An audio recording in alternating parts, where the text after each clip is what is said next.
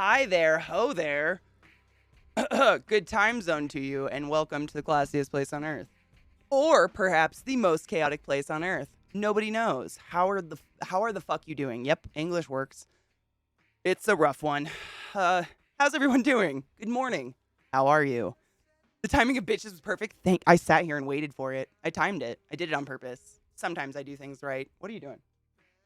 All right. The dogs have been up my ass all day. So if I seem like abrupt or rough or mean to them, trust me, they deserve it. They're driving me nuts. Woot, what the fuck is up, guys? Hi, howdy, how are you? I had a weird PC update that made my computer be funny this morning. It just sat at 30% forever on a blue screen. I didn't have a panic attack. You did. Oh, and then my GoXLR didn't work. So that was really fun. My mic didn't work. You know what? My life's just chaos. Fuck it. Let's smoke pot about it. I cleaned my bong. I did a serious clean. Look at that bitch. Look at that. Oh my God. She's so shiny though. We did. This is shit that just never goes away. If you have a bong and you're like, why won't that go away? That's burned. Don't touch it. I could drink from this right now. I totally could. It's brand new water. And it's so fucking clean. Oh, I'm so excited. I love a clean bong. My alerts are muted. The fuck? Hello? Pucky, thank you so much for resetting the class, keeping the classy alive, and giving a name to swings. Let me figure out why the fuck my alerts are muted once again. Ugh. It's like once a week. They're just decide to do this. I'm so sorry. Give me one sec. Where the fuck?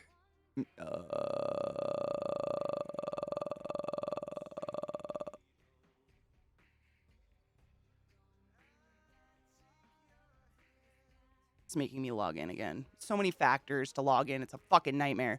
Thank you so much for the resub, though. I'm sorry there was no alert. I don't know why. It's like once a month. Seriously, it just decides to be a fucking douchebag. Let me see.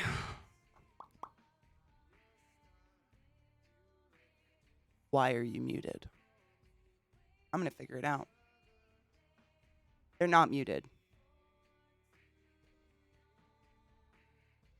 I don't fucking hear anything.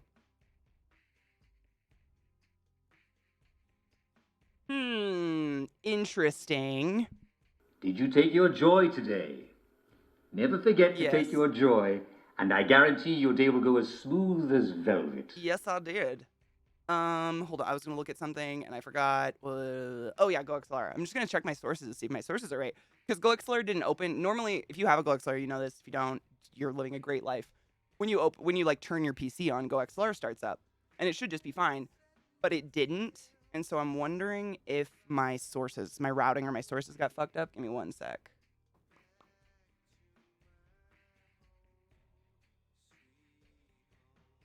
No, it's still system. The fuck? Oh, I love computers so much. They're my favorite activity. I don't know if you guys could tell. I think I fixed it. I think I got it. My sources changed in my PC. So that's lovely. Why did that happen? Probably the update.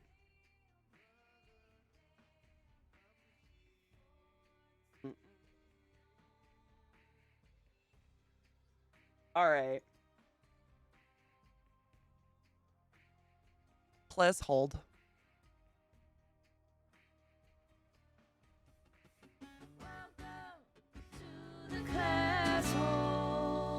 I did it. I don't know what I did, but I did it. Oh, thank fuck. I hate computers. Sorry, guys. Anyways, let's smoke pot. I didn't cheers. Yeah, rough morning. Computers suck. Take your joy. Put my lighter in backwards.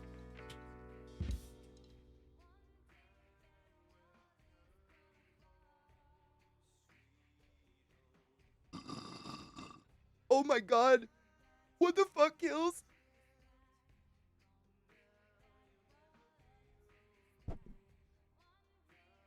Thank you for that fucking intense resub. Go forth and hail the fucking Dank Lord as usual, please. Take your joy. And continue consensual loving. Thank you guys for being awesome. It's so full. What's so full? What happened? Oh my God. What's so full though? If I missed you coming in, hello, how are you? We had some audio issues, but I fixed them. We're good now. What up, Meldon? How are you, love? I don't know what I did, but it's fixed now. I'm telling you, I truly feel like I'm fully understanding the IT struggle. Ryan, I was just thinking of you the other night. It's been far too long, dude. And I know there's nothing neither of us can do about it, but I'm upset about it. Is knowing what to search on Google. Oh my God. It's at this point, like, if anything's wrong with my PC, I have like this list in my head of checkpoints now that I go through, like the most common, I guess, like issues I have with my PC. I go through like I know what to go through. And then once I go through all that and nothing's fixed, that's when I'm like, all right, I don't know what happened. That's when I start getting, you fart. Did one of my dogs fart? Oh my God, they smell so bad. So what were you desperate about? Oh my God, my mic wouldn't work. When so I had an update. Like when I turned on my PCs, it just updated. I didn't have a choice. And then I pulled up OBS and like I could see that OBS was picking up the music from stream, but when I talked into my mic, nothing would happen. And so I was kind of just sitting there having a little panic attack, like, why? Because I didn't touch anything. Obviously I didn't. Who the fuck just unplugs shit all the time? I didn't touch anything. But it was the update restart, I guess, made it so GoXLR just didn't start up at startup, which it always does.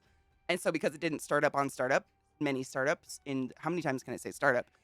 It, like my mic just wouldn't work. It was just silent. So that was like my like, I mean, it's plugged in. Like what the fuck is next, you know? But it's good. We good. I'm sweaty a little, but we good. We good now. I'm glad to be off work to witness you. Thank you, Cocky. You are a witness to this. I can do things. Alerts being muted is a pebcac error. Sorry, CK. Love ya, but what's pebcac? The fuck is that? Is that a real thing? Thank you, Bun. I did kind of really basic makeup because my PC was being funny. So I didn't do anything too exciting today. And I apologize for those who come to my stream solely for the makeup I do, which is probably none of you. But it just computer, you know. Also, I'm breaking out really bad right now, and I don't like to put additional shit on my face when I'm breaking out. We always talk about travel. I'll let you know when I'm back from Denmark how that goes, dude. I've been trying to fly home to Seattle since Christmas, but every time I go to shop flights, they're canceled for some reason. Either someone with COVID got on a flight, so they had to ground the flights and sterilize them, or someone's jerking off on flights. Like, it's just nonsense. A lot of it is, I don't know what I did, but it's fixed. Do you say that, or do you just be like, it's fixed now, you're welcome? Because I would never tell them I don't know what I did. I want them to think I'm a genius. Ooh, was on the way home earlier, behind a lorry with a super tall container. It went under a bridge, hit a bump, clipped the underside. Oh, fuck. A piece of it landed 2 feet outside your driver's door?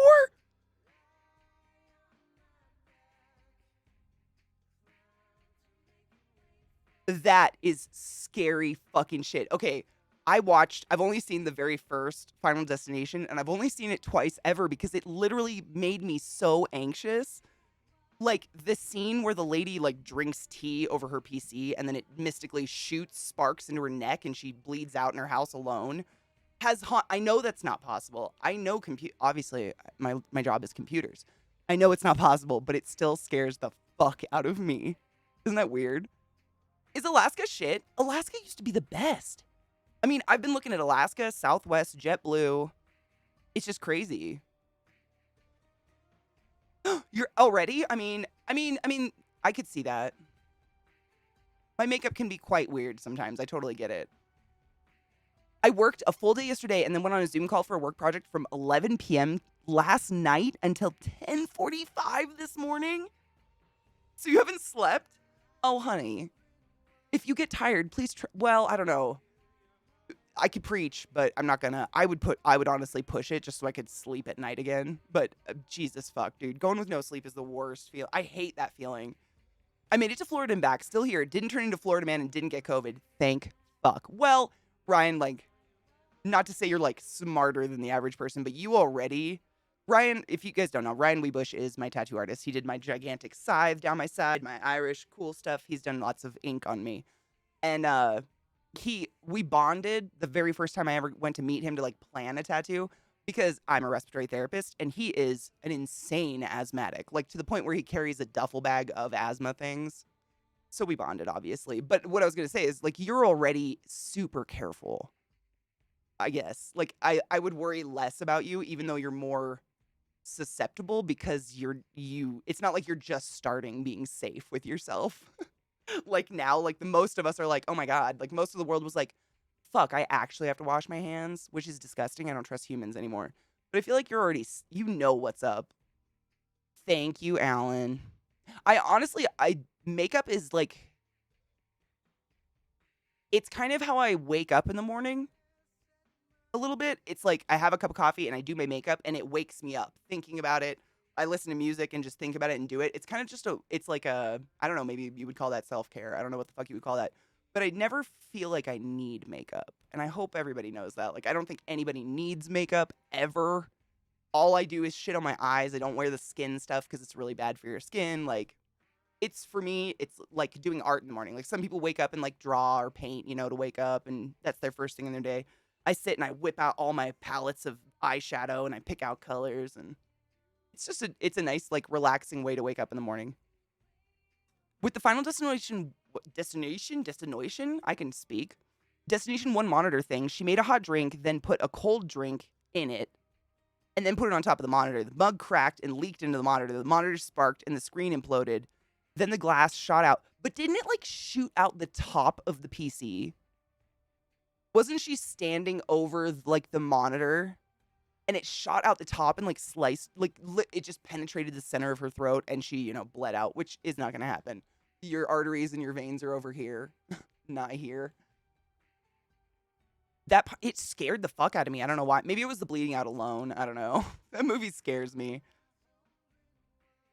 All of it's totally possible until the shit like shoots out. Oh, it shot out when they were, see, I haven't seen it since I was literally in middle school when it came out. But it scarred me. Oh, and the kid who like accidentally hangs himself in the shower with the shower cord, that's totally possible and very scary. I don't like that at all. Don't have shower cords. Don't do that.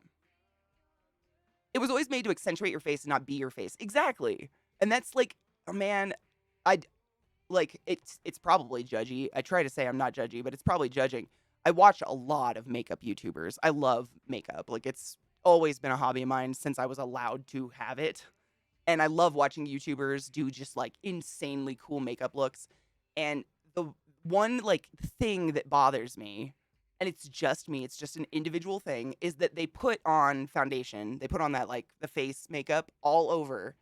And then they all of them say the same thing. All right, let's go in and add dimension back to the face. If you didn't put the plaster of Paris all over your skin, you'd already have the dimension. It bugs me.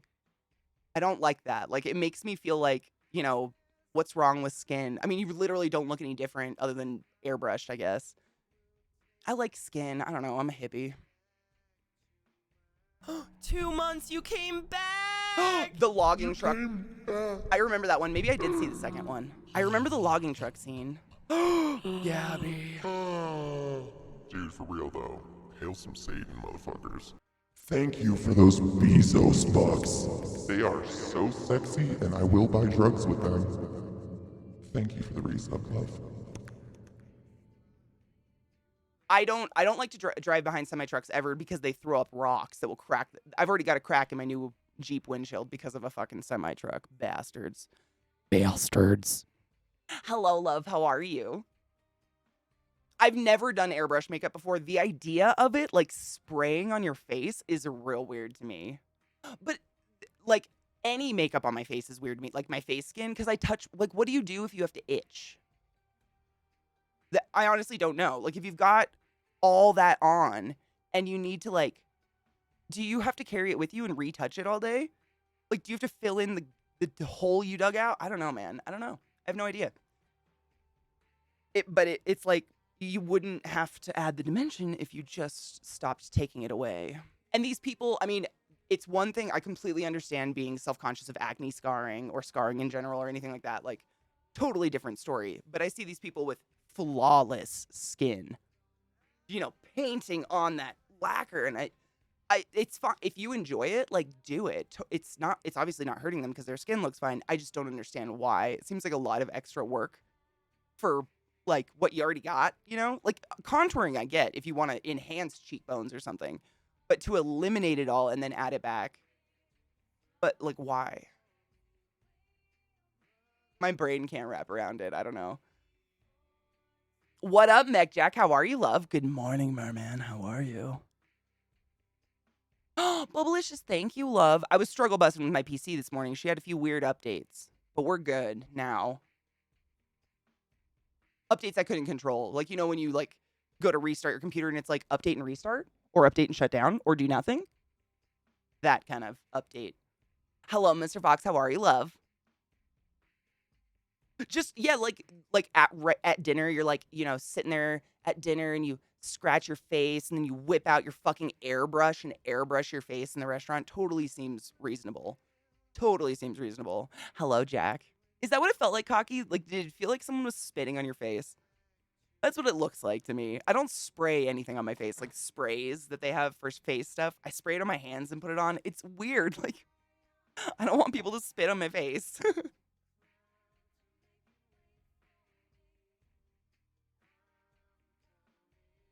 Facts. I feel like to be like happy, quote unquote, with yourself or satisfied or whatever, I think it's a lifelong struggle. Like, I don't think it's like a point we hit and then you're just there. I think those people every day, they work towards it more. I think because, I mean, just in terms of like being a mammal, being an animal, if we were actually ultimately happy and satisfied, we would not do anything else.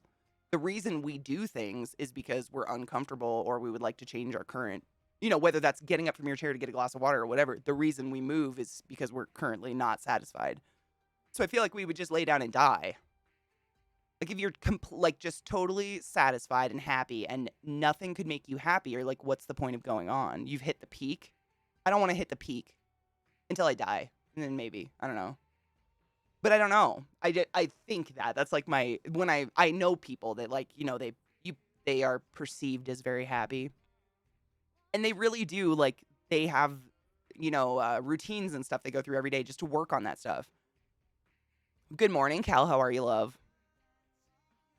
Oh, it was for a wedding? Did you have it done? Like, I've never had my makeup professionally done. Not even like at Sephora. They always offer. They're always like, do you want me to put this on your face and try it for you? I'm like, please don't come within 4 feet. This was before COVID. I just don't want strange people touching my face. When's the last time you washed your hands? I don't know. You probably don't know. 1000% agree. My only pessimistic argument against that is energy is finite. Eventually, everything gets sacrificed. But it, like, doesn't go anywhere, right? Like the law of conservation of energy. Energy is never created nor destroyed. It's just transferred, right? So it's like someone's stealing your happy from you or you gave it away. But it's like, I think the same thing. I think energy is one of those things, like, I've seen I don't even know. I can't tell you how many people I've literally seen die. Hundreds. I have no idea. And there is something very, very distinctly different between a body with a heartbeat and a body without a heartbeat. And it's not the heartbeat. I can't tell you what it is. I'm not a religious person. I don't believe in like the Christian God or any like white man in the sky from Arabia. But there is something gone. And like, it's a dead body is not a body in a coma. There is something distinctly different. Like the body in the coma, you can feel it. Like there's something alive. There's something there. I don't know where it goes, but there's something gone. And it's like, energy really, like we are just an electrical circuit. We just run on little electrical pulses shooting off all throughout our brains and bodies all day. So if you think about it, it makes sense that once that's gone, you wouldn't really, but where's it go? Like it doesn't evaporate. I don't know. I couldn't even tell you. We're bio machines, literally. Like your heart, it's really amazing. Your heart has 4 little mini brains in it Your heart can run independent of your brain. You can be brain dead and your heart will still keep going if you still got a head. As long as there's no like arterial perforation anywhere, your heart will go on forever. It's got its own brain. Our whole bodies are just like electrical little like sparks going off. But it's like, where's it go? I don't know. Did I absorb it? Am I going to accidentally live forever? Fuck. Hello, Myron. Myron sent me a present and I'm scared of it. Entropic self-love, maybe. Am I allowed up in your face? Yes. You've been in my face. I don't get that. I don't need to do anything because I'm a guy experience because I constantly have to deal with beard shadow and fear that my hairline might bail on me one day. I've never known a guy ever in my life to not care about his looks. I think it's a total misnomer that like vagina-born humans are apparently the most vain and all we do is stare in mirrors, but penis-born humans don't. Every dude I've ever lived with, including all my brothers, spend a lot of time in the bathroom looking nice in the morning. And it's fine. I mean, if that makes you feel good, I don't think there's any problem with it. But people shouldn't be judgy about it. Fuck that. My cycle's taking my energy away. Sometimes I feel like some people suck my energy out of me. I think my sinus explode. No, I can't hear it in my right ear and my eye is super sensitive. You try taking a real hot, steamy shower. That happens to me. You guys know my sinuses are just crap all the time.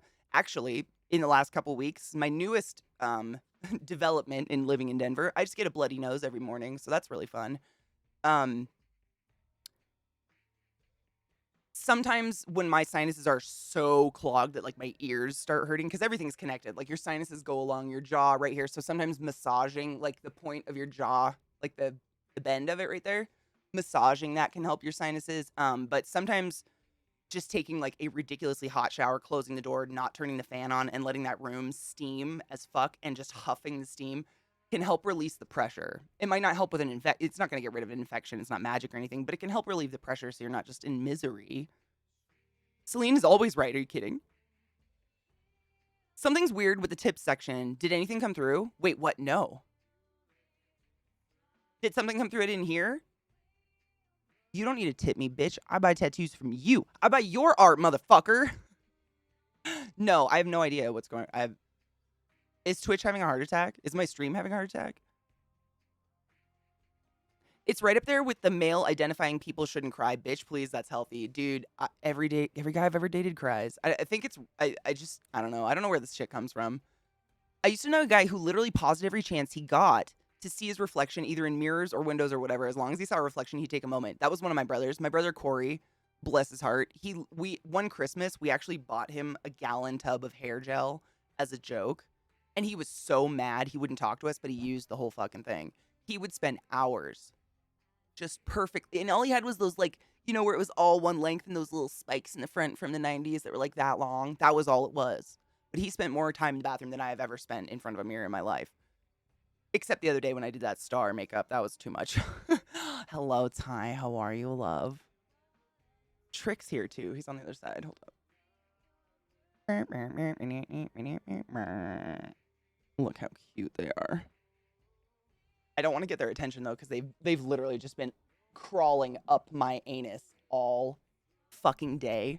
Just, like, every time I step, they'd be at my feet and I'd step on them on accident, like, all day. I don't know what's wrong with them, but they're driving me a little bit nuts today. So I'm just going to let them lay there and be asleep.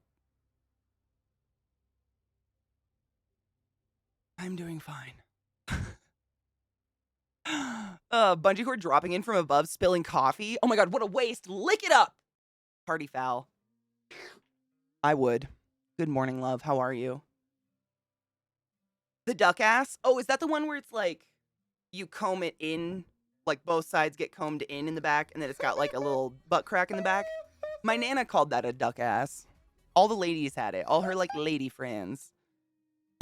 That's what she called the duck ass. It was like when your hair, it was like as short as mine, you know, but you know, they'd get that grandma perm. And then everything on the sides would be combed back to the middle of the back. So it almost looked like two victory rolls, but like flat against the back of your head. And she called that a duck ass. I have a very toxic self-esteem in the sense that if I don't look exactly how I want to look, I will feel ridiculously ugly. I have days like that. I think that's just inevitable in human nature. I mean, obviously, there's some people who have it all the time, and that's a problem. You should definitely talk to someone, please. You deserve not to hate yourself every day. But I mean, I've told you. I don't know if Mr. Fox, if you've heard my little story. It's not really a story, but I used to wear makeup like daily out in daily activities. I literally do not do that. Like if I have a day off, I do not put makeup on. I put lotion on, sunscreen. I'm done to go. I just do this for funsies on camera because you kind of get limited to your accessorizing when all people see of you is like this. So makeup's like one of them. And when I used to like, I would wear like Estee Lauder double wear foundation, which if you've never used makeup or you are unfamiliar, it's basically like latex for your face. It literally will cover anything. It's like the highest coverage ever. It's great foundation if you're like self-conscious of acne scars or something. It's amazing. I never had bad acne, but I was like I started with makeup in high school and just kept I thought like, the more I learned about makeup, the more products there were. I was like, well, I got to use all of them, right? No, you don't. But I did, and I would wear like, I mean, the whole face, bronzer, contouring, makeup at the hospital every fucking day. And one day I woke up in the morning and I went in the bathroom to brush my teeth and I looked in the mirror and I did not, it wasn't that I didn't recognize myself, but I remember having like this like kind of shock and being like, oh, I gotta fix my face. I don't look like myself. And I stopped myself and said, what the fuck? Wait a minute, Catherine. This is quite literally yourself. And so I went exactly a year, zero makeup. Like from that day, went cold turkey. I was like, none. I don't care. I don't care if I hate myself every day. Like I'm going to get at least not shocked by my face without makeup because that was more shocking. I was shocked at the shock more than the shock. If that makes sense. And I stopped wearing makeup for a full year. Come like out. just said, fuck it. I'm gay. Ryan Weeps tipped $50. I swear it's not the Weeps? corticosteroids swaying me to give you money for sex, drugs, and continuing streaming. Hell Anyway, yeah! don't tell me how to spend my money. Love you. Art for art. I'm just gonna fucking give it back, bro, for you to give me pain legally. You know this, but thank you very much. I love how I pronounced your last name. What was it? Weebst? Ryan Weebst. It's Weebush for anyone wondering. That's fucking fantastic. Oh my god. Thank you very much for that very generous tip to my channel and keeping the channel alive. I appreciate you. It's like how many pizzas? I mean, honestly, nowadays, like 2. If you want decent pizza, pizza's dumb expensive anymore. I don't get it. What happened? I I just wanted like brick oven pizza, like pizza that has like the burnt edges, the good pizza, and it was like $18 for a 12-inch pepperoni pizza in Denver. What the fuck is this music? Oh, it's more Bastion. Anyways, yeah. What the fuck though? No, thank you. I'm good. I'll skip. When I'm just used to like, in Baltimore, you can get a slice of pizza literally for $2 still, but the piece of pizza is bigger than the 12-inch pizza they want to sell me here for $18. I know. I'm just spoiled. I just can't do it. I don't think a piece of dough with sauce and pepperoni and cheese is worth $18. Fuck me. Cheers, cocky.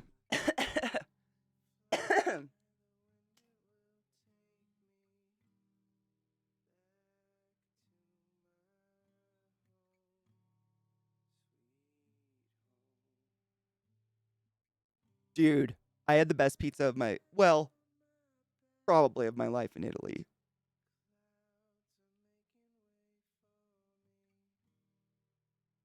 I would say it's probably the most yeah, I would say it's the best pizza because it's the one I would go back to the most. Yes.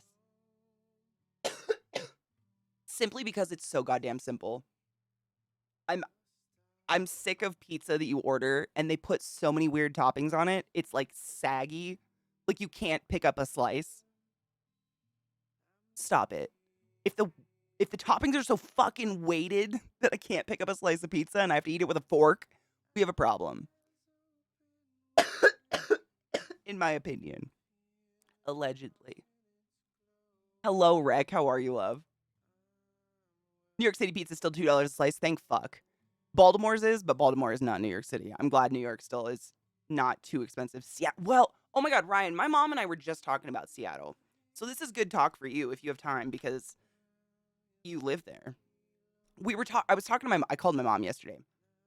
And we were just talking about how when we were kids, we would go downtown Seattle all the time and go hang out at Pike's Place and like, sit on that little mound of grass where all the heroin addicts would sleep at nighttime. And it was fun. But like Seattle was, grungy. Like it didn't just produce grunge music. Like Seattle was grungy. Like every other store was a fucking head shop. It was fun though, like fun incense stores and stuff like that.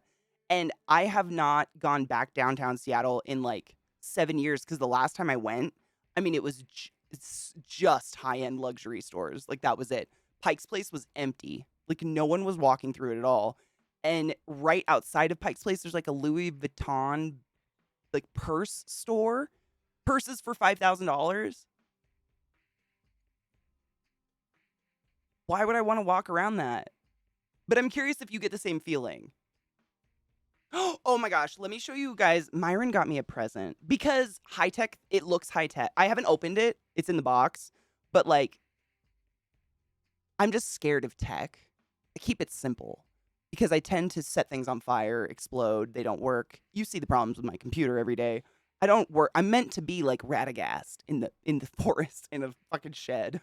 I'm not meant to be near this stuff. Saffy Pie, my love. Everybody, please follow my friend Saffy Pie. If you don't, we're no longer friends. She's amazing, if you didn't know. Do it. Thank you, Sales, for banging my girl, Saf. Oh, you're fine. I don't know, honestly, how mods that are modding in more than one channel, which I know a lot of my mods are, like how you remember commands for every channel. I don't know the commands from my channel. And the fact that you guys remember every unique like shout out command for every fucking neurotic streamer that comes up with something new, because shout out is not original enough.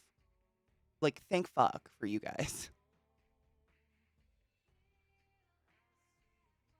That was it, Ryan. I was just curious if you get like that same feeling from Seattle, if it's like overall, or if there's a new area of Seattle that's fun to go to, because I just don't. It feels icky now. It's packed, but people are jacking off and shooting up in the street. What?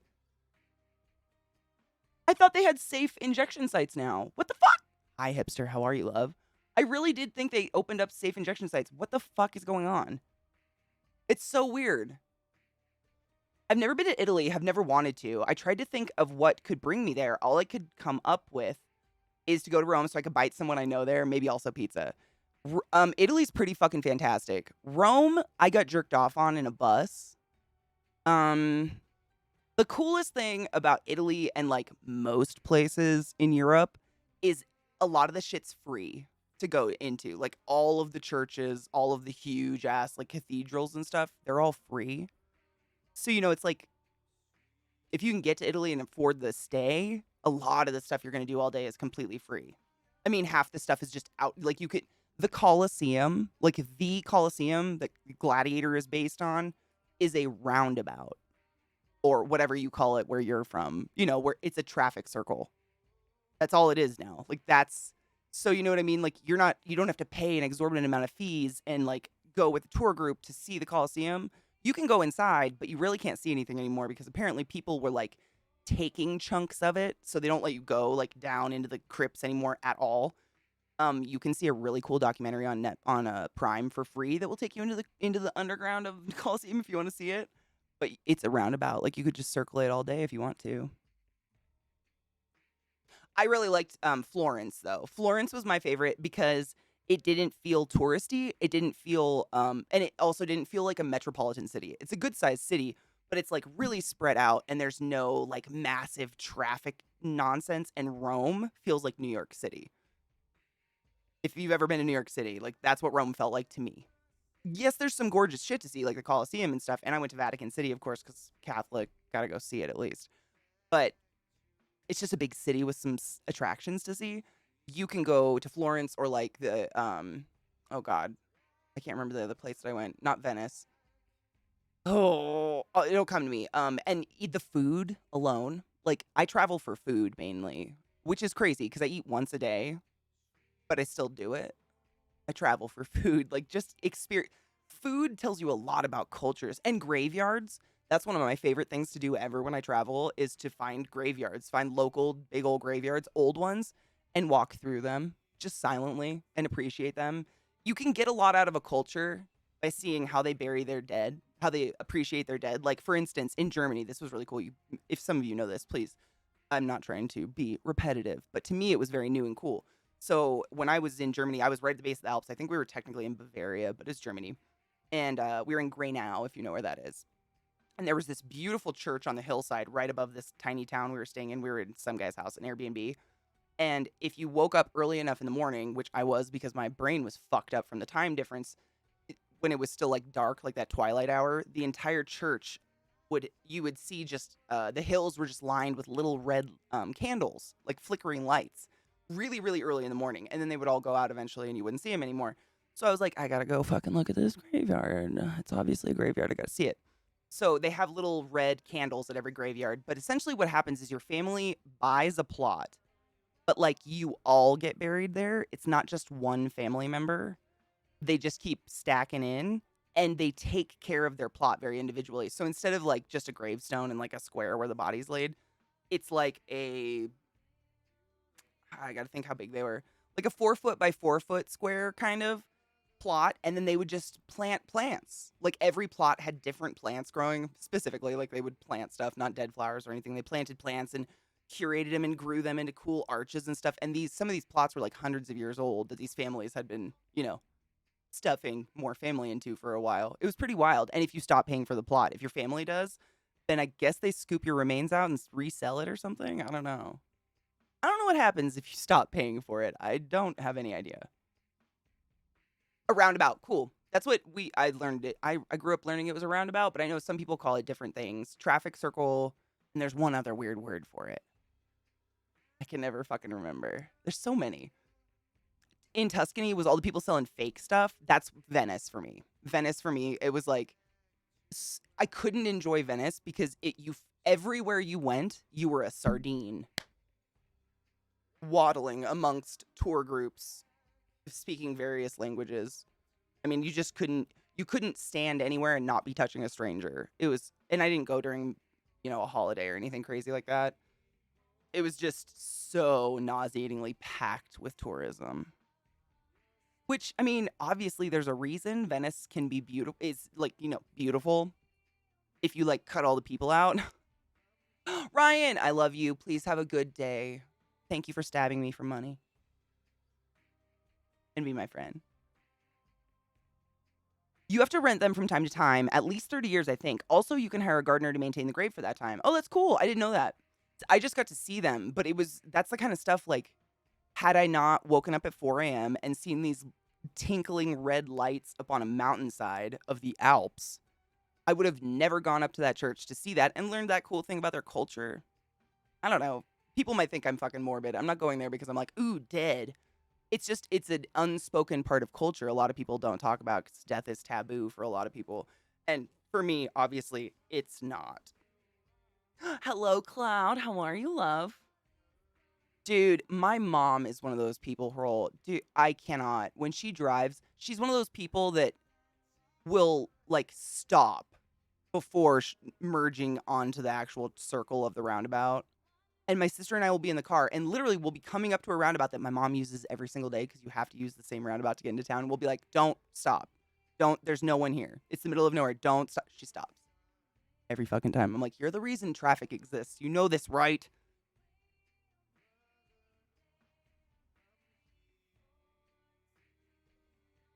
I don't know. Well, I mean, if you think about it, as time goes by, like the body's probably disintegrated. And I think, is anybody here German? Do you guys cremate? I would assume if cremation was used frequently, then you could really infinitely sprinkle.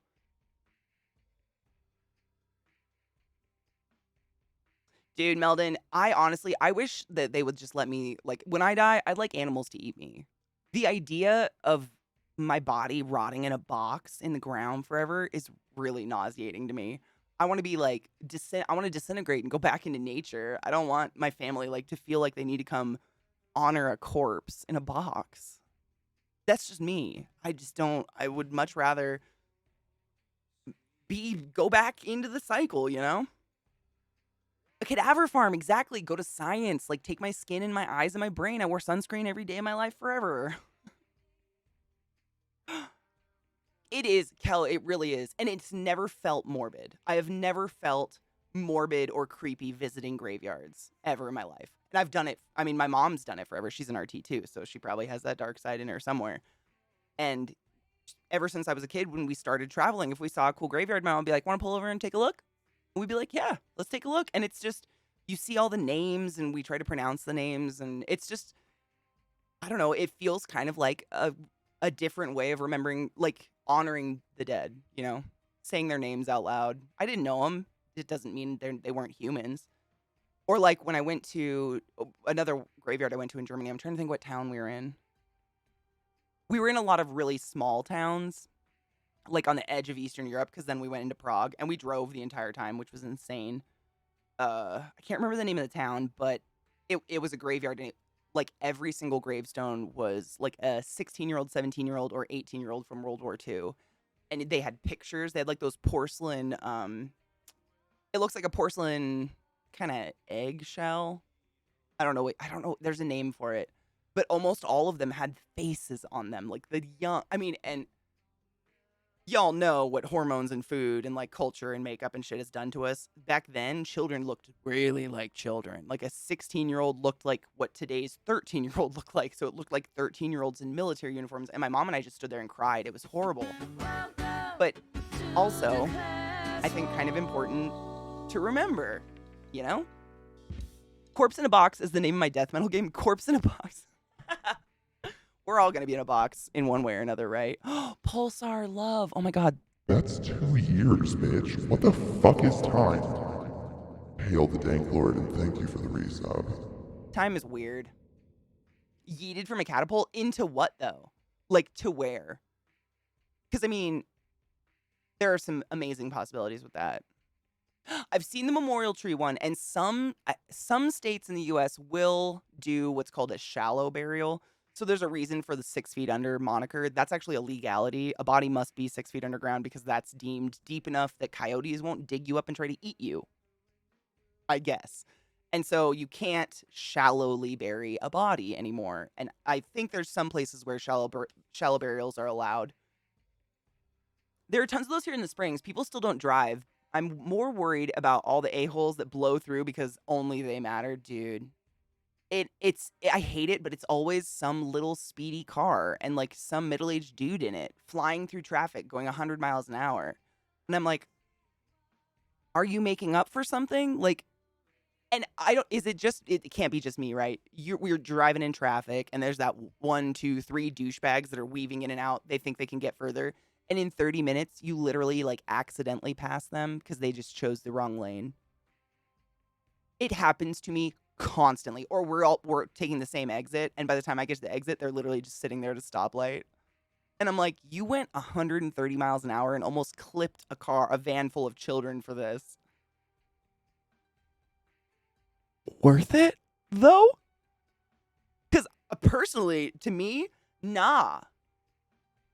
But also, cops suck, and speeding tickets are stupid. Like, stupid. Of my necromancy dating sim, I would play that. Also, if you go green or very simple cremation, it can be a lot cheaper than most funerals. Did you know? Oh my God, this is really interesting. I was just reading a big article about it. So the amount of like fuel and then the amount of carbon waste we put into the atmosphere is pretty intense from like traditional cremation with heat. And they have already developed a way to cremate bodies with ultrasound in water. So it's dissolving the bodies, and then they just like strain out the solids or something. I don't fucking know the rest of it, but they're just very expensive. So not a lot of funeral parlors can afford them yet. But when they can, it's going to be so much better for the environment. And just imagine like the people that live near crematoriums, the like lack of smoke in the air might be comforting. It's a massive truck. We don't have a lot of, it's Denver, so it's mostly cities. I see a massive truck every once in a while, but not often. Usually it's little, I mean, I don't know another term for it. The only term I know for it, I know is a horrible racist term because my dad taught it to me when I was a kid. Rice runner, which is another term for like a tiny Asian car. It's a horrible term. Don't use that. But what would be another word I could use, basically, is why I'm saying it. Can you guys help me? What's another term I can use that is not a racist as fuck term? for like those tiny speedy cars that just phew. Yeah, exactly like how they treat severe kidney stones. Exactly like that. Yeah, they're going to use like ultrasonic waves. They put the body in a bag of water or something and they're able to dissolve it. I always drive a little over the speed limit, but then people zoom past me and I'm thinking they must not have planned ahead. That's me too. I'm always at least like 5 miles over. If I'm in Montana, I'm 20 miles over because nobody cares. But when, I mean, they have to be flying at the rate they can fly past me. I'm going 70, you know, and I'm like, you passed me and I'm going 70. I'm going 10 miles over the speed limit or something, you know. It just blows me away. But I don't know. I don't want to just hand over hundreds of dollars because I thought going a couple miles over the speed limit is going to get me there faster. If you've ever had to pay a speeding ticket like that, it's literally just flush some money down a toilet. That's how it feels. Just like take a couple $100. I think mine was like $280 for 5 miles over a speed limit. Flush it down your toilet instead. It feels the same. A crotch rocket. Crotch rocket is what my dad called speed bikes. Is that still for like a speedy car? Facts. Am I allowed to play it? Street Racers? That's a better one. Yeah. Street Racers is way better. I just didn't, I mean, they are, I mean, small. They're, all the little like racing cars usually are like Subarus. They are actual Japanese brands and stuff. That doesn't mean it's okay to call it a race runner. In case anyone's wondering, like that, I'm not Asian and it makes me feel gross. But I grew up around a lot of very, very, like absent-mindedly racist rednecks. And so some words in my head, like I just choose to never use them again. But then I'm like, okay, but I need to like reference that thing. What else is it? What the fuck? That's pretty fucked up, right? That's fucked up. That makes me feel fucked up. That I just don't have words for things because the only one I know is obviously fucking racist. Yeah, my dad always called like the speed bikes crotch rockets. That was the one rule in our family. We weren't allowed to have crotch rockets. We could have dirt bikes and hogs, but no crotch rockets because my mom thought we would die. That's true. If you have like, this is pretty cool. That's totally what Kino said is totally true. So if you die and you have like a metal piece in your body, like a metal hip or a fake knee, they will take that out and recycle it. So like this can maybe was a knee at one point. Magic. And your bones don't dissolve or burn ever. Like bones are pretty dense. They have a special bone blender. Race cars, they are basically race cars, but I've never seen like an American muscle car weaving in and out of traffic, but I've seen them in races. Does that mean they just probably souped it up and put way different parts inside? There's some cool technology to put out fires with sound waves? The fuck? Stethoscopes were apparently invented for that purpose, determining if the heart was still beating. Only they didn't want male doctors putting their heads to women's chests, so they invented a way to hear the heart without it. You know, we have cardiac. I mean, I had a cardiac stethoscope, and they're just a little bit bigger, so they're stronger. So the main purpose of a stethoscope is to listen to lungs. Like, very infrequently, unless you're literally at a pulmonary doctor's office, will they use a stethoscope to listen to your heart, because we have so many other things that can listen to it so much more accurately. But most RTs will have a pulmonary stethoscope simply because you can hear the breath sounds better too. So like, why wouldn't you? It's more expensive, but some people, like some of the most dangerous like lung infections can be the most discreet in terms of sound. Like it's not something you would actually hear. Like we literally sit there in a silent room like straining to hear like little fine crackles and shit, because if we can catch the stuff at the beginning, we can halt it, you know, before it gets bad. I got 2 in 1 week on the same stretch of road. Shut the fuck up, Kaimo. By the same cop? Please say not the same cop. 5 miles over, someone passed me, and then suddenly, oh my god, I love Magus. Yes. Oh, it's so sweet. That's happened to me twice in my life, where and I mean, they were being a true asshole, like riding everyone's ass, weaving in and out of traffic very unsafely. And then like 5 minutes and you see the whoop whoop ahead of you, and then you pass them as they're pulled over on the side of the road. Peace, bitch. It's like, that's a good feeling. It's a good feeling.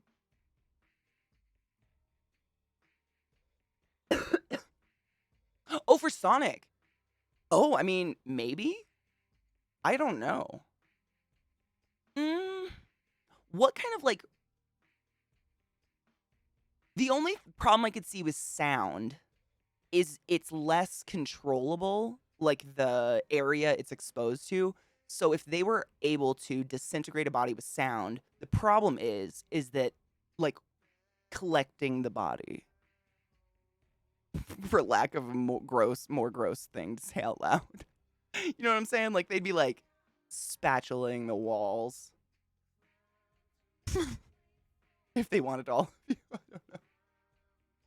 That'd be a lot. Sports car. Sports cars. I like the race car because that's what, to me, like a sports car. I still think of like, a Mustang, but I would never think of a Mustang as a race car unless you altered that shit a lot. Tuners? Oh, why are they called tuners? Just because they're so souped up? I'm learning.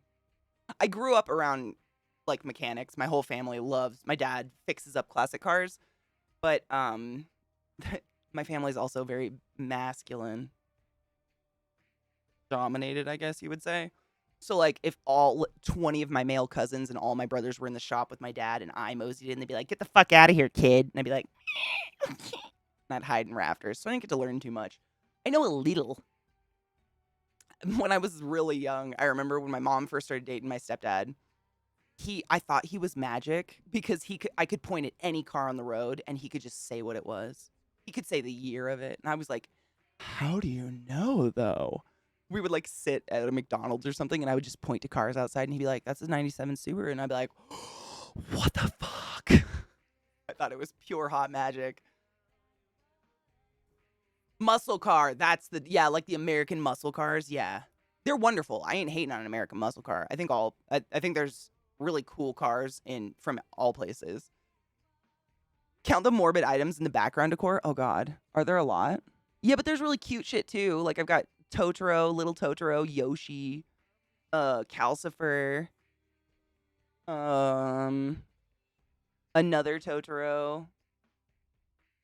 There's like some happy going on. I mean, although there is like a theory that Totoro is the god of death. I don't fully put stock in it, but there's a theory. Different cops, but they didn't know I was just pulled over, so I played the new to town thing. Oh, fuck yes. Hell yeah. Smart move. So like sports cars? Yeah, sports car or speed car, yeah. Anything's better than the term that I was taught. Literally. I mean, the fuck. It's crazy because it's like inadvertently teaching children racism. You know? Have I ever told you guys about how I went to school in second grade and told the teacher what kind of nut was my favorite nut at Christmas time when my Nana had a nut bowl out? I'll let you guess which nut I decided to tell my second grade teacher, Mrs. Flaming, was my favorite nut. I've had a rough life. Yeah, it's the Brazilian nut. I fucking love them to this day. Oh no, it was a big oh no, Lady Emma. And my mom did not know. At the time, I was living with my grandparents because my dad had just died. So my dad passed away when I was 7. We immediately moved in with my grandparents and stayed with them and my grandparents.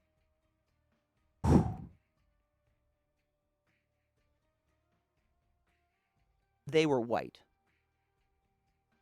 From the 20s. Need I say more? And they were teaching me things my mom was highly unaware of. So when my teacher called my mom to tell her what I said out loud, my mom just was not mad at me at all. But holy shit, the fury between her and my grandmother. Wow. So you know, if the FBI come knocking on the door, I was looking that stuff up for science purposes. That's all. Just doing research. Okay?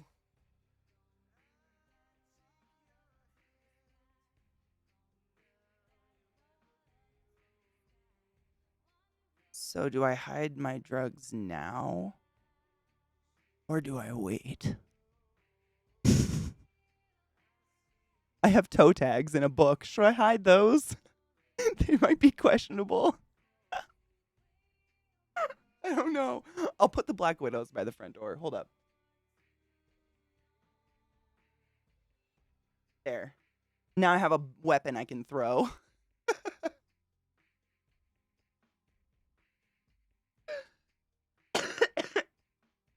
Don't touch me, bitch. And they'd be like, what's that? Ouch, ouch, ouch, ouch, ouch, ouch, ouch, ouch, ouch, ouch, ouch, ouch, ouch. That would give me enough time to grab Black Widow number 2. It's fine. We'll get it. What the fuck did he look up? I'm terrified now. Oh, God. Oh, well, I mean, cocky. I wouldn't hide my weed.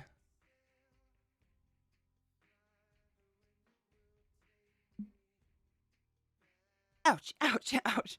I mean, it's pretty hard to die from a Black Widow bite, to be fair.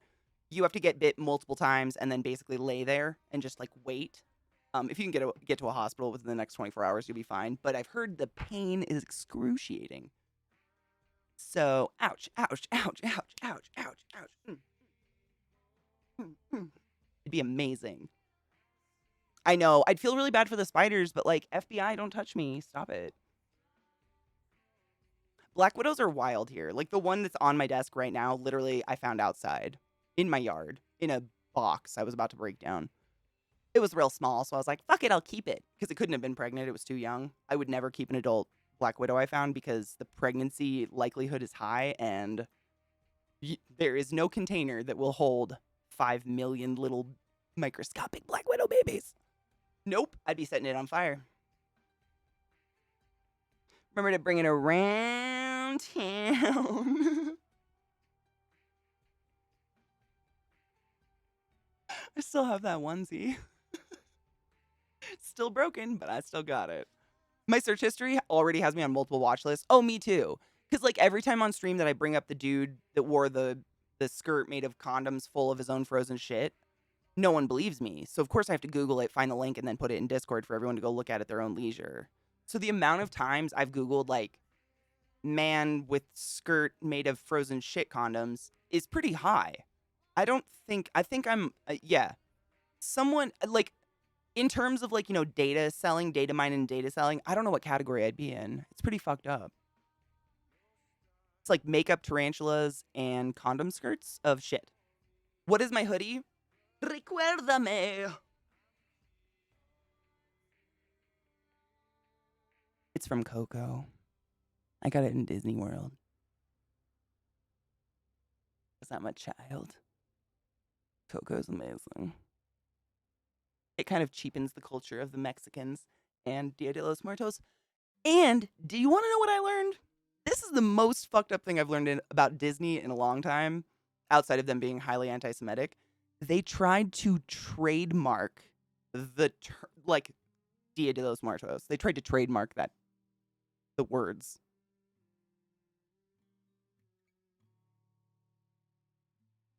Disney what?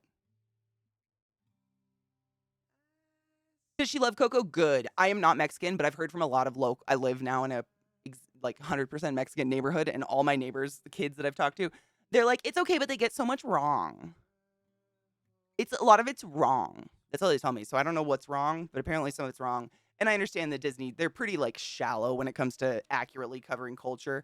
However, I've heard and read that the new one in Kanto is really well done. It's, like, based on Colombia, and they actually, like, do a good job of actually accurately basing it on, I guess. I have a VPN, Tunnel Bear. Don't tell anybody. I feel like there's a hair on my gum. Ew. Dog hairs all surround me. A coworker died the same year it came out. Oh my God, Coco? I mean, you gonna fucking cry. However, it's gonna be one of the best cries of your life. Walt Disney was a Nazi. Was he an actual Nazi, or was he just, like, really, really, really fucking anti-Semitic and racist and besties with Hitler? Because I know he made movies for Hitler. Nazi sympathizer. What makes you a Nazi versus a Nazi sympathizer? Is it just, like, wearing an outfit and shaving your head?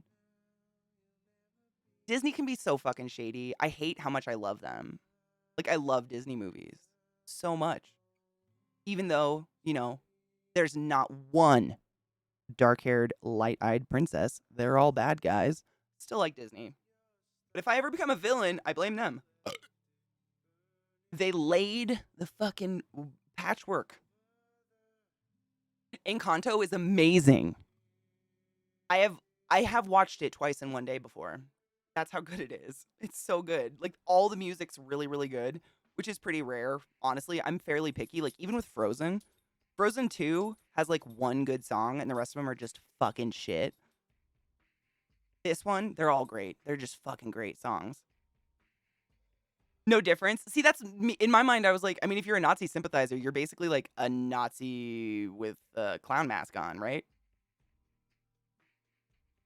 Lady Emma, it's so good. Oh my gosh, Coco's beautiful, and it's got beautiful music. That's another reason I love it. The music is phenomenal of it, literally.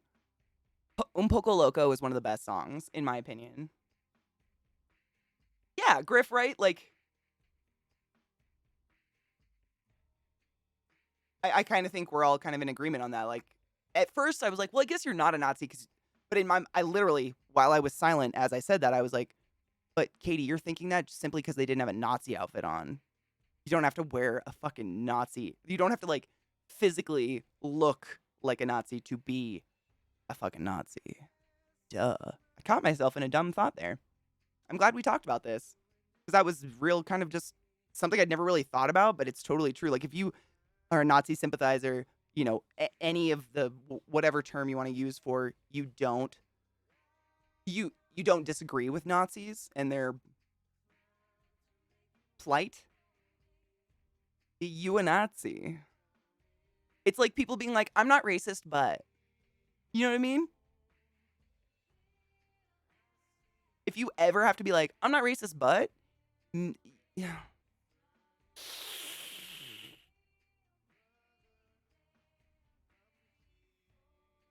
Yeah, if you agree with Nazis, like Trump, for instance, he physically could not say Nazis are bad. He's a Nazi in my book.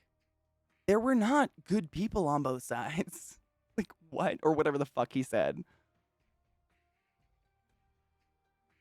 If there's 9 people sitting at a table with one Nazi, what do you got? 10 Nazis. I'm saying. That's a pretty good one, actually.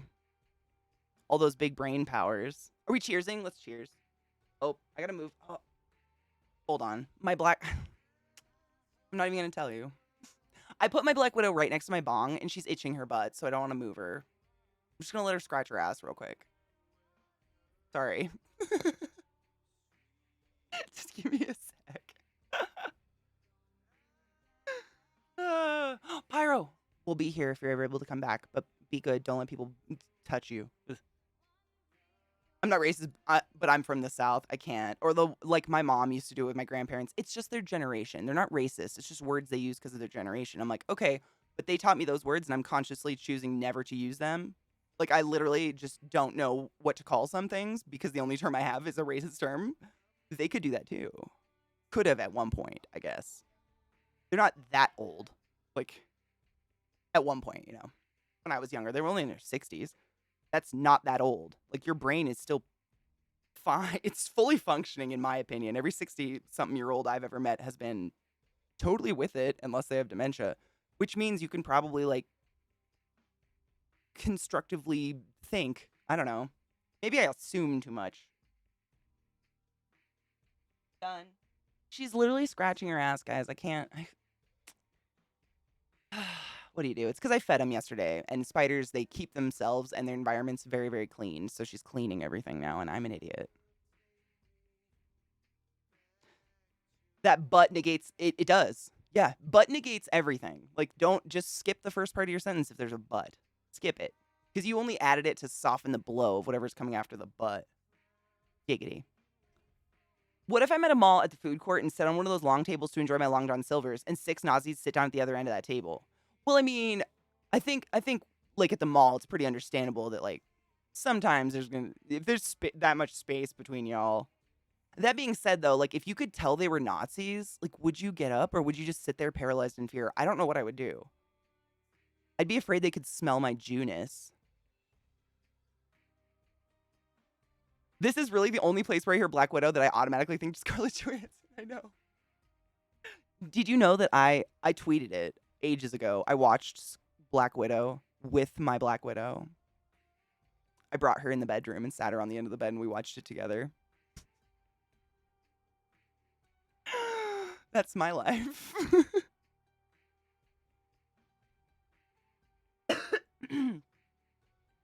If your 80-year-old papa can learn how to text on a cell phone, he can learn how to not be racist. Or at least try.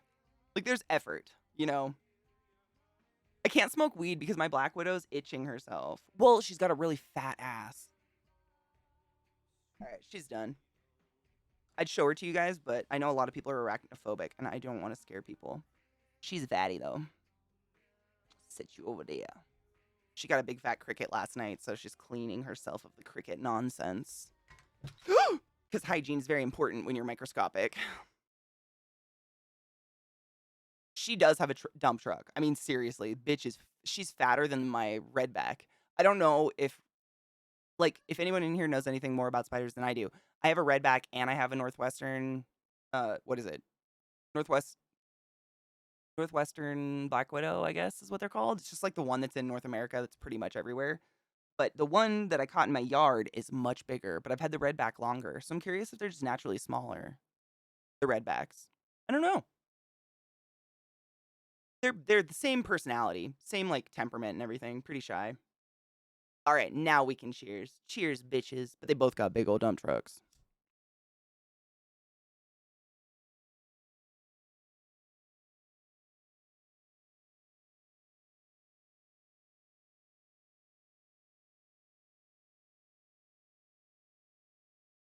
Was it consensual anime? Because this might be the only time I'd be okay with it not being.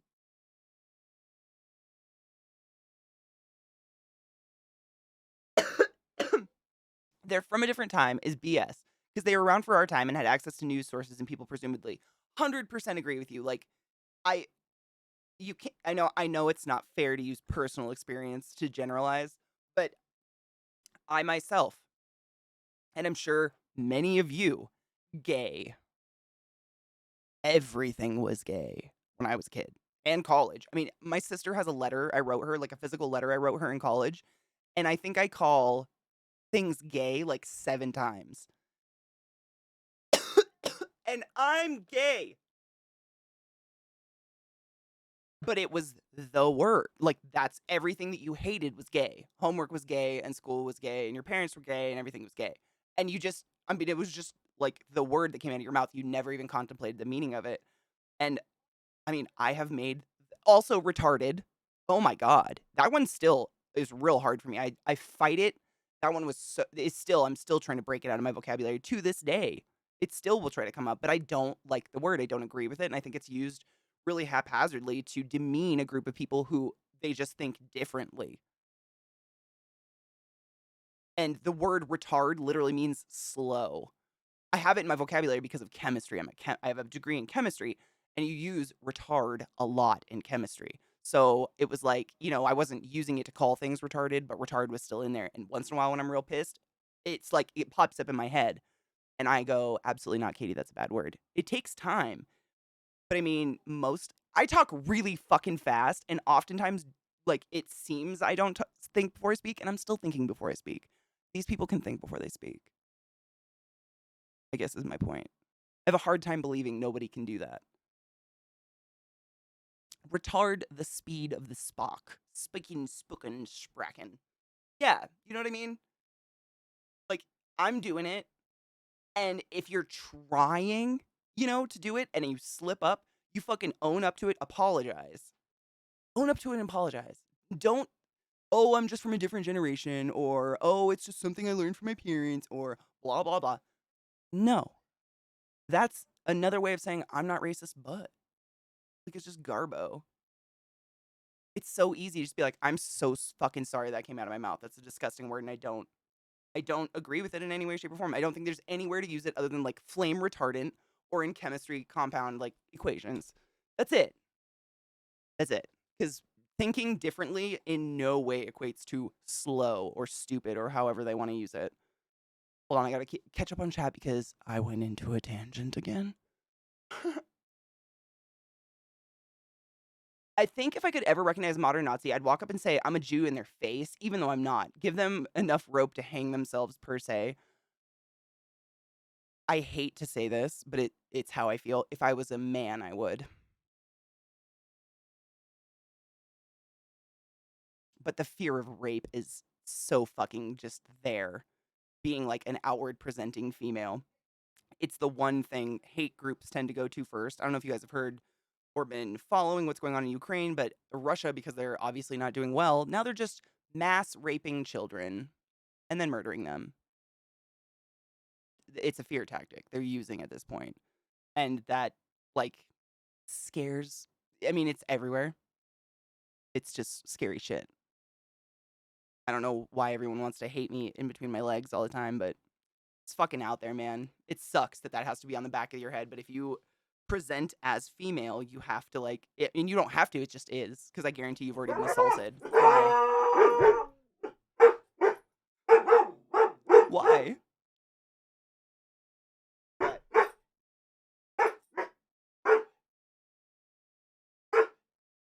Oh my god, is it the FBI? Wouldn't they just break in, though? Would they knock? That'd be weird. Oh, and music as well, you're right. Yep, music. Nope, Glam's totally right. There is literally a music symbol means to retard, and it literally means slow down.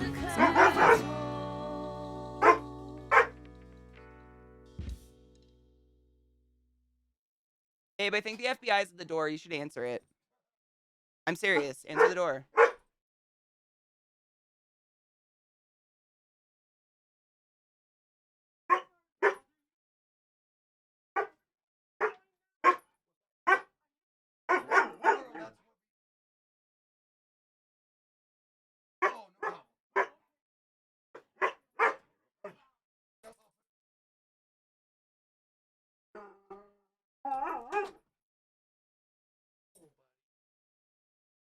That's the third time someone's tried to steal that. People have asked me, they've driven up while I'm standing outside and asked, "Can I take that? Are you throwing that away?" Should we spray paint it? The fuck?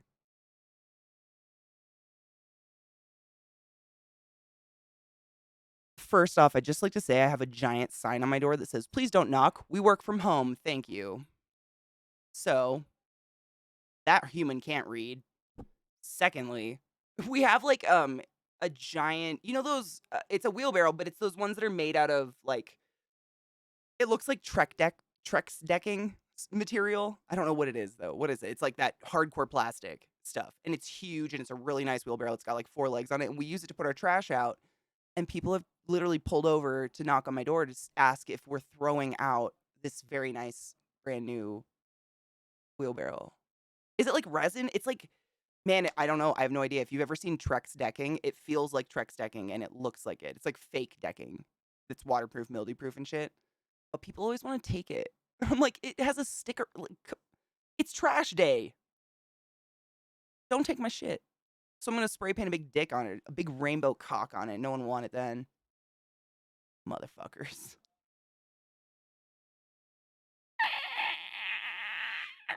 It's fine. Yeah, it's like fiberglass. Yes. It's like brown, like brownish gray, and it's like this thick ass Pyrex. Is that literally what it's made out of? If it was the FBI, they need to know loudly and announce themselves. I mean, I think they do. Like, I'd hear something. Because the door is like 10 feet from me, and this is just a giant window. It's one single paned. Yeah, I think it is fiberglass. Yeah, I think that's what it is. It's just like this lightweight, but ultra fucking durable plastic stuff. You know, nothing can break it. We use it for yard stuff. And like on trash day, we also, every other trash day, there's like another service that comes through and will take yard rubbish, you know, like leaves and branches and they compost it or whatever. And that's what we put that in. Like, no shit, right? That's what you would use it in. They love it. They can pick it up and throw it in their big truck thing. And people just keep like knocking on my door to take it. The fuck? Stop it. Who the fuck knocks on people's doors anymore? You know how much it will take for me to knock on your door? I will text you at least 7 times from my car. And then I will call you at least 3 times, and then I will stand on your porch awkwardly with my head against your door, just praying to God you will open it. And then I'll consider a knock. Hello, little sister. How are you? I should put a sign on my door that says, I have black widows. Go away. I really do. I have black widows. Like, I have little bombs. How are you, sister? Fuckboys Incorporated, open up. Yeah, bro, I feel like our name just, like, fucking isn't working out. I don't get it. Timmy, stop snorting coke off your keys. Are you eating a feather? My dogs are so annoying. Keltie, you're not just a beach, you a sneaky fucking beach. Keltie just gifted 3 months of a sub to D-Moist. D-Moist. You must be a consensual butt wizard now. Enjoy the ass mansery, the emotes, the friendship, and the love. Thanks, Keltie. You sneaky Sarah, how? Did it happen all fucking freaky? Like, I've told Stream about your fucking knee dislocating out of nowhere. If you haven't heard this story, so my sister is one of those people that's just like kind of a little bit double jointed. She doesn't have like backward elbows, but like her hip and her knee will just dislocate while she's casually walking on a very firm, flat surface with good shoes on. Out of nowhere. The first time it happened was at my parents' house. Like, I don't remember if she was walking into the house or out, but her knee just like fell out, or it was your hip. Jump squats? Sarah.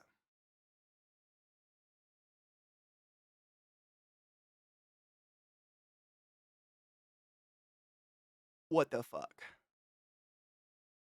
Ow. In a very merry birthday to you. I love Alice in Wonderland. Magi, you can laugh at my sister. It's cool. She'd laugh at me if I hurt myself too. She would laugh while she was helping me. I would do the same. It's you. She's our people. It's cool. It was gnarly. Oh, legit had to look down and. Nope. Absolutely not. She says she had to push her kneecap into position. Everything in my body just tensed up, and my asshole is in my throat. Did you go to the doctor? Oh, fuck my ass. That hurts so bad. I know the feeling. I've never dislocated a knee, but it's so weird, Sarah. I think I've told my sister about this, but I get really, really easily, I'll get a Charlie horse in my neck. And it happens like if I turn my neck a funny way, or if someone grabs my neck in a funny way, a tendon gets knocked. And the only way to like reset it or do whatever is to swallow. Like, that's all I have to do. But it hurts so bad. It's like popping a bone. It's like my trachea gets stuck or something. It's so weird. I've had it my whole life. Happens very infrequently, but when it happens, it's a nightmare because I have to swallow, and like you have to get over that hump of like, it's for 1 millisecond, it's going to be the worst pain you've ever experienced, but instant relief afterwards. Ugh. It's not my birthday today, but happy birthday to anybody who it is. They're horrible, Sarah. I've gotten them in my sleep before, and it's just like, ugh, bodies suck. They're so weird. Good cures for a cough. What kind of cough? Is it itchy throat or gummy lungs?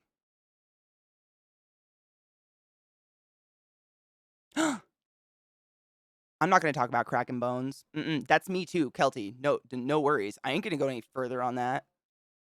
That's the 2 times ever in my medical history, in my medical career, involved bones that I almost fainted. And that was it. Like, nothing has fazed me in my medical career. 2 times. I had to sit down and it was both bones. I can't do it. Bones are just like, nope, I'm out. I can't. Like, at a certain point, I was like, I will vomit or faint. I just can't anymore. Happy birthday, CK. Thanks. I'm this many.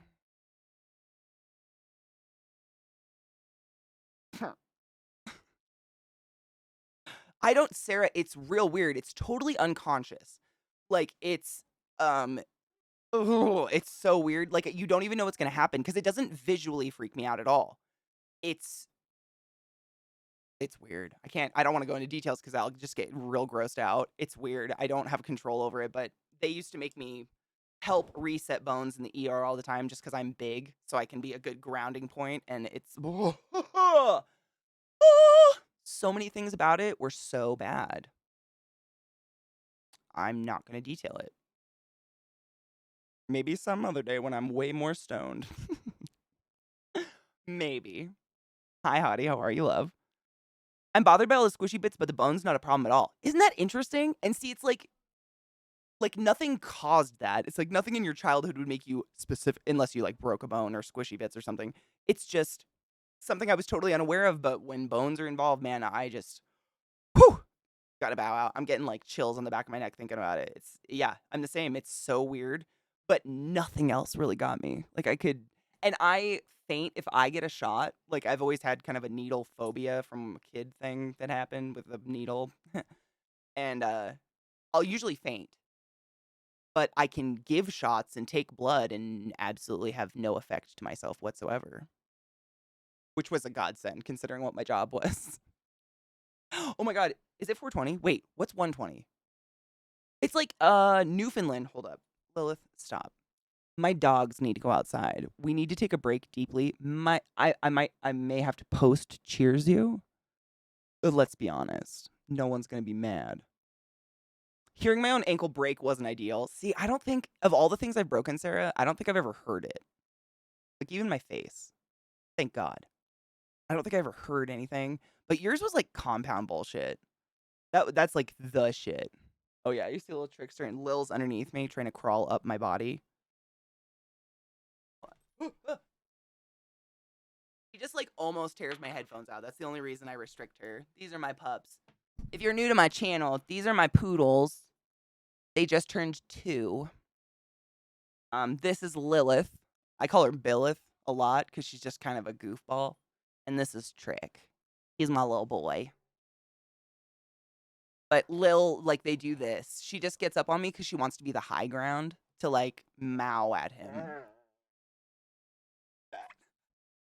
I love the sounds they make so much. What do you mean? What are you talking about?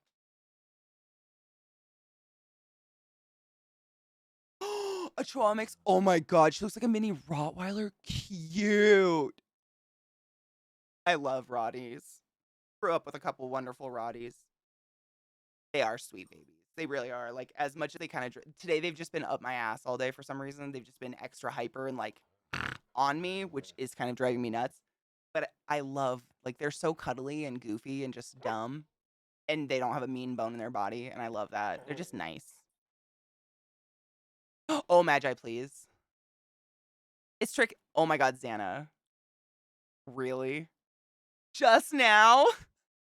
I mean, congratulations. I'm very proud of you. We love Rotties. I think everyone in our family had Rotties except my mom. She had a Doberman instead. But like my uncle had Rotties. God, they were just the nicest fucking dogs. So sweet. I think they intimidate people just because of their mere solid body. I don't know what else does it because they barely even bark. Oh yeah, they're precious. They're so good. They're brother and sister, same parents. Their birthday was March 25th. Little Aries pups. Do you see Trick? I hope you can hear him. He's so funny. They are. I mean, that's the Rotties that we grew up around were just big lumps of cuddly flesh. Like they were no different than my giant ass lab I grew up with, Tanner. I've told you guys about Tanner. He was like an 80-pound lab. His tail was so meaty, it could bruise your legs because it would never stopped wagging. Like just the nicest dog. And that's what they're just like that. They're just lumps. Do you hear this shit? Nick, I 100% agree with you. My family is very much like my sister, my mom and dad. We're all that opinion. We've had so many dogs of all different breeds because my family was kind of like that family that if someone adopted a dog and they found out they just couldn't care for it, didn't have time, whatever, we'd be like, yeah, we've got a lot of property and kind of a farm. Like they can come live with us. And so we had so many dogs and they were all wonderful. Like it's seriously 100% the human beings. Like I told you guys, everybody has like this horrible stigma about Chihuahuas. I have never met a mean Chihuahua in my life. All the other tiny little yappy dogs, sure, they're just annoying. But all the Chihuahuas I've ever met have been pretty fucking chill. But then again, the people that own them are pretty fucking chill and don't stick them in a purse. Sarah, I always tell Chad about Foxy. Do you remember Foxy?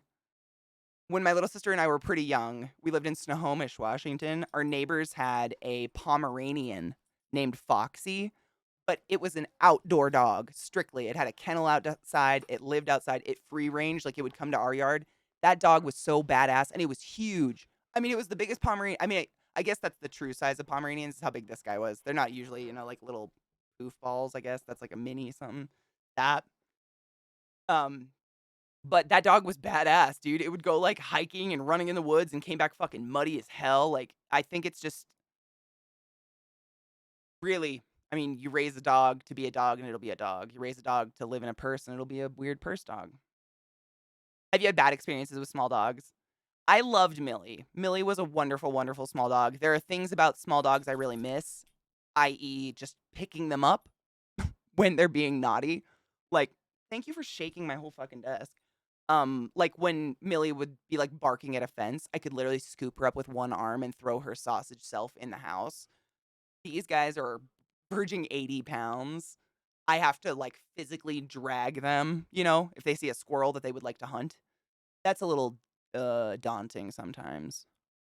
There are some things about a small dog. The poops are insanely smaller. You feed them way less. I mean, the amount of dog food we go through is insane. These guys are tanks, even though they're skinny as fuck. They're tanks. Look at those teeth. You got healthy teeth, girl. You got pretty teeth. Girl. All right. Let's take our first break. I'll let my little poobers outside. You want to go outside? You have weed in your hair? That's my boy. Only my boy would have weed in his hair. Go, Pikachu. Come Oh, out. I love them. Oh my god, Kelty, you sleep. I'm gay. Kelty Kulf 25 tip $10. Missy kindly asked that her brother and sister be calm. Also Missy says hello to. Give Missy love from me. Hey! Hey! Hey! Sit down.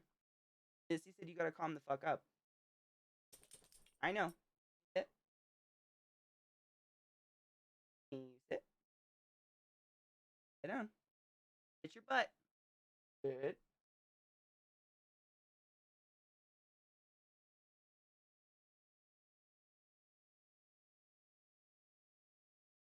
Is Missy pleased?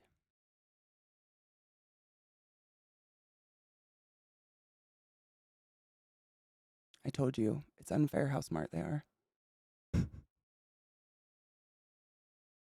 Let's take a break. I'm gonna go poop these guys. I'll be back in a few. Stand up and stretch your legs and get a drink. And yeah, we'll return in a few minutes.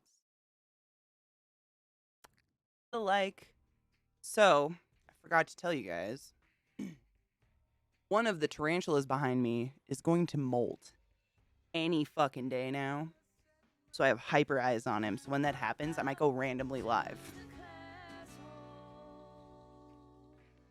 Helena, my lover! Hail the Dank Lord! Helena, how the F are you, my love?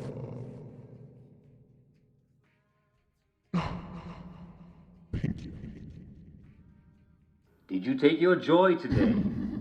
Never forget to take your Magi, joy, thank and you. I guarantee your day will go as smooth as velvet.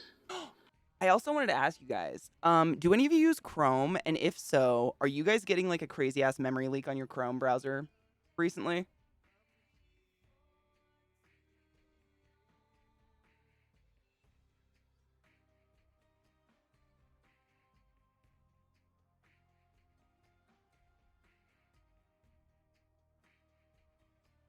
It did. So when I used to use Chrome way back in the day, and it had that crazy memory leak where if you had more than 2 browsers open, like the whole thing was just like blah, blah, blah, blah, blah, bogged down.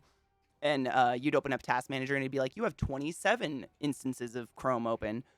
And then I went to Firefox, so I don't even know if it went away, but Zach's been having that problem like crazy on his computer, and it's driving him nuts. I was just curious if it's just him, because I knew exactly what it was the second I saw it, Come out. but I don't know how to fix it. I just went to Firefox. I'm gay. Yeah. _419 tipped $5. Corbin Dallas came and decided to Leo multipass my black hole before the aliens raided it, and Chris Tucker burst out of the pyramids and fucked me with his hair dildo while having an eardrum shattering orgasm and giving birth to Mila Jovovich. Woo. Holy shit. The mental image of that fucking hair thing fucking someone. Oh my god. Unbelievable. I wonder if I could get that effect on my mixer. I wouldn't even know how to make it. His little unbelievable one. Unbelievable. Nope. I have no idea. I don't fuck with my mixer enough. All I do is use Satan. I could. Maybe I'll work on that. Oh, I love that movie so much. I love you, Fo. How are you? How are you, Zoe? It's definitely a porn parody. I mean, I'd watch it. If the consummation of Zoe's sweet, sweet puss and that hair cock create Mila Jovovich in a fuck black hole, yes. Yep, I'd watch that. I'd go to a theater for that, and that's a lot. I got on Chrome to watch streams because Firefox didn't have working volume add-ons. Oh, but yours isn't acting weird? You switched to Opera? Yep, I've heard Opera. I've heard Brave is great. Firefox. I've never had a problem. I love Firefox. It's because Chrome was based browsers do each extension, and each tab is its own extension, which is bizarre. I know that. Like, I had this exact problem. So like while he was streaming or something, I went on his computer in his bedroom and I looked at everything and I looked at his extensions. He just has the basics, like bare minimum, like ad block and whatever. So he doesn't have anything unique. Like it's literally just his TV watches movies on. I don't know, man. I felt bad. It's frustrating. I get it. It's so frustrating. Hello, Spiff. How are you? Catalina, always. We have a Discord for makeup. I love makeup. I didn't do very much cool stuff today because I had computer problems, but you know what? We're here. So Chrome was heavy. I mean, like, honestly, I probably wouldn't have even noticed what was happening with Chrome if I didn't stream as well. I mean, it was just bogging the whole computer down. Like, Chrome would take like 35% of my CPU. No shit. 35% for a browser? I don't think so. Fucking, oh shit, I got it. It's okay. Even if the bot's a dick, I can see it. Oh my god, what is on your lips? Is that just shimmer? Or is that a color? Because if it's just shimmer, you have an incredible lip color. If it's a lip color, I need to know it immediately. It's beautiful. It's like dusty rose. And if that's just your flesh, like, fucking go you. I love that color. I have like pale ass fleshy colored lips. I'm so jealous of people that have like actual pink lips. Each tab is like 1/4 of your CPU. Is that it still does that? Jesus. Yeah, honestly, I've heard nothing but good things about Opera in the past couple years. Opera is good but kills RAM. Brave is just a modified Chrome that if you use ad block doesn't add much. I've heard Brave is great too, yeah. I don't even think I knew what Brave was or Opera when I got Firefox. Like I've had a Firefox.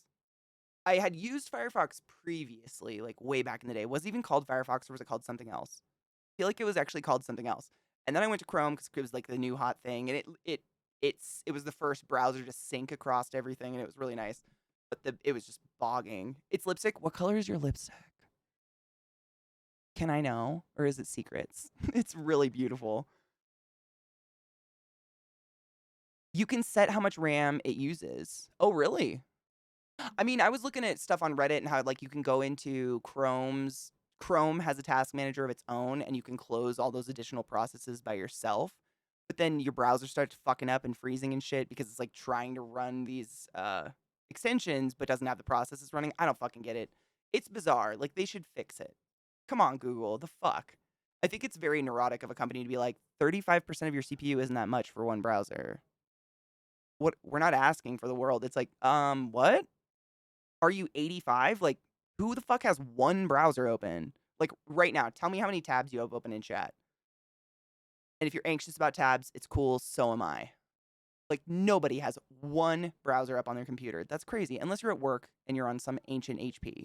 Two. At least two, right? That's me too. I have two monitors. I'd at least have two up. Okay, mobile is a whole unique... I don't think they could use mobile, to be honest. I think you're beyond that. You're beyond them. 6, right? You have 1? Oh my god, that's actually pretty impressive.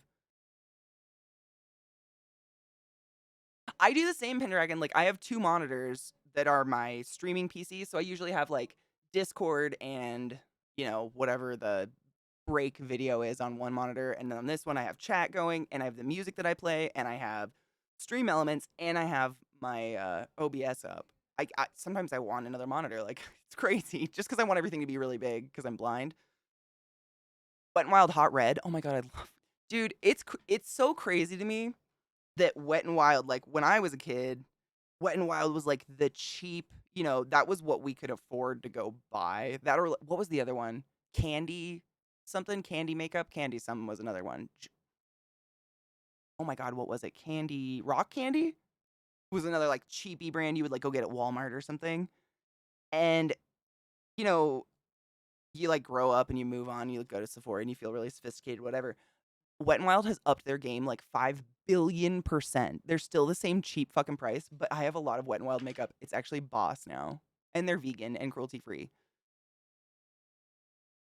How do you computer with one monitor? I don't know. I have no idea how people function. Demoist, absolutely. You're a sub, so as a sub, I trust you not to post horrible things that will get my channel shut down. So you can post, yeah, go ahead. Absolutely. I was tech support and had online classes. I got spoiled by virtual desk space. Oh my god. Was it wonderful? I just got, like, goosebumps up the back of my neck. I'm playing Halo before work, and it's just your stream and the Halo Infinite Skull locations. That's pretty okay, when I'm playing a game, I do only have one browser. But, I mean, I usually have a couple tabs open just from the day, I guess. I do that too. Like, I'll have a game on this one and then a stream up or YouTube or whatever. But the game, I feel like that counts as another thing. Mine's on a different PC, though.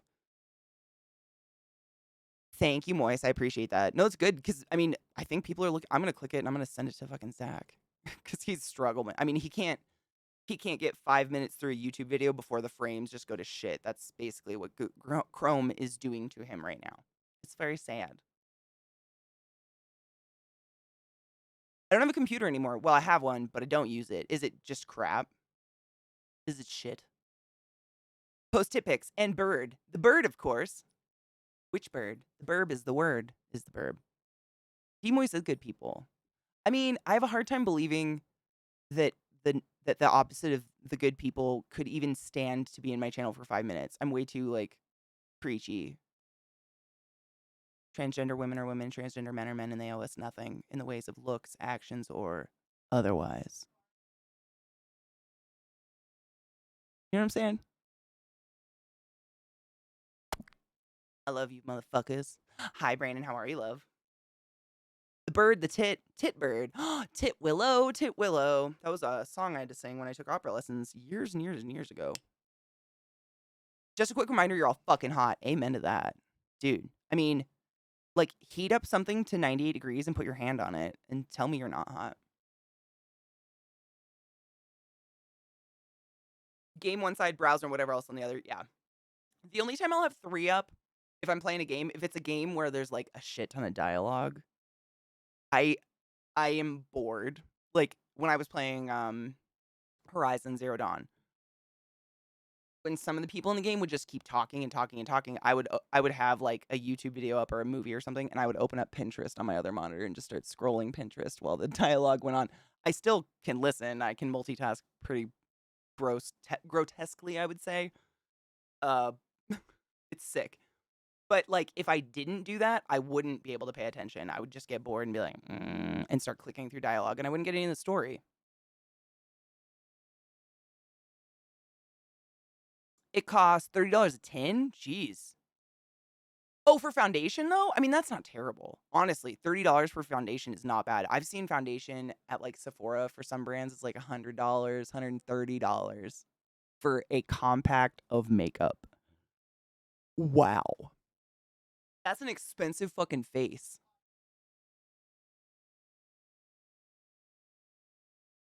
Oh, we should. Cheers. Make sure there's not a spider in your water bottle, because that doesn't happen. I'm still paranoid about that. I'm not even scared of the spider. I know it's not a venomous spider, but do I want a spider in my mouth? No.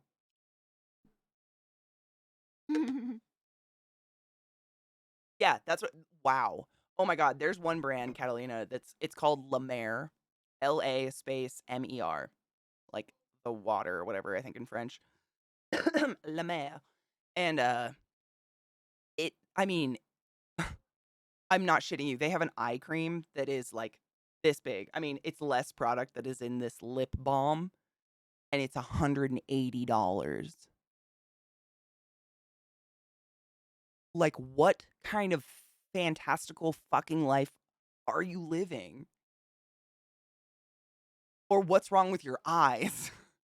I have so many questions, so many. Because you guys know me, I love skincare and I like luxury products if they're good. But my most luxurious product is still only $60. And that's a lot for me. To spend $60 on a moisturizer was nauseating. However, it works and it's fantastic. So I still do it. But $180? Why? That's insane to me.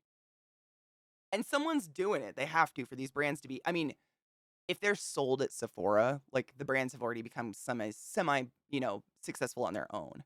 So someone's buying 'em. It's girl tax. I mean, it's just ooh, it's like if you guys are wondering what the fuck girl tax is shavers. If you go to like any drugstore, pharmacy or whatever, Boots, and you look at the shavers, leg shavers or face, just the blades, the shavers. I don't know what the fuck else you call them, shavers. For the Venus ones that are like pink and marketed for female presenting human beings are easily quadruple the price of the better ones that are ugly and boy colors, quote unquote, and have less razors inside. Like, I swear to fuck, a Venus razor will have like 2 razors in between 2 squishy cum pads, but you get like some, marketed to men with a beard razor, and it's got 7 fucking razor sharp razors, 1 streak across my leg, and I'm smooth for 10 weeks. And it's a quarter of the price. It's just, girl, it's just the marketing. And it's because people will do it. Like, they'll be like, but I want a pink razor. I don't give a fuck what is removing hair from my legs. As long as it does the job. It is bullshit. It is. And honestly, I've seen a lot of kind of a shift. They're not, there's still like stupid, redonkulous, expensive women's stuff, but they're starting to do it to like marketed men's stuff. I've seen it like marketed like high-end beard oil. Beard care is the biggest scam I've ever seen in my life. It's just hair on your body. Like, just go get some argan oil. Beard care, that's a big one I've seen. Like, they market these huge kits with these 4 bristle mahogany brushes and these fine ass oils for your facial hair and shit. Like, they're trying to hit the other side with just this exorbitantly priced shit, which if you look at the ingredients, most of the time it's like coconut oil and argan oil or something, but you're paying for the brand name. What is argan oil? It's just an oil it's really the molecular um compound is not the word I want. The molecular structure is the word I'm looking for. The molecular structure of argan oil is super, super, super similar to the molecular structure of the oil that our body creates and puts on our skin naturally. Sebum, like, after you wash your face with like soap, and it gets really dry, and then you can see like where your pores are kind of shiny and glossy immediately because they're like seeping oil into your skin because your skin is like, um. And so argan oil is one ingredient you'll see in like a shit ton of hair products and natural skin products because your skin accepts it very willingly. It's not like super foreign. There's a lot of like synthetic products made out there that a lot of people with sensitive skin will break out, get hives, horrible things will happen to their skin. And so theoretically in skincare, what dermatologists and the scientists that formulate these things have decided thus far is, using natural oils as close as possible to what we already produce is probably going to be the best for our skin. Because most of the time you only get oily because you overdry. You're overdry. Your body is overproducing oil because you like dried it the fuck out. How much wood can a woodchuck chuck? If a woodchuck could chuck wood, couple of cords. I put oil in my hair too. I'm just saying, those like it's the luxury shit. Like I buy hair oil, like I have to just because it gets really dry here and it's bleached. I'm not saying hair oil is not bad, but I've seen like Instagram ads for it and stuff like that where it's like luxury, blah blah blah blah. It will make your beard grow and be thicker and shine with unicorn business and like what they're trying to push like that the luxury mindset. I guess that's all it is really. It's because things are only worth what people will actually pay for them, right? So, like, if they can convince you that this luxury beard oil that's twice the price is worth it, then they can sell it. And so someone's doing it. I don't know who the fuck it is, but they're buying it. I buy like I honestly Frizz Ease is one of my favorite like hair products for like really crispy, crunchy, bad hair. Hair oil is necessary if you have dry hair. Like I'm not saying there's nothing against beard oil and hair oil. It's that luxury side of it. Like and by luxury I mean you're buying a brand name. There's nothing unique. There's nothing better about some fucking like one $180 eye cream. You know what I'm saying?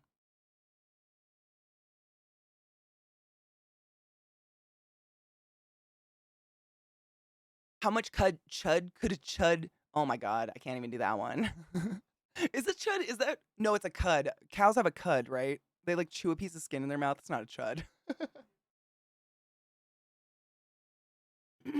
The horse shampoo is supposed to be really bad. Is it that mane and tail stuff? I never used it. Katie and her ever expanding knowledge. Man, I'm just like a book of like what is that? That stupid game. Not Pictionary. Trivia. The trivia one. Something trivia. Why am I blanking? Trivial Pursuit? That was called? Trivial Pursuit. Lizzie, our brains came together in the moment. Boom, boom, boom. Yes. Thank you guys for being on the same wavelength as me. I'm a walking box of Trivial Pursuit. Like, nothing I know is really applicable to anything. I just can spit stupid shit at people. I don't know why my brain absorbs stupid stuff. Like, I can still sing commercials from when I was a year old from, like, Ipana toothbrush ads. It's so dumb. I don't know why. I don't know. Like, I wish that we could actually control what our brain chose to keep because there are so many things I would love to still remember that I don't. But I know the brush and brush and brush, brush with new Ipana. Brush and brush and brush, it's healthy for your teeth. Oh, why though? Life is cruel.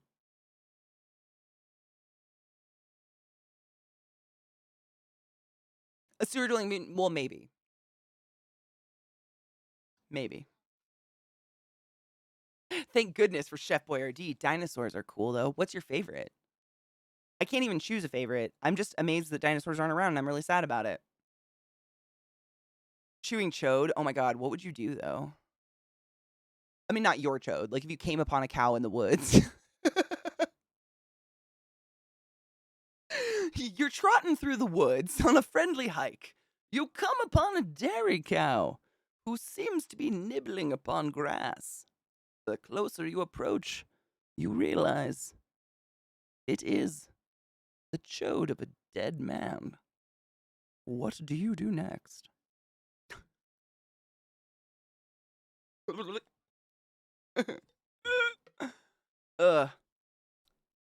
Chud. Oh, cud is the stuff that the core has already eaten that they basically vomited up from one of their stomachs. Oh, okay.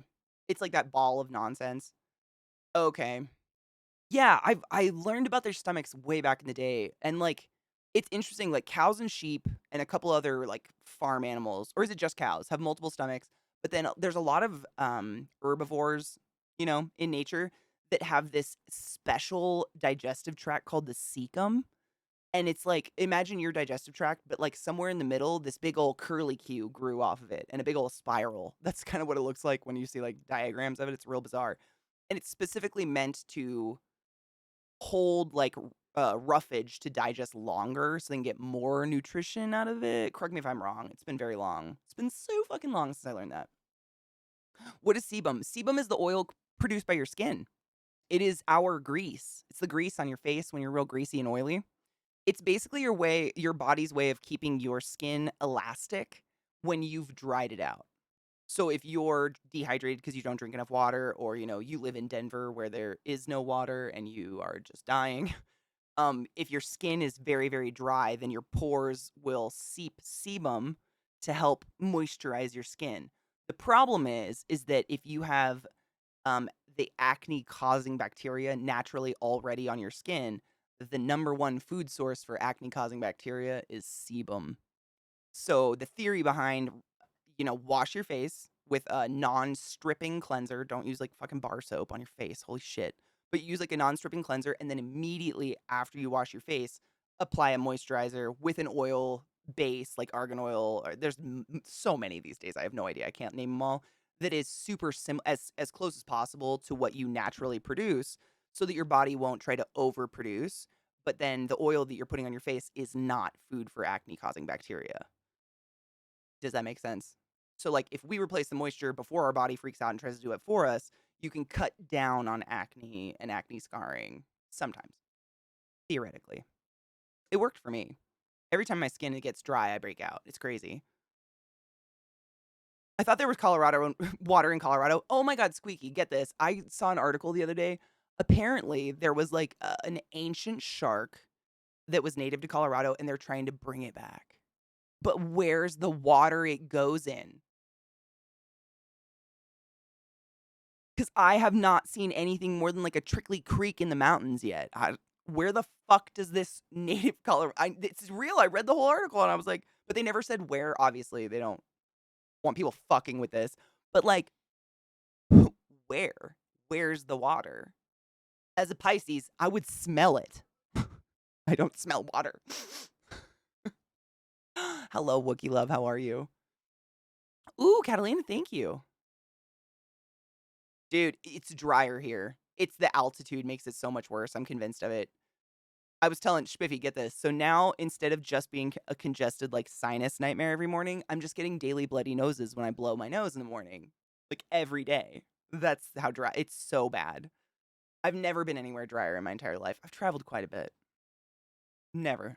I just am crackling. Like, I put the dumbest amount of lotion on my body every day.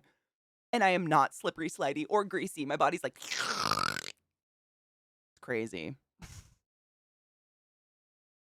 It used to be covered by sea, but I don't think I think we have a couple very, very small protected lakes and a couple man-made lakes now. But other than that, I think we're pretty fucking dry. Because, like, if you see the dam, oh my God. If you guys ever get a chance to go, the Hoover Dam is something to behold. It's beautiful. It's amazing. It's spectacular. It's enormous. However, it's quite frightening to see that, like, the water line used to be 5 miles higher than it is today. I don't know, man. It's gonna be what is that movie with the water and the creepy white people, shiny and chrome. Why am I blanking? Mad Max. It's gonna be Mad Max. Like, your kids might be Mad Max. Nobody knows. Oh my God, maybe in the aquarium. Maybe. Ancient sharks. The one that was before. Oh my God. Oh my fuck. How cool would that be though, Sales? That would be sick. I don't know what I do. I don't know how I feel about them, like, pulling Jurassic Park with, like, eggs and old DNA. Seems a little fucking weird, but, like, my opinion is not gonna stop nor influence anybody who has power over that, so, like, why does it matter?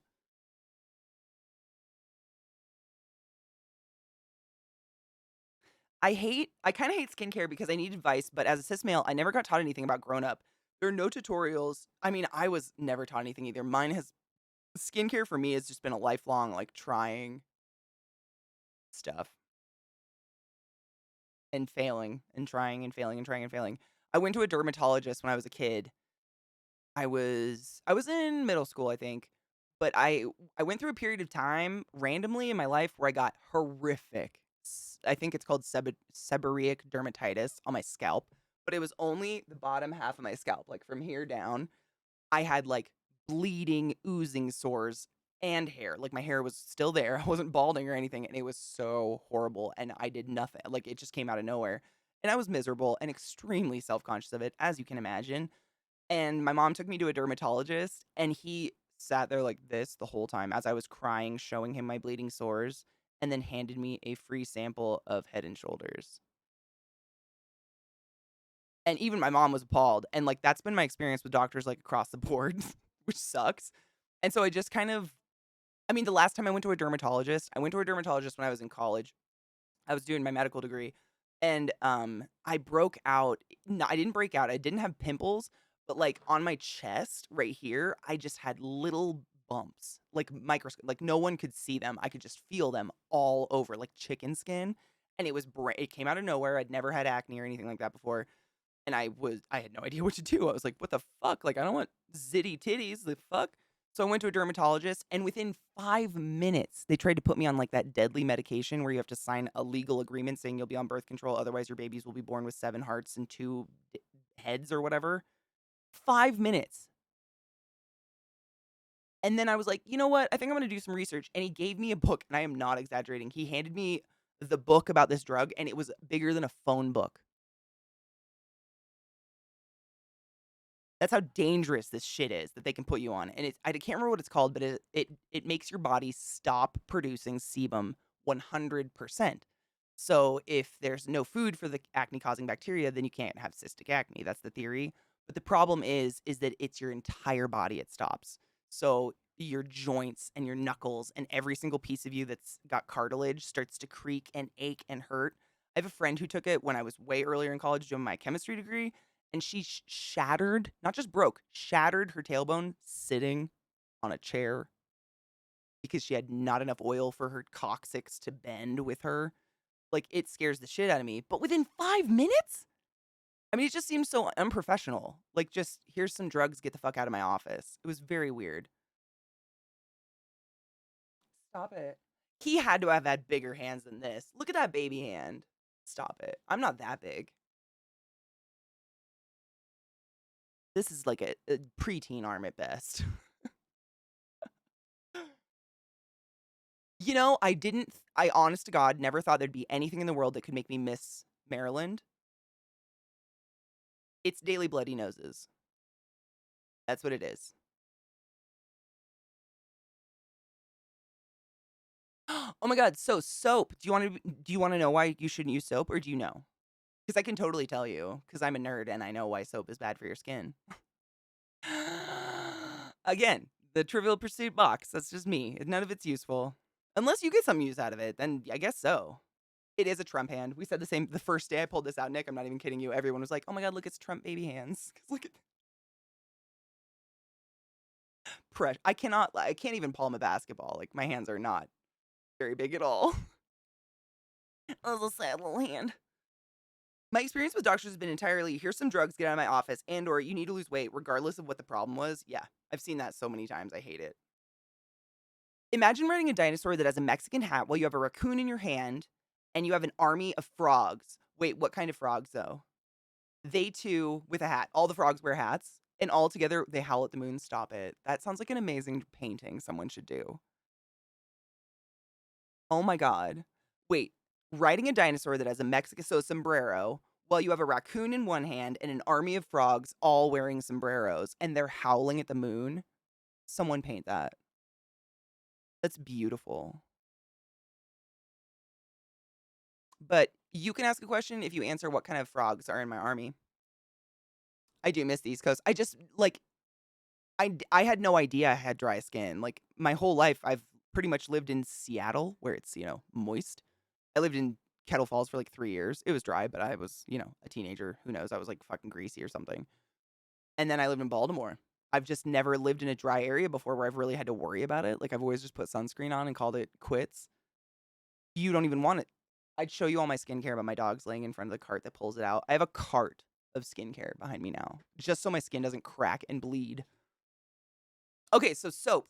So your everyday bar of soap that you buy, like, whatever. Some soaps claim to have moisturizers, so I don't want to, like, pull out brands. I can't think of one, but your everyday bar of just soap. What soap is made out of is lye. It is an extremely strong alkaline substance or basic substance. Another really basic substance we use in our everyday life is hair conditioner. So a lot of hair conditioners will claim, they seal split ends or they heal split ends or whatever. They are conditioner, like hair conditioner is actually also a very alkaline, very basic substance. And alkaline basic substances, at what they do at their core is they break down organic material. So it's not healing split ends, it's stripping all of the coarseness, all of the little pieces off of that hair strand. So all you're left with is like one split end instead of 7 on the same hair strand. It's melting them off. So what soap effectively is doing is removing all of the dead skin off your body. But the problem is we bathe much more frequently than when soap was invented. So you're not walking around usually, I mean, no judgment, with 14 months of grime on your flesh that you need to like get off. We usually shower every day, and unless you are The Rock, there's no fucking way you're producing enough oil to need soap. So instead of just removing the dead skin and oil, it actually can remove the protective layer of the dermis on the top of your skin. What skincare people call it and dermatologists will call it is your protective barrier, your water barrier of your skin. It's essentially the very, very topmost layer of skin that keeps moisture in, holds moisture into your skin so that you are not, sucked dry and all crackly and pruny all day. So, like, again, like, very few people, the only time you ever need soap is if you're working in a hospital and you literally need to, like, kill your own hands so you're not killing someone you're doing surgery on. Other than that, it's really bad for you. Same with hair conditioner. Like, I've known a lot of people who will leave hair conditioner in their hair. Like, they leave it, just normal everyday hair conditioner. It will slowly over time break your hair off. Like, your hair will just start to dissolve if you leave hair conditioner in like 24/7. Because it's just a very, very, very alkaline substance, and that's what they do. They break down organic material, like skin and stuff. Yeah, and soap on top of that, because soap is so caustic. Like, imagine an alkaline substance on our skin. So imagine microscopic bacteria that they already don't have that protective layer that keeps moisture into their little cellular bodies. The second soap touches them, they're dead. And you and I and every human in the world are literally covered from head to toe in all sorts of little microscopic bugs, what we call native microflora and fauna on your body. And it's supposed to be there. Most of them actually protect you from evil ones that might crawl on your skin, like gangrene or something like that. Like the bacteria living on your skin will protect you from that. And if you're stripping all that healthy bacteria off your skin and consequently probably your genitals because you're in the shower, you're going to be much more prone to getting infections, much more susceptible to infections and yeast infections and things like that. So I highly recommend just getting a fucking body wash. Like, there's so millions out there. It doesn't matter which one you get. Just get a body wash that is like a moisturizing body wash. Dove has a really good one now that's like oil body wash. You do not feel oily. It's great. But body wash is not soap. A lot of people think they're the same thing, like, and that one's liquid and fancy. Not the same. Like, so fucking different. Cheers. Are we cheersing? Isn't it almost? It's 3 minutes till 4:20. I actually need to pack a bowl. Yay! Where is my grinder? Nobody knows. Where did she put it? Come on, it's gotta be right in front of me. Is it behind me?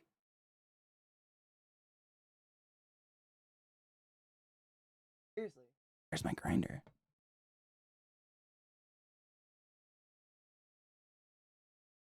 Uh-oh.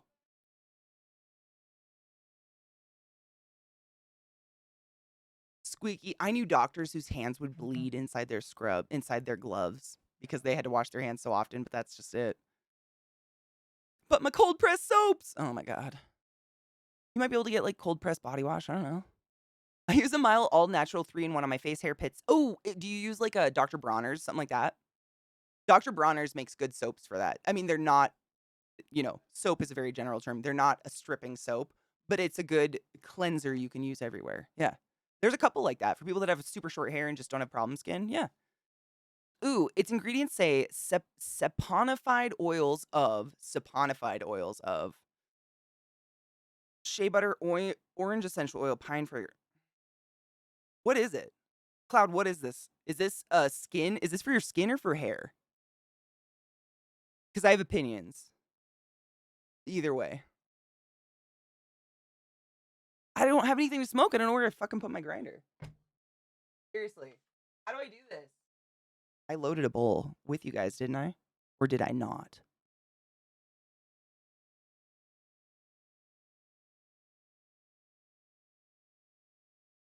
My grinder is missing. I don't know what I did with it. How though? I mean, there's this is a mystery. Skin. Okay, so I would not use that on my skin at all. Just a couple ingredients in it. So, um sustainable palm oil, there is no such thing. The only way to get palm oil right now is to strip the land of palm trees, which are the native home of orangutans, and we have effectively almost wiped out the entire population of wild orangutans because of our love for palm oil lately. And there is no sustainable version yet. Like literally you can look it up. I have not seen a true sustainable version of it because there is no palm farm. Like they can claim they didn't kill an orangutan, but there is no fucking palm farm. So that shit, I just try to stay the fuck away from palm oil because orangutans are cuter to me than oil. Coconut oil. I would love to cheers you guys. I don't know where my grinder is. I'm lost. Let me finish this thought and then I'll find my grinder and I'll post cheers. I'll be there with you. Don't worry. Stop it. No one cares. I don't know what the fuck I did with it. We'll find it. Coconut oil. So coconut oil, I don't suggest putting really on any part of your body and just cooking with it. The problem with coconut oil is it's ridiculously hard to get off of your skin, barring using soap. And if you put coconut oil like in your hair and then wash your hair with just everyday shampoo, it doesn't come out of your hair. It does still stay on your hair. It coats the hair strand. And the problem with coconut oil is it doesn't actually moisturize. It traps in moisture. So if you already have really moisturized skin and you put it on, it can trap in moisture. But if you have really dry skin and then you're putting on coconut oil products and then putting something on top of the coconut oil product, nothing going on top of the coconut oil product is going to penetrate the skin, hair, otherwise.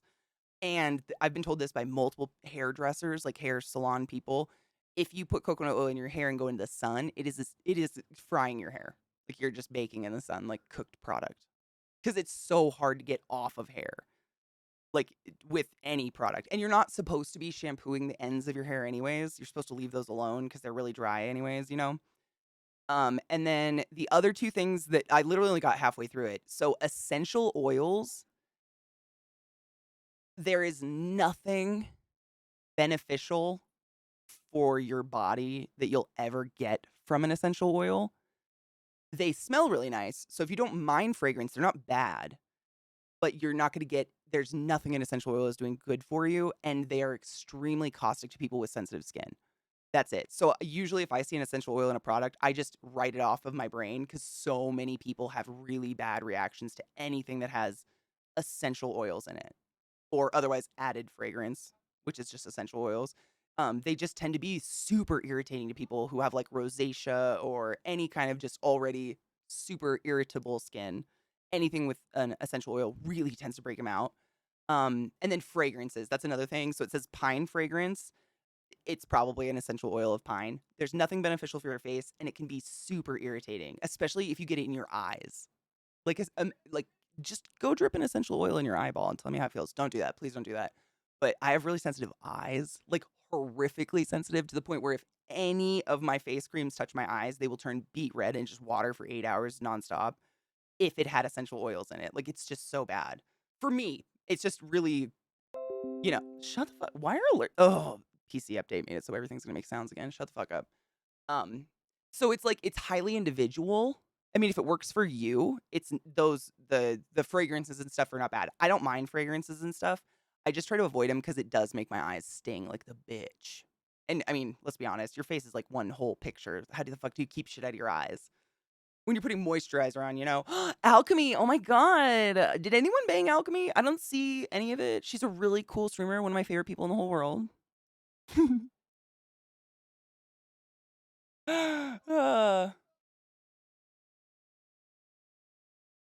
The good pine soaps are good. Wait. The good pine soaps are good, but it has to just be the natural pine. I've never used anything with pine in it. I have no idea what pine does for your skin.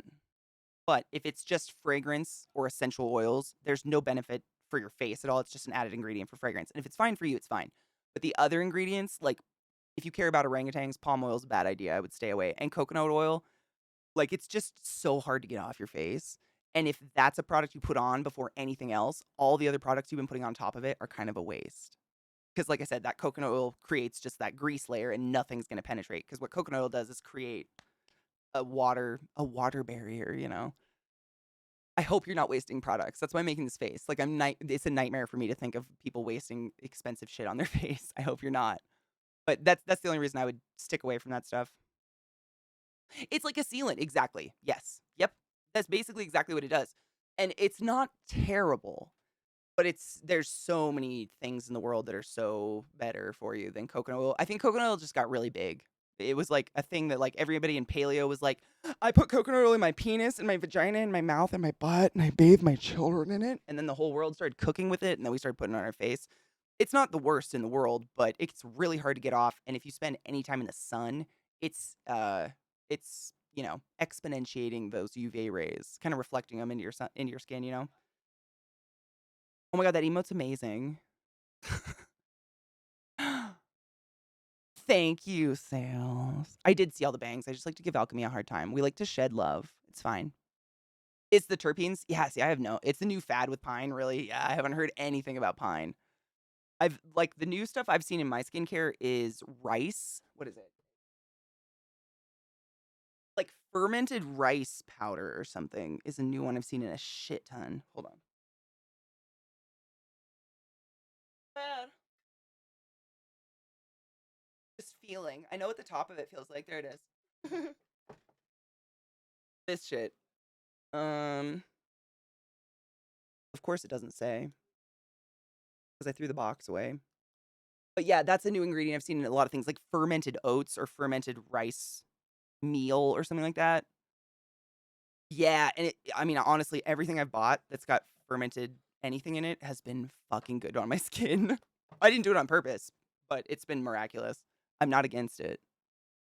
Baking with coconut, I mean, coconut oil is great to cook with and bake with, yeah. But on your skin and your hair, it's not the best. Power slap, I just swung my desk around. Old background, new background. I was gonna get up and have a shower, and then my cat came and started sleeping on me. Oh, you die there now. Fermented rice powder. Yeah, it's black. They call it imperial rice or something. It's black rice. It's literally black rice. But they like grind it up and then they fermented it and they make it somehow into, I don't know. I don't fucking know. Some beauty products literally have snail mucus in them. If it makes my skin not crack when I smile, I'll put it on my face. I don't give a fuck. It could be baby shit. Nothing is worse than waking up in the morning and just blood trickling down your face because you yawned.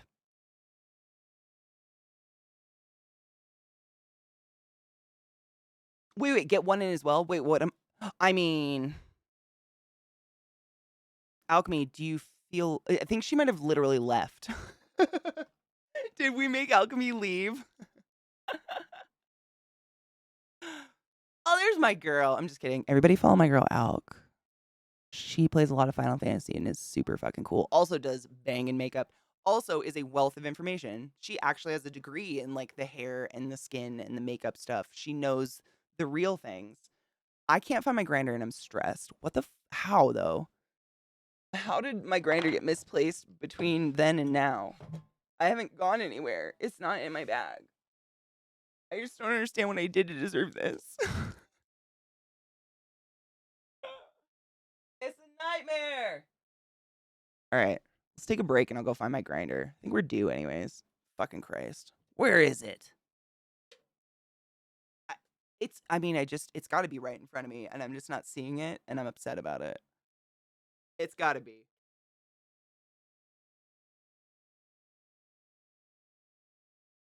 Burt's Bees lip balm is the tits. I'm a big fan of beeswax and honey. Manuka honey is one of the best products to get in to be an ingredient, like a main ingredient in your skincare if you have acne or acne scarring, because honey is a natural antibacterial. Like they literally use it in hospitals on massive skin infections. If nothing else works, we will Hail Mary some Manuka honey, and I've seen it work. It's amazing. Like shit is literally magic. Burt's Bees, I've been using that shit since I was in high school, man. It's just it's the shit. It's the shit. Dude, Magi, you will not regret. Elka's seriously awesome. You know me. I don't just jerk off people to lie to you guys. What would be the point of lying to my friends? Like, I just don't understand that. I do have a grinder in my bedroom, so literally, if I don't see my pink one because I did something with it, I'm just gonna grab the one in my bedroom. It's smaller, but it's there. Let's take a quick break. Every couple of hours, I take a break because I need to stand up and get my circulation going and take my dogs outside. I encourage you to do the same. It's good to stand up and just stretch and like wake up your brain, eat an apple, get some water, load a bowl. Find my grinder for me, because what the fuck? Ugh! I'm just kidding. It's got to be right in front of me. I mean, my desk is clean too, so it's not right in front of me. We have a problem. I'll find it. I'll be back in a few. Pray. Hail the danks. Hail the Dank Lord for me. This is an emergency. Blair Witch anybody? I've never seen it. Only that part. Welcome. Oh, it's Satan, so that made it weirder, huh? Shit. Hail Satan? Just ignore me. It's fine. It's cool. We're good. It's fucking freezing outside, so I have 2 jackets on. Brr. The wind makes it so cold. I think it's below 0 still, actually. C's. In the C's, because F's don't matter. Unless you need them in the chats. I did find my grinder. I hate myself. I put my Black Widow on top of it. So that just erased it from my brain, apparently. Oh, it's a whole 4 degrees. Yummy. Brr. My hands are cold. I can't feel them. Ugh. Brr. Ugh. Yeah, I do. Yes, I want to see the world's happiest dog. I mean, the current world's happiest dog until we find another one. I said Blair Witch, anybody? Isn't that what she does? She like gets real close to the camera and does the booger thing, like the I'm scared. That's what I was doing. It was poorly executed. Poorly fucking executed.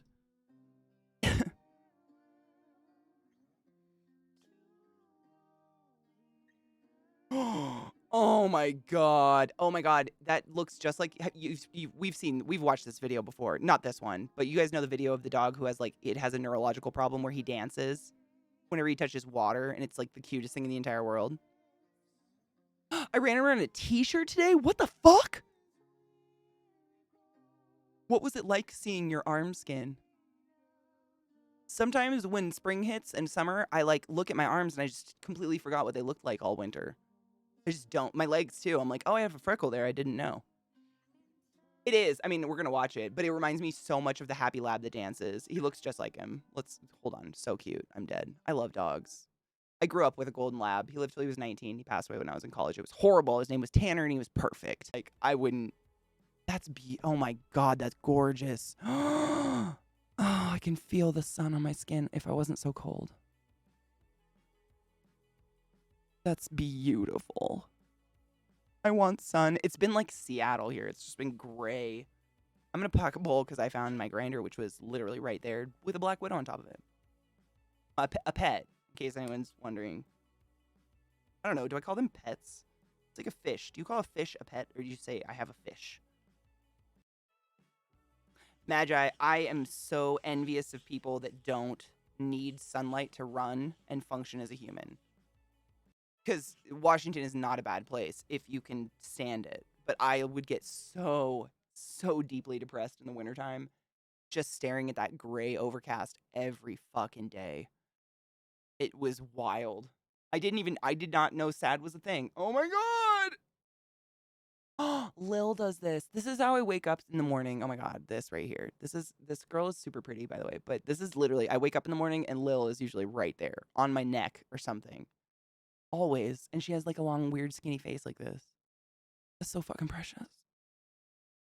Dogs are everything. That's all I'm saying. Hey, Mr. Stands facing a wall. Have you stood facing any walls lately? Maybe. No shit. She runs a pot dispensary now and wrote a book about it? Fuck yeah. Good for her. I never saw the movie.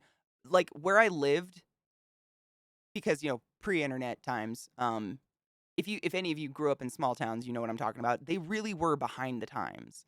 Like, I remember watching Napoleon Dynamite and feeling, "Oh, this is how people see my hometown." Like, we heard of Lincoln Park a year after Lincoln Park's "It Starts With One Thing, I Don't Know What" came out. A year before our radio stations we even could hear got those songs. And so by the time I even knew The Blair Witch was a movie, everybody knew it was fake, so I just had no drive to watch it. I've still never seen it. I've heard it's not bad. Everything's a pet if you try hard enough. This is true. Like, I would never physically pet any of my spiders on purpose. But I mean, I do care for them. They're more like my wards. These are my wards. My boy tarantula is molting. Oh my fuck. I don't think my camera can get that far. Shit. He's on his back and he's molting right now. Fuck. I'm desperately searching in my brain what I could do. So you guys could see it if you want to. It's pretty cool to watch a tarantula molt. Oh, I'm so pissed. It's so he's right there. Right off camera. Fucking. I know, it's the boy. It's my boy, Brachypelma. Maybe he'll come out a boy this time. Maybe.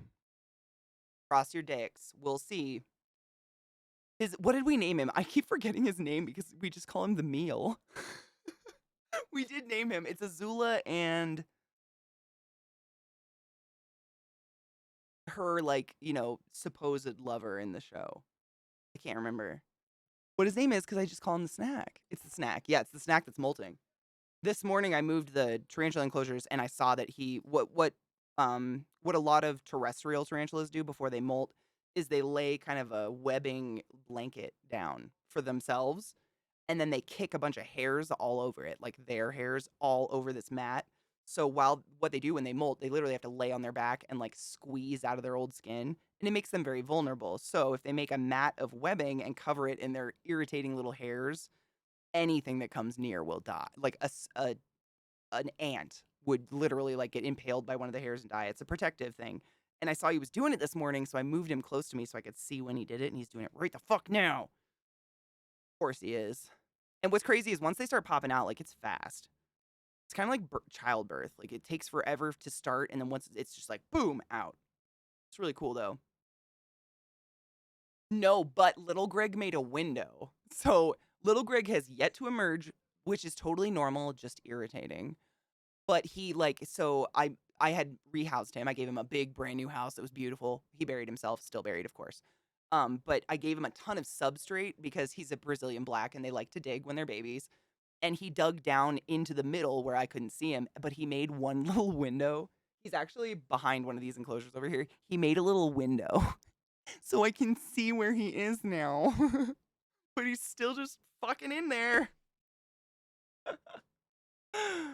Great. I mean, lots of tarantulas do that. I guess he's just going to be the one that decides to hide forever. Like Nana did it. I have a Phonopelma chalcodes. It's one of the few tarantulas native to America, to North America. It's a Arizona blonde or desert blonde is what they call it. She buried herself for almost an entire year once. Scared the shit out of me. Like, I think fuck her enclosure's clear so I could see like her tunnels, which is why I was real happy when Greg made a window because you just like you don't know. They bury themselves and you just don't know. But she did it for a full year one time. Like, tarantulas will just do it. They're just kind of dicks. And Greg is now a cave dweller, and he literally made himself like this. The window, I mean, it's as big as a dime. That's how big his cute little fucking window is. Oh, it's precious though. My heart melted. Because it means if he made a window, he's sensing like heat. You know, they're looking for heat, and that means he's probably going to come out soon, which is exciting because I want to see how big he is. Because Meg is pretty big. Meg is the second one I got, and I got her like a year later, and she's actually up here. She's easily like this big now. She's fatty, and she's never buried herself ever. I say she and he very haphazardly because I have no idea. You can't sex baby tarantulas. It's pretty much impossible. But I hope they're both girls, even Greg, because that means he'll live so much longer. I'm going to put a dab on my bowl. Yep. I don't know. I've seen websites that will sell really young looking tarantulas sexed. And from what I see online, what they do is they take the molts, like the baby tarantula molts, and soak them in water and then put them under a fucking microscope and look for like the signs of spermatas, whatever the fuck the last part of that word is, spermata, whatever. That's the only way I've ever heard of them doing it. I've never heard of anyone doing it genetically or anything. I don't know if you can. I don't know. It'd be interesting. I just like most, you if you've been in my channel, you probably know this because I talk about tarantulas way too much. But most tarantulas, you can tell when a male molts out to be a male. So it's like, does it matter to me? Not really. If it's a boy or girl, I'm hoping they're all girls because they live way longer. Boys have a very short, sad life. But at the end of the day, like, it's still gonna be Greg and Meg, regardless of what their genitals are. Like, I don't care. How you key most bees? What do you mean? I would assume so, sales. Yeah, like, I mean, these people that sell tarantulas, it's on such a massive scale. They'd have to own their own like lab or something. And I mean, imagine sexing baby tarantulas. I mean, they'd just be such microscopic. I don't even know. I wouldn't want to do it. That's all I'm gonna say. I'm bowing out. I don't want to do that. Ooh, yes. Tell me. I know what keying is now. For some reason, I thought you meant keeping, so I was just sticking with, oh, he's gonna correct himself to keeping. No, I know what keying is. Thank you. Yes, I would like to know. Bees are fucking fascinating. My mom still doesn't believe that all bees are girls. I'm like, Mom, why won't you believe ants are girls too? And she's like, there's no way, honey. That's not real.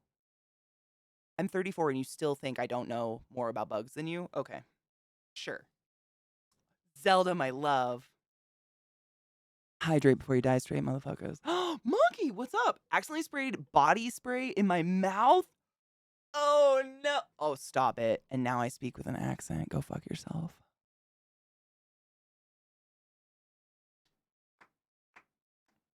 I hate it and I love it at the same time. I have absolutely gotten perfume in my mouth before, though. If you've ever done that, it's the worst. Like, everything tastes like perfume for the rest of your life. It's the worst. You fuckhead.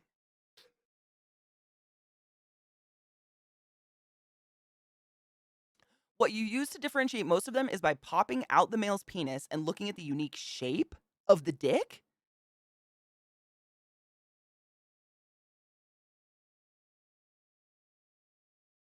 And that's how you. So, how are the dicks changing? Is there like a rhyme or reason to why bee dicks would evolve to be different? Or is it literally just species specification? Specified? Specified? Would that be the right word? Specific? Species specific? Yeah. So it's like the keys. So it basically makes it so they couldn't fuck another bee of a different. Yeah. Wow. That's what I was trying to say with the specific. Wow. That's amazing. Bees have key dicks. I know there's drones, but like the vast majority of worker bees and worker ants are female. As far as I know. I mean, as far as I've been taught. The majority. It is pretty interesting how they like create a queen bee and a drone bee, though. The workers like know when it needs to happen and they feed one of the maggots just differently. Like if they need a new queen bee, they start feeding this new maggot queen jelly or something and it becomes a queen bee and then they kill the old one or something. It's wild. These are so smart. Colonial bees, yes. Solitary bees. Solitary, not so much. What do you mean by solitary? Like, are they a smaller type of hive? Are you talking about like, oh my God, what are those? There's these little blue bees that live here and they live in the ground. Key dicks. They're key dicks. How are you, Zelda? Ooh, if you put root beer in a square cup, does it just become beer?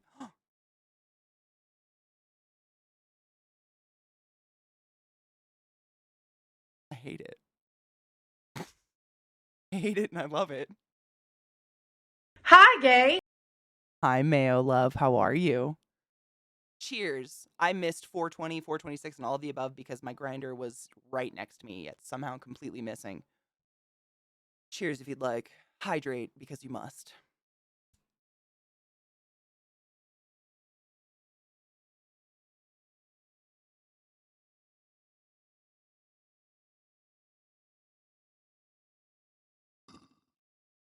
They just live alone. Oh my God, sad.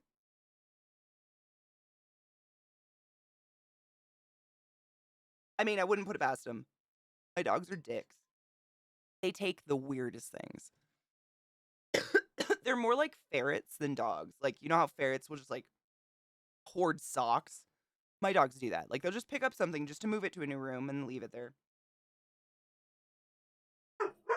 Oh, really? Do you see that little shit back there? So cute, though. I didn't know most bees are solitary. That's interesting. I mean, I learned this recently that honeybees are not native to America in any way, shape, or form. They were brought over from England, I think. Spiffy, have a good shower, bathe, all the things. Run away from the cat because you'll die under that cat. Oh, they don't kill the old one. They just go off and find a new hive. I wonder why they would decide to found a new hive. Interesting. Bees are fascinating.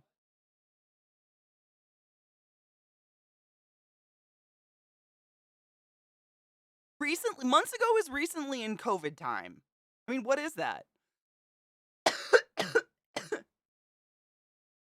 Holy shit, it's April.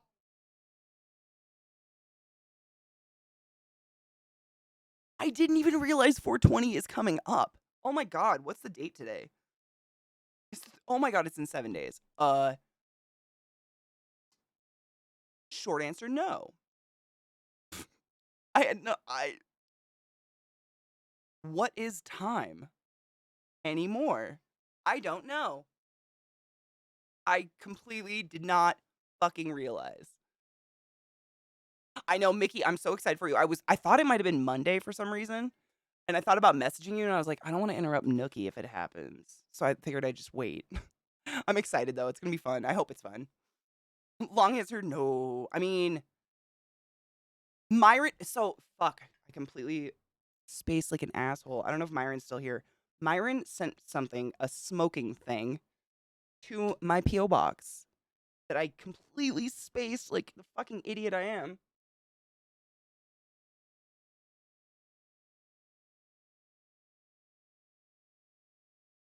And I'm scared of it. I feel like I need to wait for Myron to be here to whip this out, though. God damn it, I can't believe I forgot. I set it over there on purpose, and I have not opened this yet. I honest to God, have never, I don't know what it is. I know what it is, and I have no idea what it is at the same time. I have no idea. Ooh, update on microdosing journey. He skipped a couple days and had a panic attack? Oh, no. Did he skip on purpose? Was he just, like, seeing if it was actually making a difference, or if it was kind of like, mind over whatever? Is he back on microdosing? I hope so. He does not deserve to have panic attacks. No one does. That shit is the worst. It's not a Hitachi, so it's a grav. It's a type of way to smoke weed that is apparently amazing. And this is what Myron's been using for a while. And he keeps telling me it's amazing. And I'm like so old school, I just smoke out of a bong and call it good. And he fucking bought one for me and sent it to me. But I don't want to open it if he's not here. I feel bad. I fucking can't believe I forgot. It was sitting right next to me. It just says medium gravitron, handcrafted, borosilicate, silicate, I think, glass. Type water pipe, color clear. Includes 14 millimeter funnel bowl. Find your higher self. That's literally all it says. I know it's to smoke weed, but I don't know what to do with it. Or what it is, really. I've heard of them.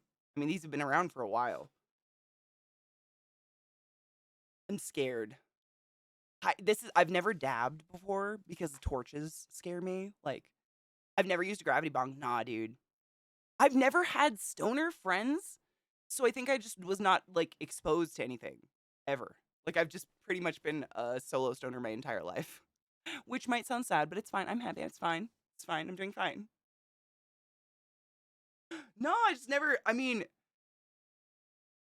like, I'm the type of person that I buy a pair of shoes and I wear them till they have holes in them. Like, I'll use my bong till it breaks. So if my bong still works, like, why would I seek out another smoky thing? But I'm super grateful and I'm excited and terrified to whatever this is going to be and do. There's no pictures.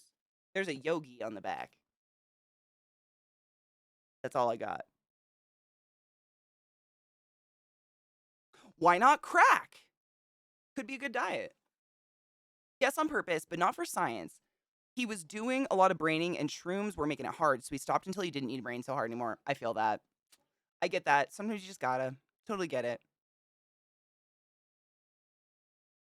My dog shit weed yesterday. Which dog shit weed? He thinks all my weed smells like dog shit. Tell me when he compliments me. That'll be news. Until then, like, tell me something I don't know. I smoked from a gravity bong once. Couldn't find my phone for 20 minutes. It was in my back pocket. Really? I mean, how do they, like, I mean, I don't know. I think I just have to wait until I open it to see, like, what the fuck it is. I don't know. I just have no idea. I have no fucking idea what it is. Do you still light it on fire? Is it a bong? I have no clue.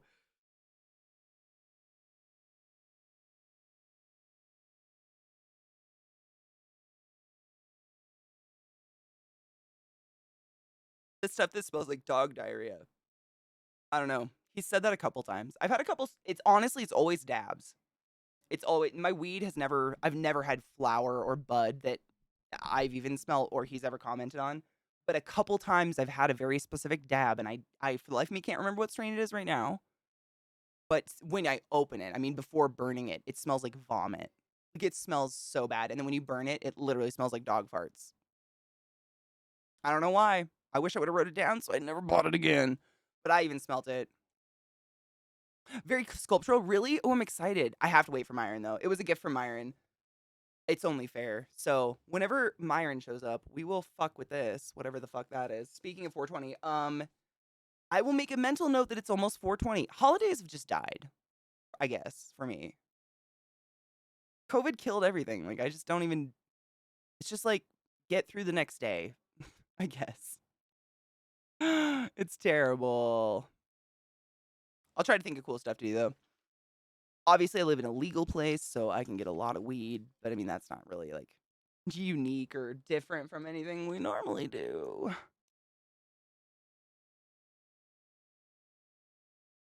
420, Katie. If you guys have any ideas that are like reasonable and fun, let me know. A street strain? Oh, dude, I have cherry pie. Oh no, I have cherry hills right now, but this doesn't smell like shit at all. It smells very fruity. This is the purple strain I got. Cherry Hills. I put a picture of it on the Twitters, but it is so purple. But I think it's a mix of cherry pie and a couple other strains, Granddaddy Perp and one other one, but it just smells like fruit. Yeah, Granddaddy Perp's Appalachia and cherry pie. I've never had cherry pie smell like shit though. I feel like the one I got was like called Star Dog or something. It was ages ago, but even I did. Like I left the bedroom, came back in, and I was like, "Oh my god, it smells like the dogs took a shit in here," and it was the dab. No idea. Hi, Zerkles. How are you, love? Reveal day. I know. Well, I mean, I don't want Myron to feel like he has to be here on 420. So I'd probably be like, oh, Myron's here. Let's open it real quick. I never want you guys to feel like you have to stick around for anything. Like, I'm the one that, doesn't have to, but you know what I mean? You guys have the freedom. Should we cheers? My mouth is dry. That's some strong weed. What did I grind up? Lilac diesel, I think? Yep. It's lilac diesel. Shit's good.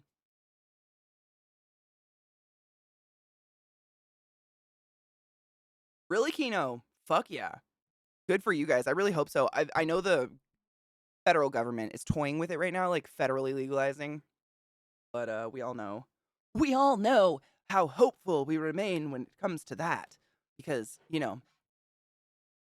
prisons full of wrongfully imprisoned people make a lot of money, apparently.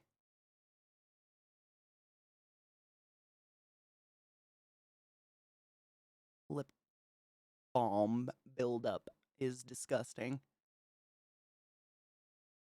Cheers, Brandon. Cheers, Viata. Cheers to everyone who wishes to cheers and everyone who doesn't. You're still with us.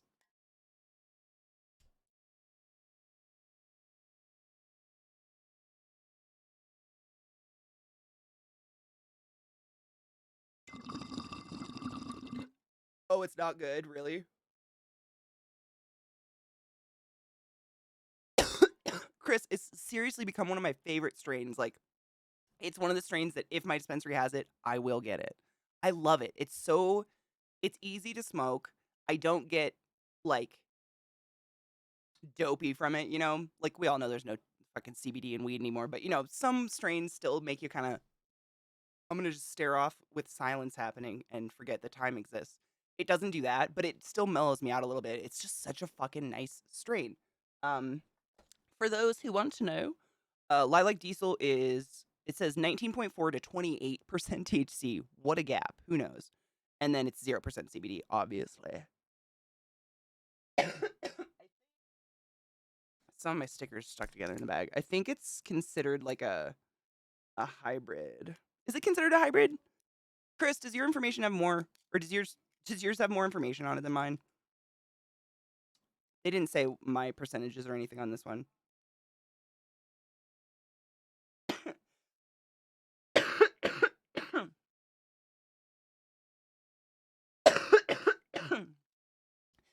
Brandon, they bred it out of pot because it essentially makes all weed stronger.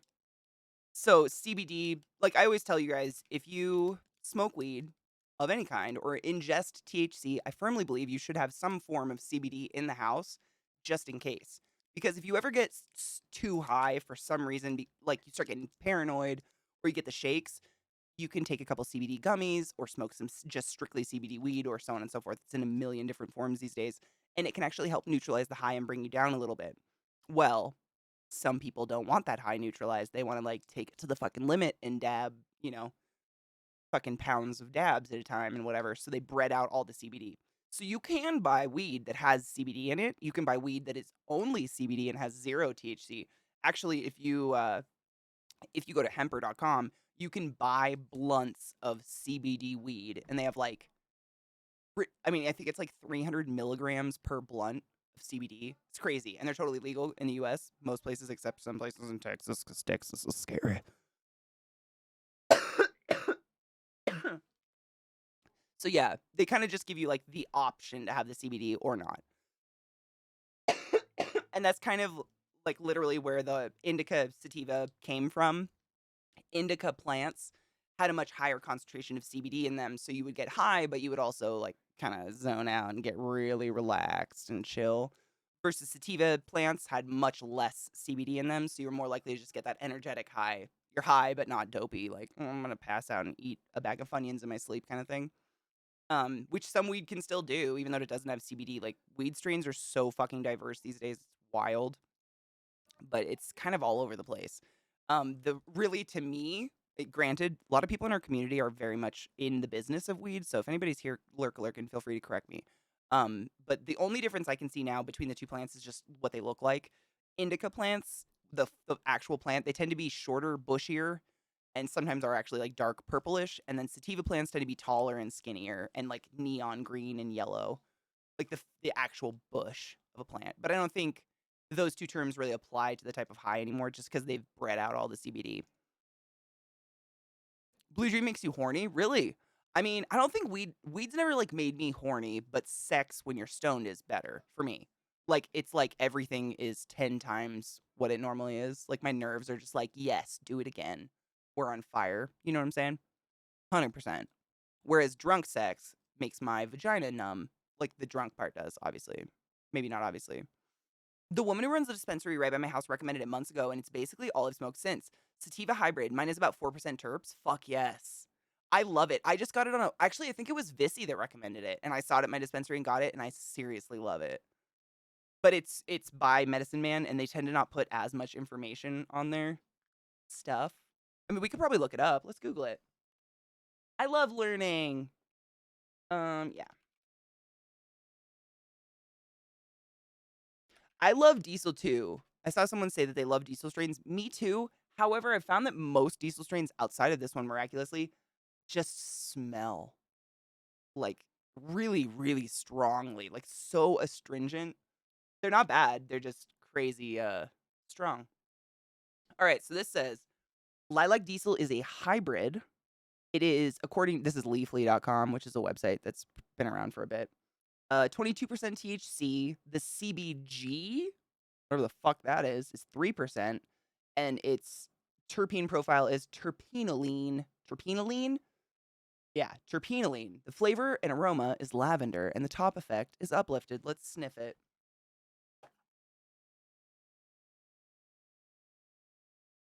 It smells like a dusty old lavender plant that your nana had in a vase since before you were born.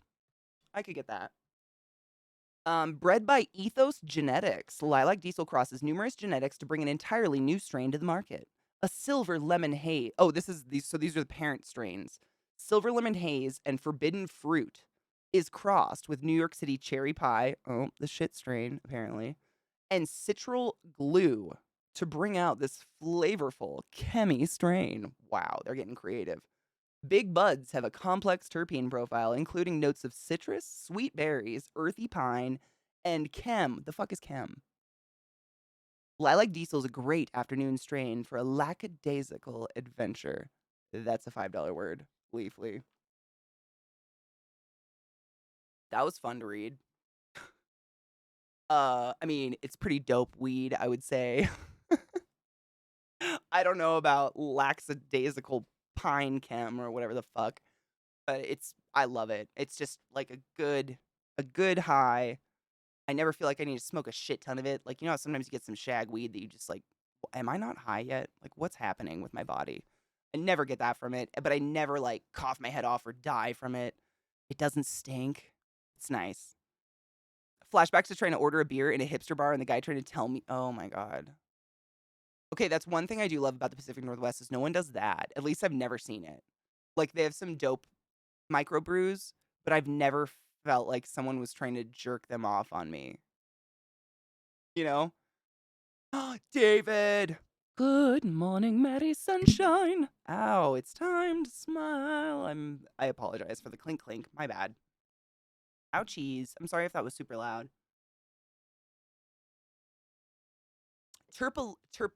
Terpenoline, goddamn, is fruity. Oh shit. Herbal floral terpene that is also found in apples, lilacs, and nutmegs. Yeah, I could totally see that. And I do tend to I like fruity strains. Like the other one I have that I was smoking earlier, the Cherry Hills, that's another one. But whereas this one, Lilac Diesel is a little bit more herby, like, you know, like lavender, herby, musty kind of. The Cherry Hills, that's the purple strain, is berry. I mean, it's so strongly like berry smell, like gummy bears or something, you know, like a candy smell almost. I am. I had therapy yesterday and it was good. It was good therapy.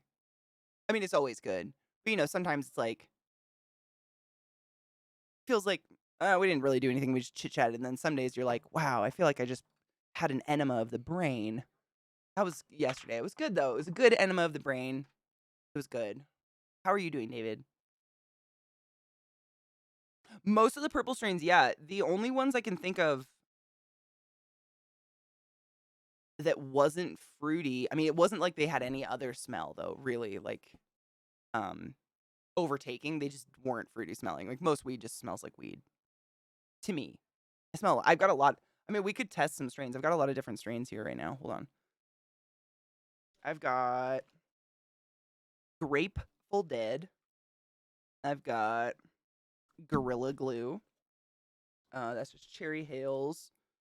I've got Woe See Woe, whatever the fuck that is, and Lilac Diesel. But I guarantee, like, they're all just different smells of weed to me. Like, sometimes you pick up that berry smell and it's really notable, but this is Lilac Diesel again. Musty old lavender, I guess, and herby. Smells like an herb cabinet. This is Gorilla Glue.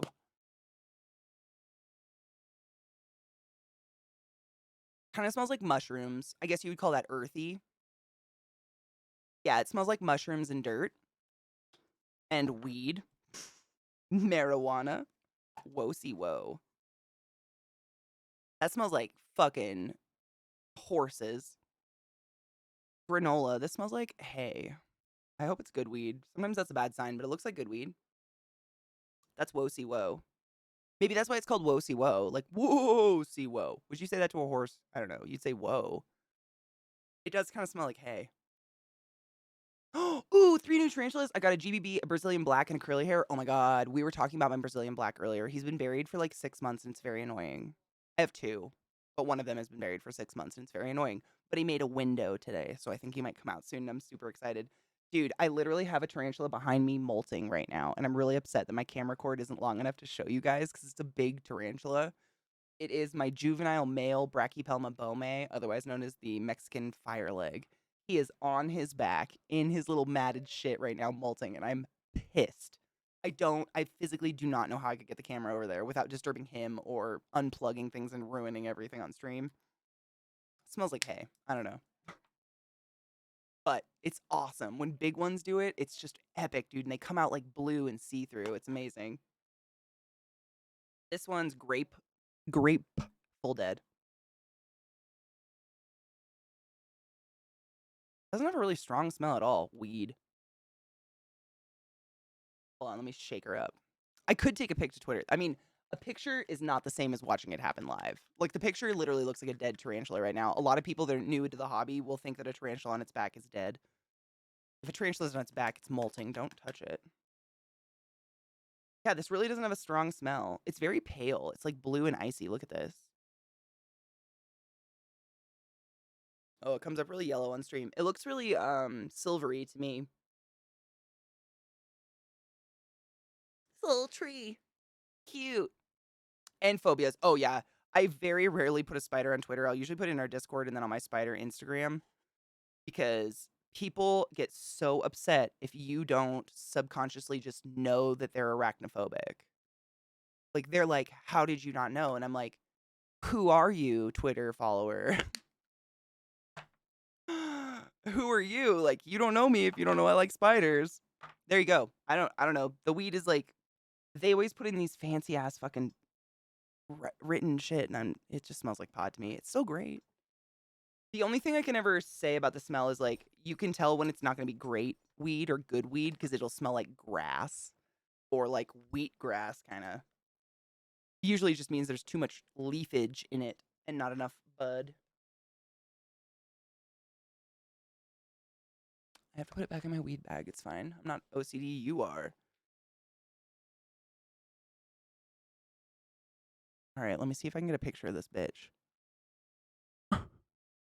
You guys will. It's cool. I mean, it is. I think it's really cool.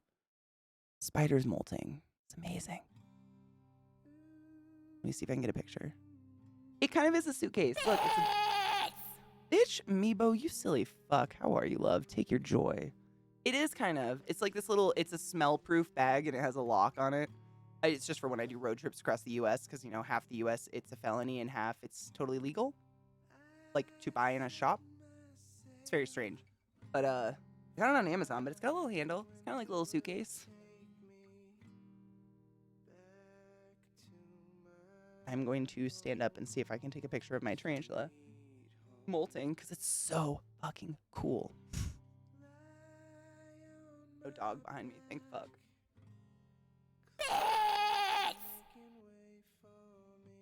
I see you, motherfucker.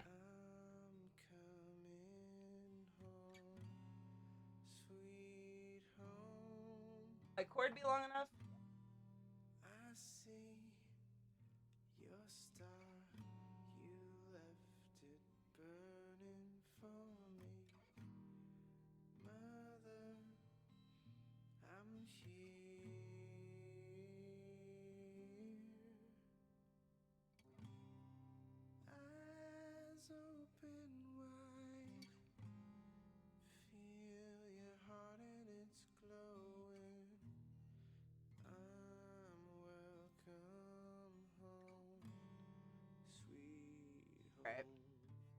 They're not great,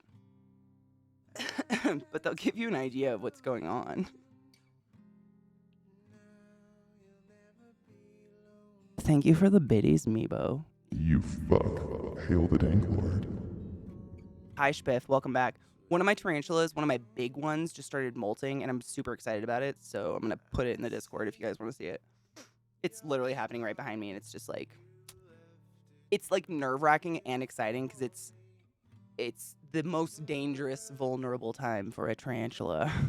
So it's like the one time they'll die outside of your control. And it sucks. But when they make it, you're like, yes! Look at your new skin, bud. You got this. All right, I'm putting it in spooters in the Discord if you guys like to see it. So you can, it's a pretty good shot. You can actually see the mat of his webbing under him and all the hairs on it. and he's on his back, and it looks like he's dying, and he's not.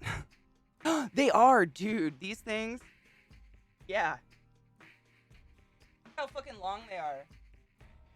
It's wild. I get them on Amazon. I literally just looked up extra long leg warmers because I'm a cold-blooded lizard human.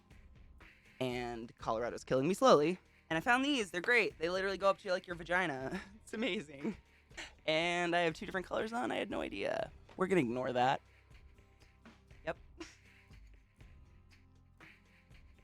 It's exciting and nerve-wracking. It's the weirdest combination. You're like stoked, but then at the same time you're like, but he could, like, it's just, they can die, they can get stuck. All sorts of things can happen, you know? Okay, we'll call it style. I styled this.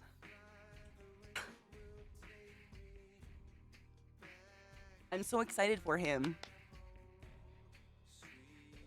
Intentional? Nah. They're just, I have like 4 pairs, and they're all kind of similar, like just dark shades of colors. And in the morning, and when it's dark and cold, I just like reach in a drawer, feel for the same texture, and pull them out.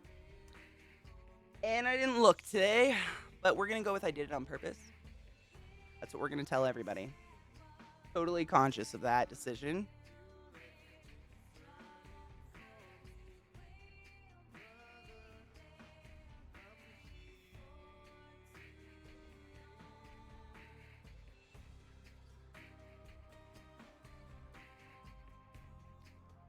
No, I'm a lizard.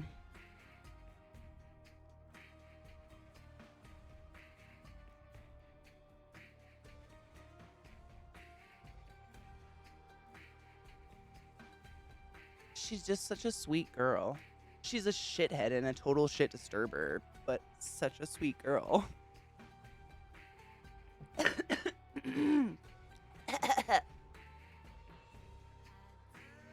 Dude, it's funny because when it gets warm out, they both sleep like that.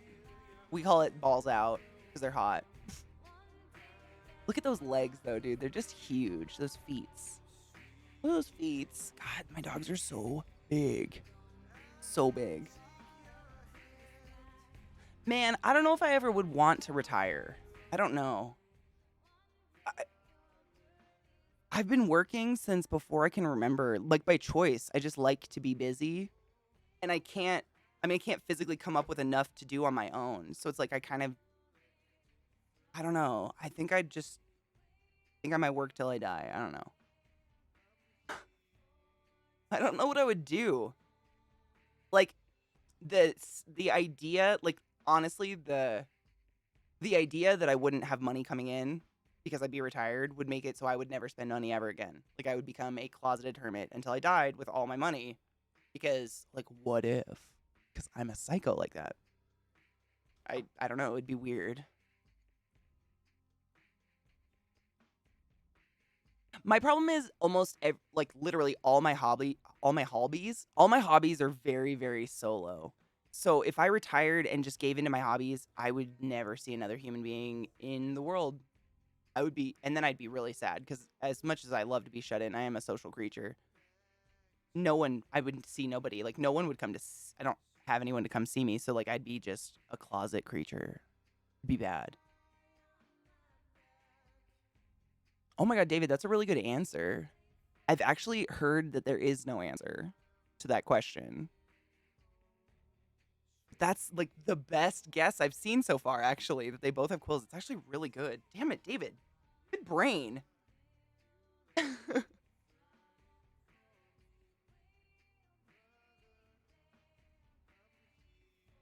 Yeah, Judy, I get that. I just have a horrible, like, what if mentality. I do it to this day. Like, I hate spending money. It's my least favorite thing in the whole world to do. Maybe. It's up there. I just hate it because I'm like, but what if something happens? And I'm just like, well, I could have afforded it if I didn't buy nail polish. Like, that's literally the conversation I have in my head. I know how dumb it sounds. Don't worry. Fully aware. But that's what happens.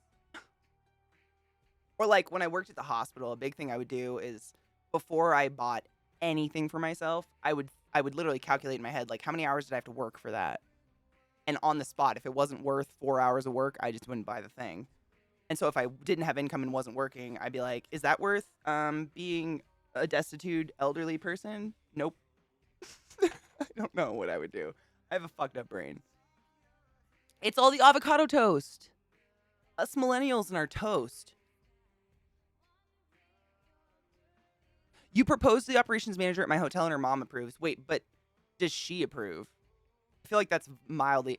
I'm Viata, shut up. I just took the cap off mine. Happy 421st Central, folks.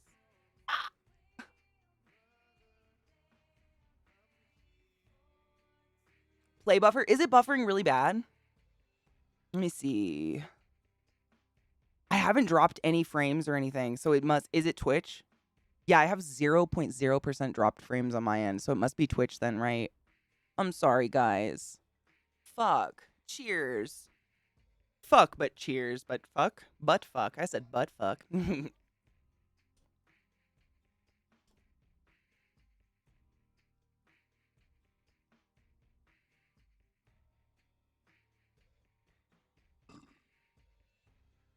Twitch is doing some shit. Some background shit.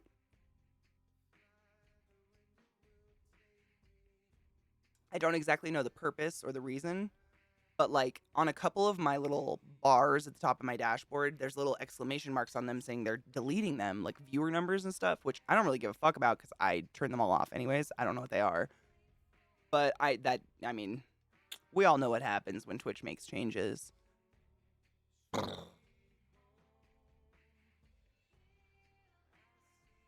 I've been playing Spiritfarer, which is another way of saying I've been crying daily for cartoon characters.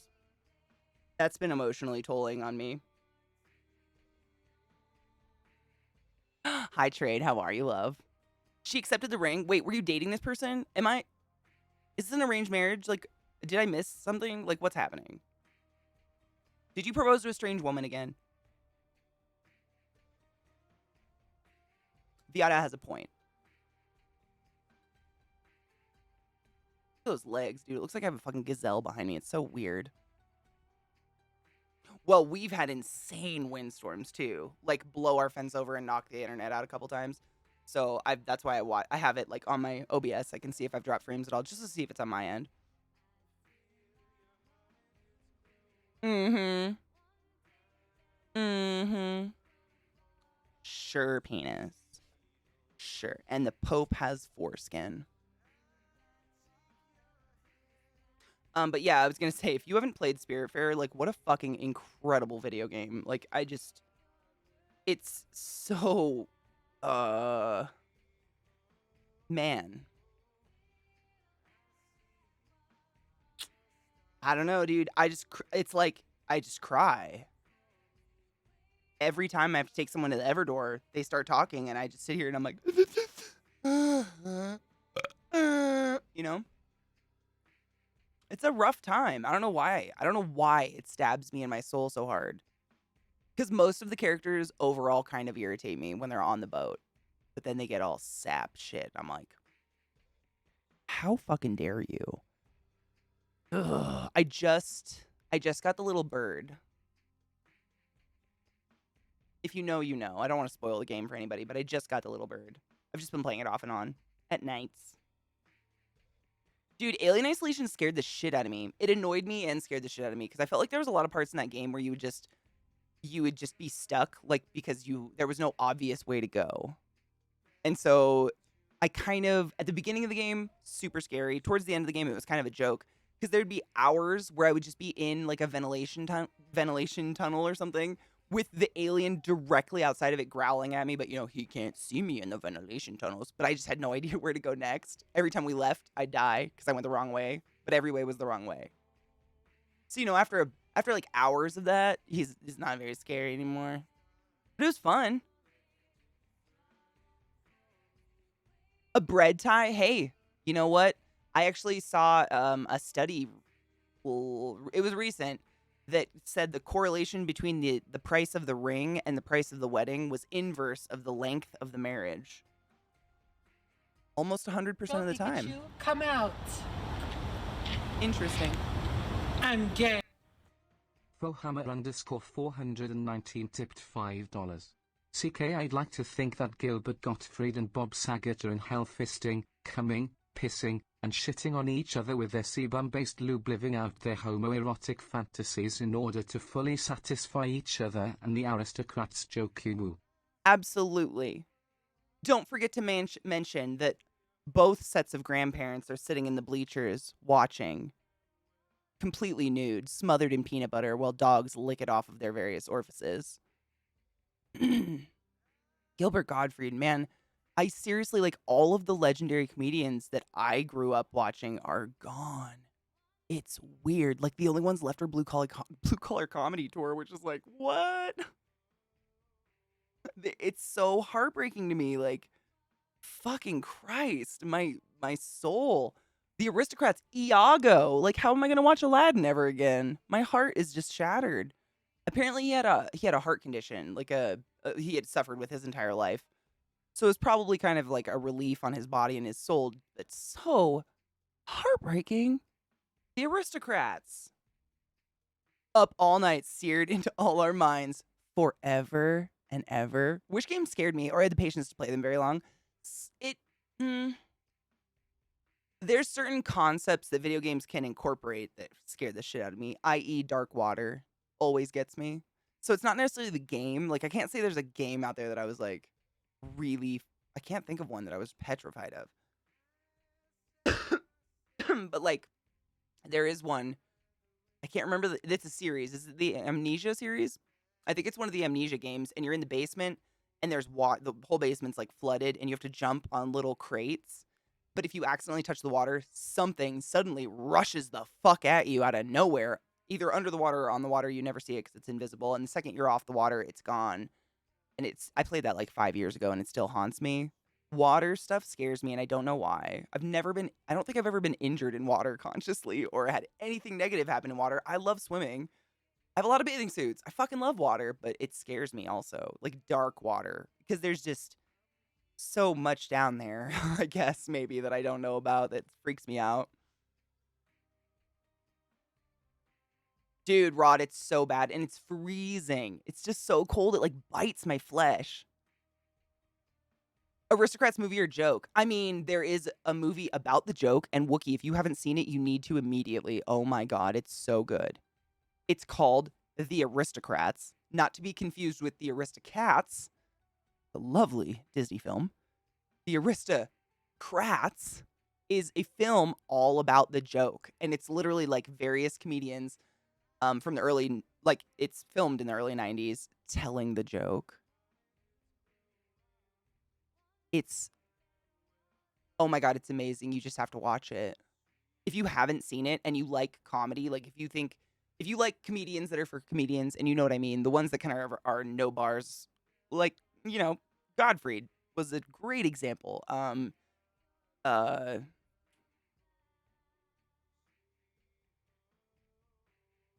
are names so hard for my brain on the spot? It'll come to me. The Dogma Priest. I'm embarrassed. It's my favorite comedian in the whole world, and my brain has just completely decided he doesn't exist. Help me. Help me. George Carlin. Jesus fucking dick farts. I had a picture of him in my locker for like 7 years at work. It's disgusting. I love George Carlin so much, but that's another one I grew up with that was just one of those, didn't really give a fuck who he offended, but he made me laugh so hard. Just these legends. It's hard to believe they're gone. It's weird. Ooh, which one's the history of the joke? Thalassophobia, kind of? It's real weird. It's really situational. It's like, I could never, if we were out in the middle of the ocean where it's like dark, cold water, and I needed to pee, and you were like, just jump off the boat and pee in the water. I could never, because something with a mouth big enough to swallow me might come out of nowhere and swallow me. Like, I would get in the water and have a panic attack and never be able to pee again, kind of thing. Even though I consciously know the likelihood of that is very slim.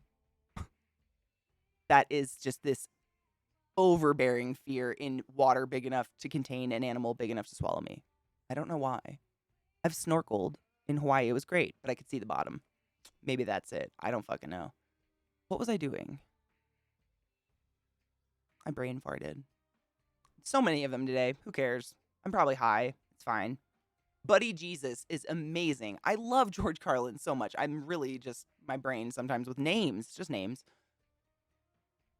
Spacing on Carlin's name, it should be shit piss, shit piss cunt. Wait, no, hold on. I'm too high for this.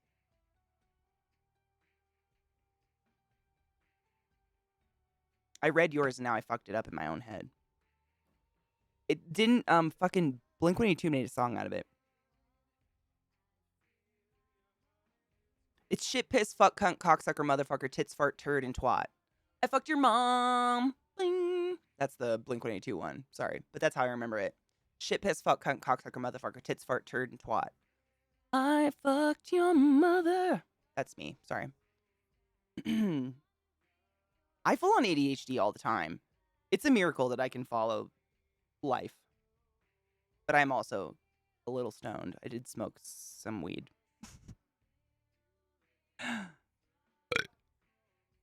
I want the gigantic creature to exist. I just want to know where it is. I have no fear of one that I know is there. Like whales, like real whales, don't scare me. What scares me is that every year, science is like, look at this new creepy fucking thing we found in the deep water, and it's always getting weirder.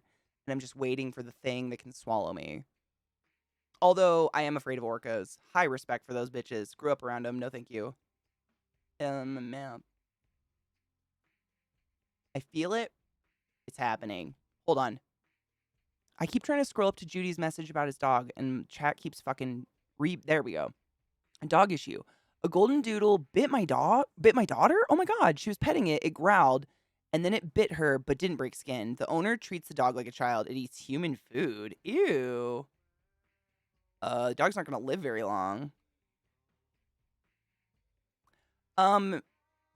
So even as an owner of a dog, I would never leave my dog alone with a child if it even feigned biting anyone, let alone that exact child. As the owner of the dog, I would say, I'm sorry, my dog probably shouldn't be around your child or any children right now. That's insanely dangerous behavior. Because that shit can go, I mean, a dog is more likely to kill you than, I mean, they can, you know what I'm saying? Like, I'm not saying it's going to kill your daughter, but in the grandest case of the world, why would anybody want to take a chance of it harming your daughter or making your daughter afraid of dogs? No, the owner should be taking responsibility for their dog and the fact that it had that's an aggressive behavior. Just period, end of story. They should watch Caesar Milan. I would be appalled if my dog even growled at a person.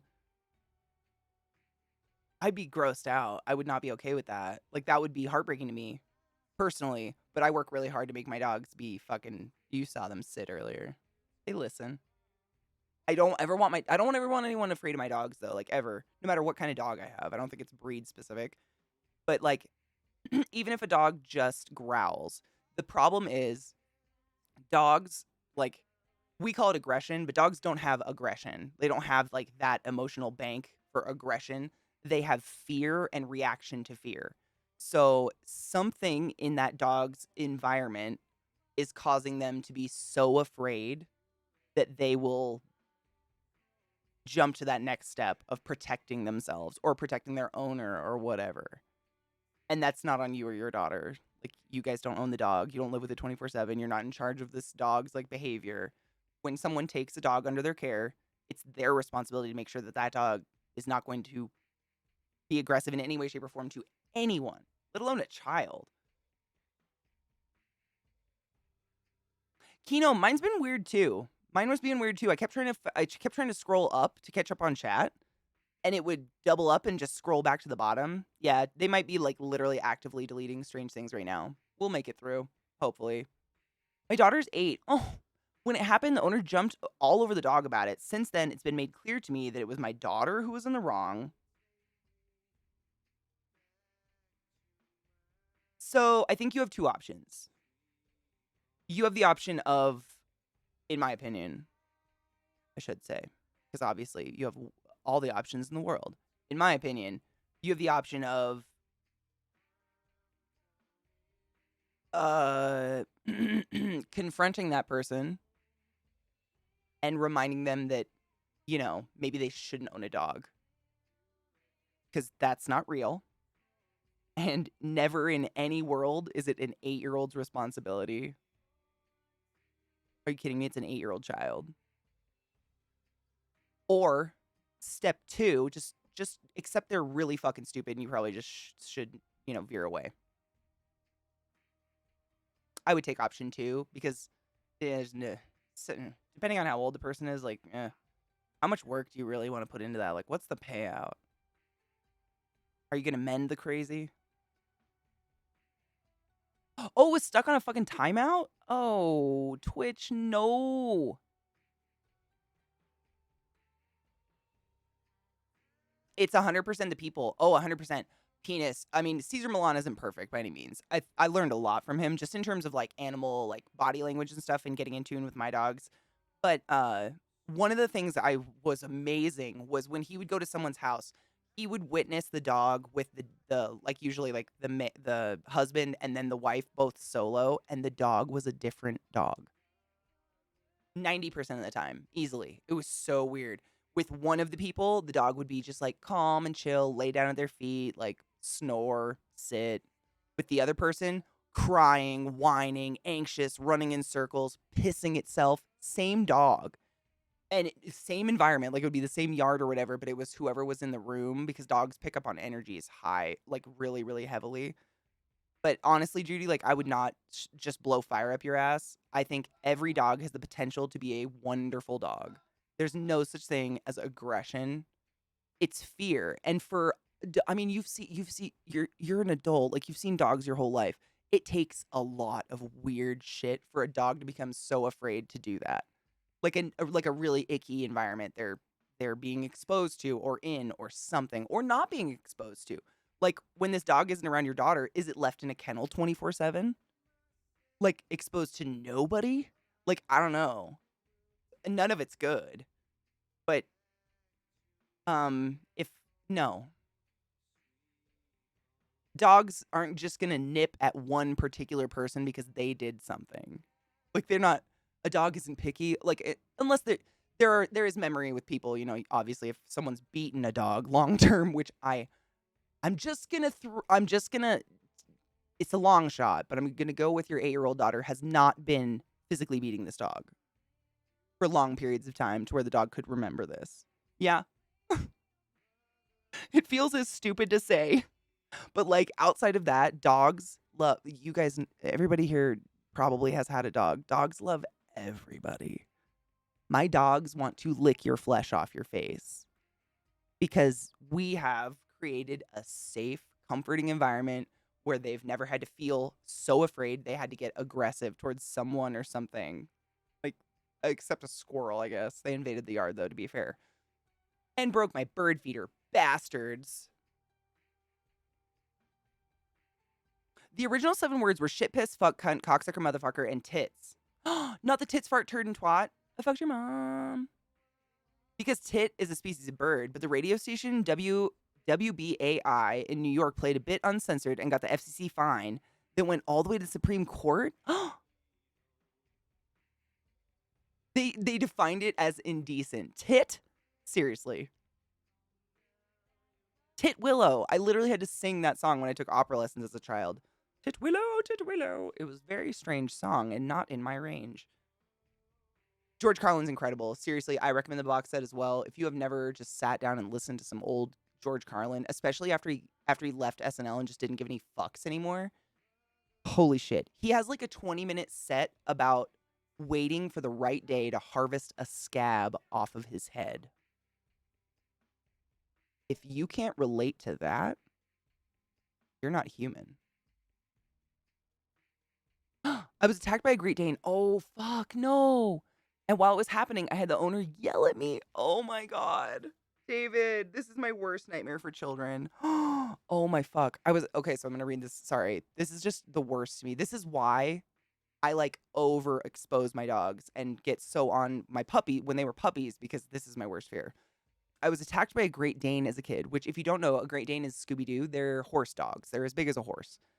David was attacked by one as a child, and while it was happening, I had the owner yell at me, quote, "It's only a pup, he's just playing," end quote. The dog was the size of a goddamn horse. They really are, though, David. Same brains. I didn't care what its intentions were. That is so fucking terrifying. I am so sorry anything like that happened to you. This is why I don't think someone who raises a dog to think that behavior is okay should be able to. You shouldn't own a dog. I'm so sorry that happened to you. Did that like change your opinion of dogs at all? Fuck, that's horrifying. My Chihuahua has a trigger spot on her. She absolutely does not like to be touched in that area. On her sides, right where her legs and abdomen meet. Oh, my dogs love that spot. She snapped at me sometimes, but she's never aggressive and will always just try to escape the area. Lil has a trigger spot, but she doesn't get aggressive, and it's only if Trick. It's like her back feet. If Trick like flops on the couch with her and sits on her back feet, she'll sit up and grumble. Like that's it. She just and then she'll like pull her foot out from under him. I've noticed it before, and we've watched it. I play with her back feet a lot because I'm like, that better not turn into anything weird. Because I've always had kind of dopey, nice dogs, golden retrievers, labs, pug. I just can't imagine. Like I've been on the other end, where you're at an off leash dog park, and all the dogs are very friendly and off leash, and then one person comes in with their off leash dog of some variety. It doesn't even matter what the breed was. And can you guys? He's new. He's not very good at this. Can you guys keep your dogs? And you're like,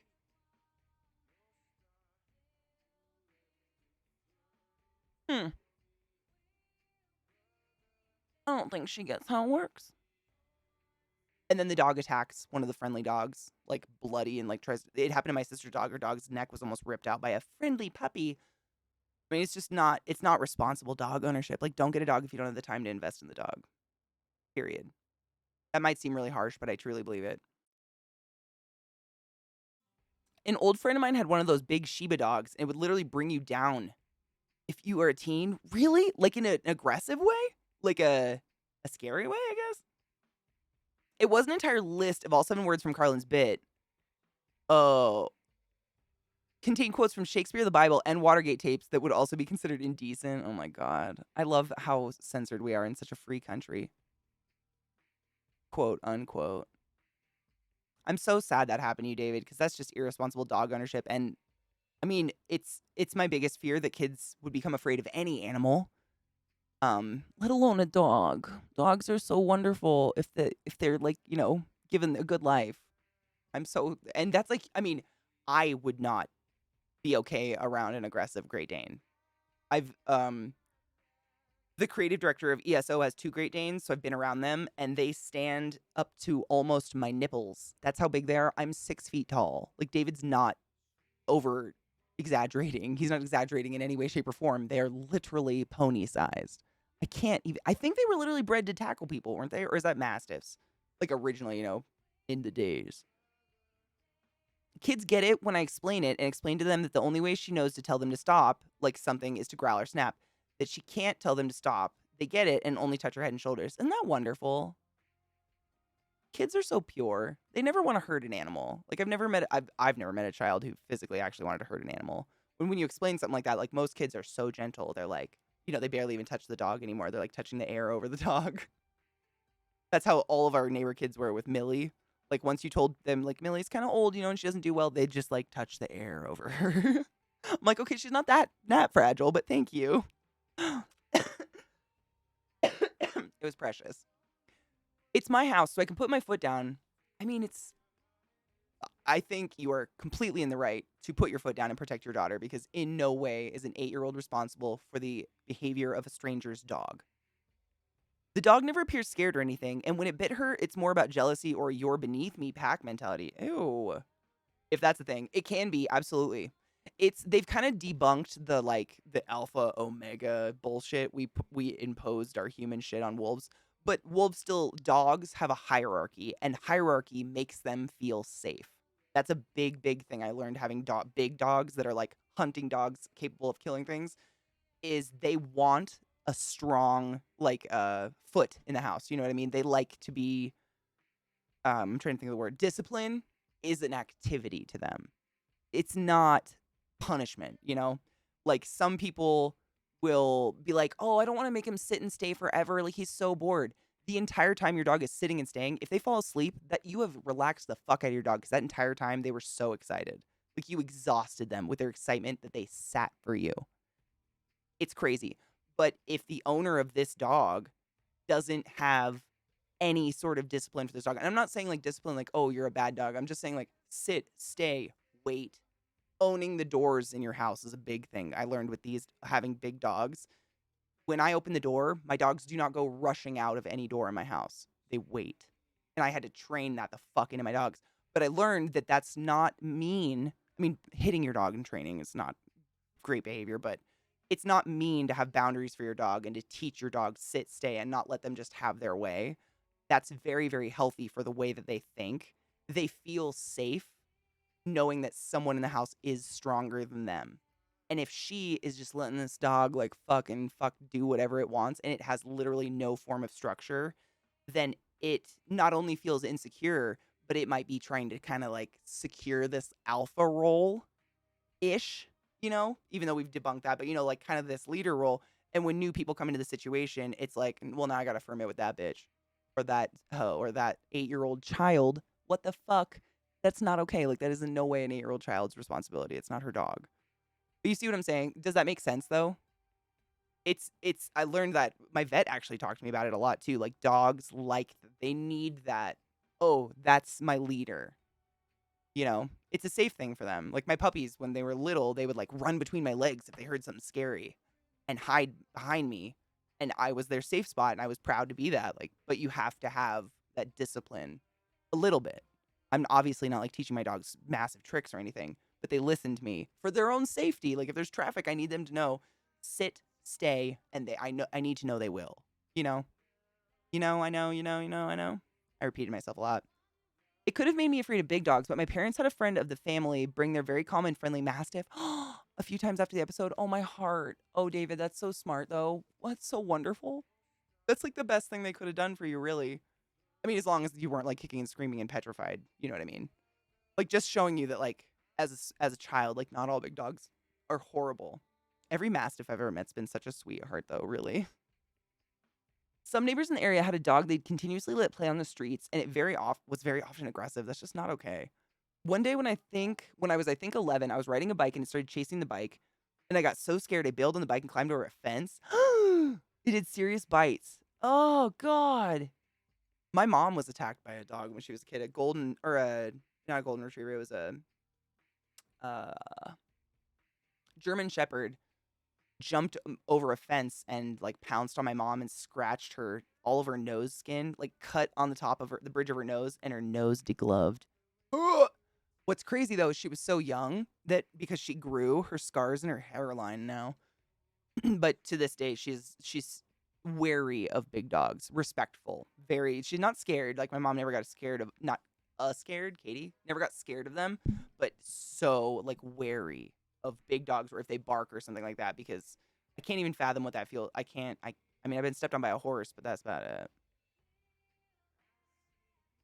Dude, Spiff, and I was with Millie, like I was so about that because kids like they're so receptive to that stuff.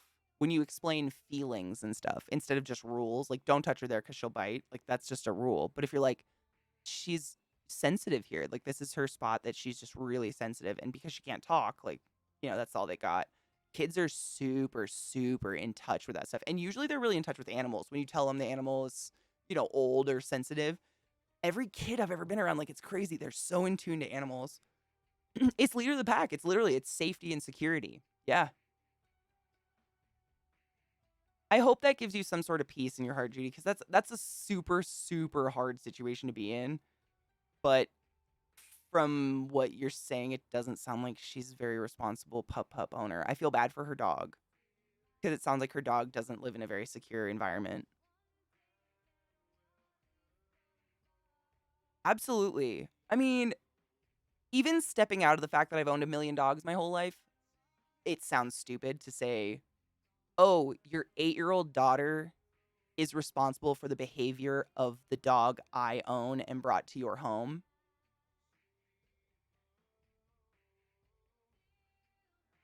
Sounds real dumb. I'm glad we could be here for you. I would be honest either way. Seriously, I would not bullshit you. It seems to me like a very insecure dog who doesn't have, like, another thing dogs really like that this dog probably doesn't have is a pattern. What's the word? A schedule, I guess is the word I'm looking for. Pattern, schedule. Maybe there's another one. Those don't seem right. But they like that. Like, they like to get up at the same time every day, go outside at the same time every day, have walk. Like, you guys see my dogs. They know when we end our streams. Like, they're aware. They know the times, everything. Routine. Thank you so much, Kino. Routine is the word. Dogs embrace routine. Like, wolves in the wild have routine that's just built into the way they move the pack and stuff like that. And dogs thrive off that. That's another form of security for dogs. Shit like that. I mean, it's little things, but it's very important to having a dog that's just going to be a happy dog and not feel like an anxious mess that might be aggressive, or what's deemed aggressive, which is never good. And you don't, I mean, at the end of the day, my biggest thing is, because this woman seems kind of like a bee. I don't want your daughter afraid of dogs. Like, that's not fair to your daughter. She did nothing wrong. Kids should be able to pet a dog. I mean, a child could ride my dogs and they'd be chill with it. And I like it that way, and I want it to stay that way. They feel like they're spoiling the dog. That's so sad. And that's a huge thing. My vet has talked to me about that so much. The number one thing she has to like grind into the brains of her patients' owners is stop humanizing your animals. Stop fucking doing that. Stop saying like, I like it, so they must like it. Stop it. Not the same. Like, that's a huge, but it's across the board. It's all animals. People are like, well, I like treats, so shouldn't they have a treat? Or when I have a treat after dinner, he just stares and sits and stares at me, so he needs a treat after dinner, right, too? Like, they are not people. Like, animals are not people. Come on. That's the worst. And that's what leads to a lot of this is, I like to have free reign in my day, so I wouldn't my dog. I'll just let them do whatever the fuck they want. Shit on the carpet, piss all over, bite me, whatever. They must like it if I like it, and that's I am not a dog and they are not a people. And the fact that we have to say that is weird. But sometimes I think people like want animals to be like people or something. If that makes sense. Like they want to see it. Like they want to see more of a connection than there really is. Like we are extremely connected with dogs. Like they've done studies on dogs and wolves and how we like evolved. They evolved with us. Do you need more? It doesn't mean dogs can't love or dogs don't like emote and feel for you and care about you as their owner, but like they ain't people. And so you start putting people shit on them, you start feeding them human food, which is terrible for them and will make them beg for more food, like all sorts of behaviors that in the end is going to make your dog live a very short life, which is so sad. Like, why would you? I mean, I know you guys wouldn't, but when I think of it, I mean, even with Millie, like, she didn't get no last cheeseburgers. To her last day, she had the healthiest fucking food she could possibly get down.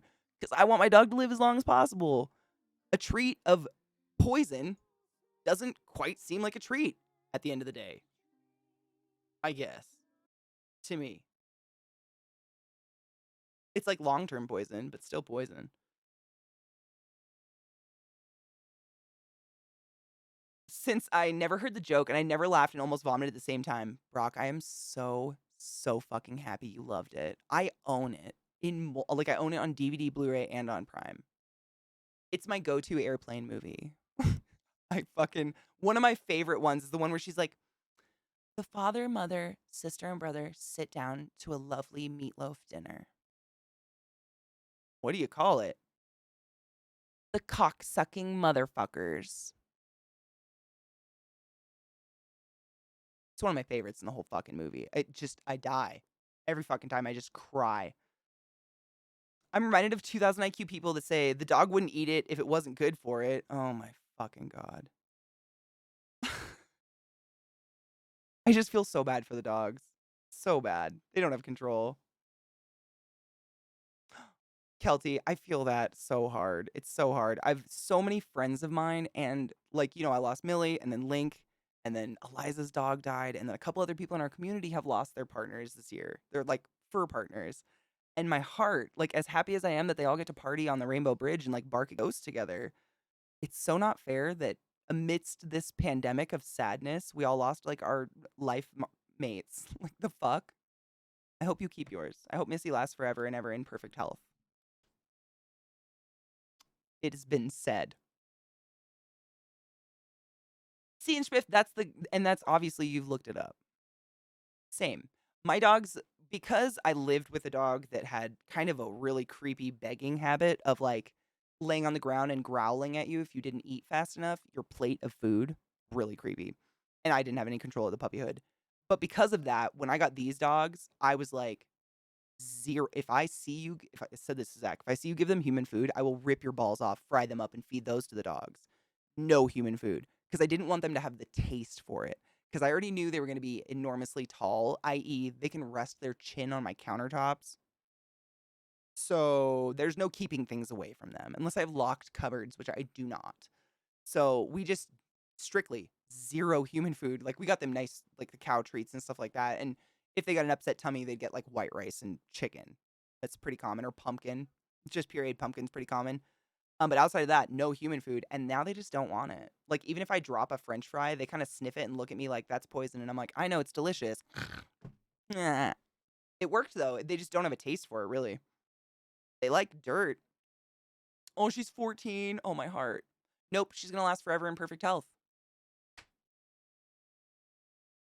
I have magical black magic powers, and I say it's so. Perfect health forever. That's what I wish for every single person ever with their life mates, to be honest. My sister-in-law's dogs are the worst behaved dogs. They once bit a 12-year-old kid in the balls. What the fuck? Ah! I don't want to laugh. That's so bad. Oh, what the fuck, tits? Oh, and they got stitches.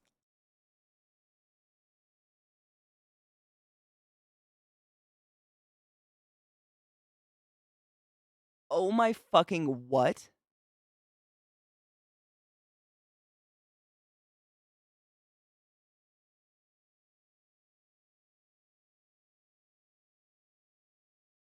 I'm trying to think. There's a comedian who has a really, really good joke about this, and I can see his face, and I'm spacing on his name right now, but he has a very good thing. He says, "I love my animals more than anything, and I will protect my dog. But if my dog hurt my child, I'd rip its throat out." I don't have children, but I can't fathom what like level of fury would rage through my body if a dog ripped my child's balls open. If anything ripped my child's balls open. If it was a tree, I'd burn it down. I don't even know. Like, what the fuck? That one's a real ball buster.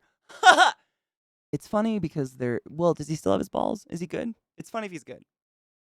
Everest will be 7 on 420. My baby's getting up there. Oh my god. 420 is such a good birthday, though. My cats are the same. They won't even eat cat-safe people food. Like when I make myself tuna and salmon and offer them some, they will, however, lick my plate after I'm done eating. That's pretty much these guys too. Like I've even tried peanut butter. They're uninterested. We tried Kongs with peanut butter once they were like a year old. They don't want it. They like, boiled chicken breast or something they're cool with. But if it has any human spices or anything, nothing. They just won't touch it. And it's kind of nice because I'm not scared. Like I'm still very cautious, but if I'm cutting up onions and a slice falls on the ground, I'm not immediately petrified my dog's going to slurp it up before I get it or something.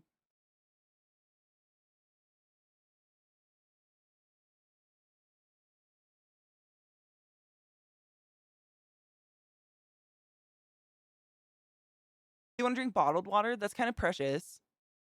Yeah, like I mean, even, oh God. I don't know how you get an aggressive dog. I know theoretically how you get an aggressive dog, as we've talked about, like maintaining a not safe environment, no schedule, probably locking your dog in a kennel all day. I don't fucking know. I know theoretically how you do it, but how do you like consciously do it? My heart bleeds for those dogs because it's just not fair. They didn't have a fucking chance, you know? It's just mean.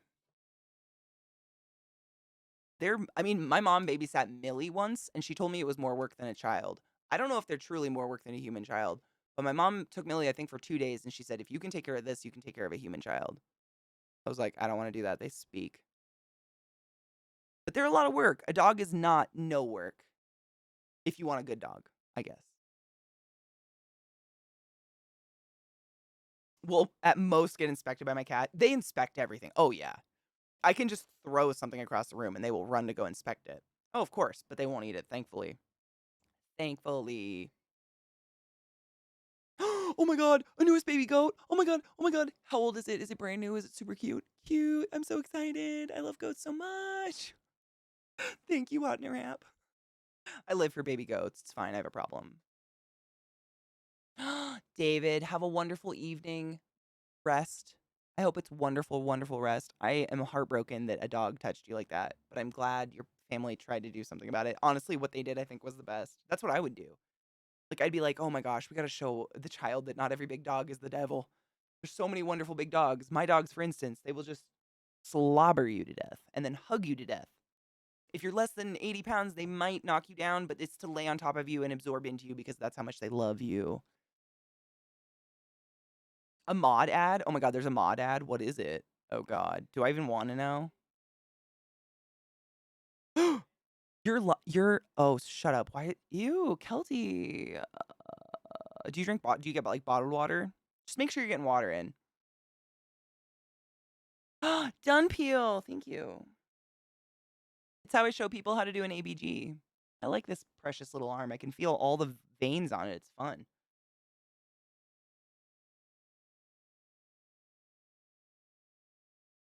It's because they're not well socialized with strangers since we didn't have a lot of people over at the house when the older dog was still young. So he's aggressive with strangers to protect us from the invaders. Oh, bud. And his daughter picked it up from him, but she treats it like a game. Precious hearts. They're so innocent, though.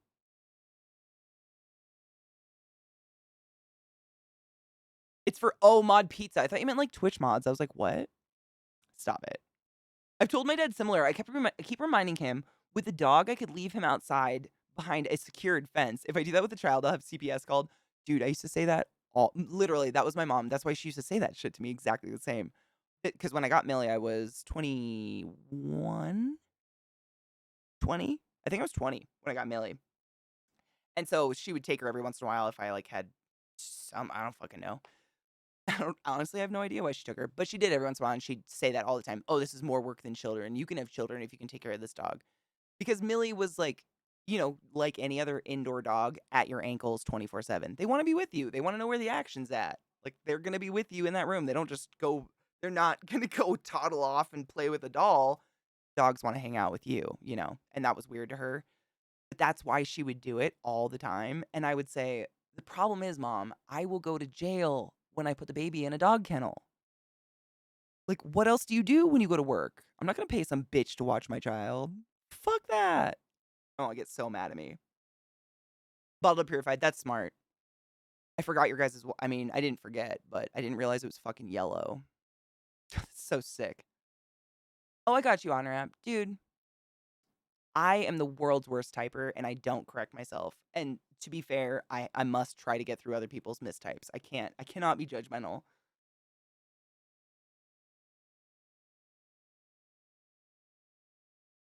Nah, dude, you can't with a kid. I mean, you could, but the nightmares.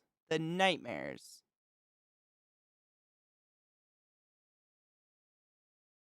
Every time you talk about Millie Katie, it's all about that pug life with all the bling. I know. I'm honestly, it's almost like a test when I say her name for me every day because I never know like how far I've emotionally gone if I'm still gonna cry. I still miss her and I still cry all the time, but it used to be like the mention of her name and I'd just be like, "Ah!" It's a terrible time. I'm getting paid in less than 8 hours. The anxiety's real. Is it anxiety or is it anticipation?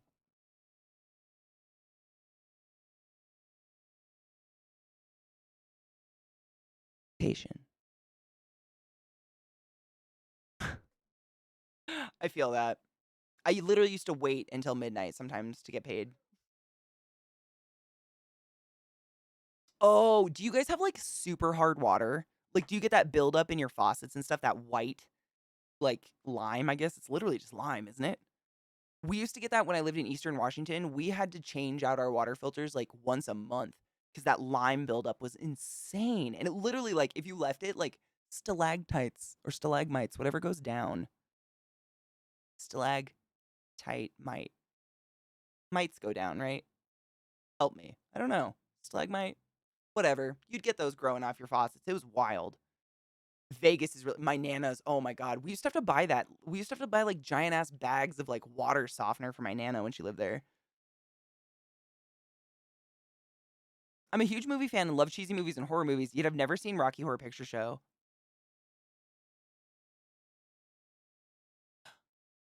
Funny and horror? I don't know. Those are stretches for me. For me, Rocky Horror Picture Show is mostly about the music. I fucking love it. It's really good. The music of that play/movie is phenomenal. Yeah, I'm kind of flabbergasted you haven't seen it. Like, on accident? I've, like, accidentally stumbled into the live show. Like, how does one manage to make it through life without seeing it?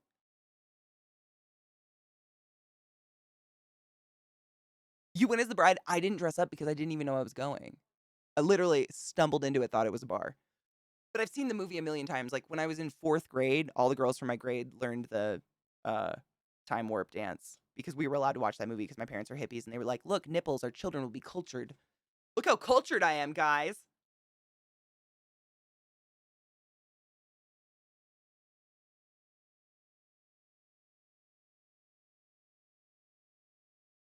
Having a great time. It is a really good movie, though. Oh my God, did you do the heels? Please say yes. Killer Clowns from Outer Space, I also saw in 4th grade. I had a friend whose parents were kind of like old school musician hippies, and they had all these like really weird, obscure old movies, and they let us watch all of them. And you lost? I think that's kind of awesome, though. You don't like the time warp? Okay. See, it's highly possible it's because you've never you heard it too many times and have never seen it with the movie. You know what I mean? It's like when parents hear, "'Cause we don't talk about Bruno," but they have never seen Encanto, like, they are gonna fucking hate the Bruno song. But if you, like, the first time you heard it was with Encanto, then you'd be like, "Oh my God, it's the outcast gay brother everyone hates." Heartwarming. But, you know, I love it. I'm trying to think, like, I can't even pick, like, a favorite scene or anything. Maybe when the elevator comes down and the stomping heel. I don't know. Ottenrop, I'm very excited. I fucking love goats. Oh, no shit? 220 hours in a month? As someone who despises spending money on themselves, I don't often say this. However, I firmly believe you should treat yourself. Because Jesus Christ. Fucking fuck. No, you're totally cool. Ottenrop, everybody's having, like, Twitch chat issues today. It's not just you, so you're cool. It's not me, thank fuck, but also, like, I can't do anything about it if it's not me. We're just at Twitch's mercy today, but a couple people have been having problems, so no worries. No worries, I got you. I went to alternative 7th through 12th grade school. Every school dance, they played Sweet Transvestite while a random male student took the role of the object of everyone's desire. That's beautiful. I went to a high school where I don't think I would have been welcome if I would have told anyone about that movie. But I'm glad I saw it in 4th grade because I love it. It's great. And as an adult, I definitely went to the live shows. They're amazing. But the first time I went was on accident. My faithful handyman. I could go on. I think I could probably recite the entire movie from the beginning to end with fucking up some of the dialogue in between songs, but it's one of those. Musicals are crack for me, though. I mean, that's why I love Nightmare Before Christmas, all of those. A movie with, like, just shit dope music the whole time, like, yes, thank you. Thank you. Spiffy, I don't see a problem. I'd sing it if I wasn't going to get in trouble for DMCA. DMCA? Yeah, DMCA. Sounded like I was saying YMCA in my head. It's DMCA. DMCA, we're all gonna get shut the fuck down. Killer Clowns from Outer Space was a money laundering scheme by the Russian mafia, so they didn't give a fuck what got filmed so long as there was a film. I mean, What a masterpiece came out of that criminal activity, though. I hate clowns. I am terminally feared. I am afeared. I am very afraid of clowns. Like, really, really afraid. Like, icky afraid. However, Killer Clowns from Outer Space is fantastic. It doesn't freak me out. I don't know what it is.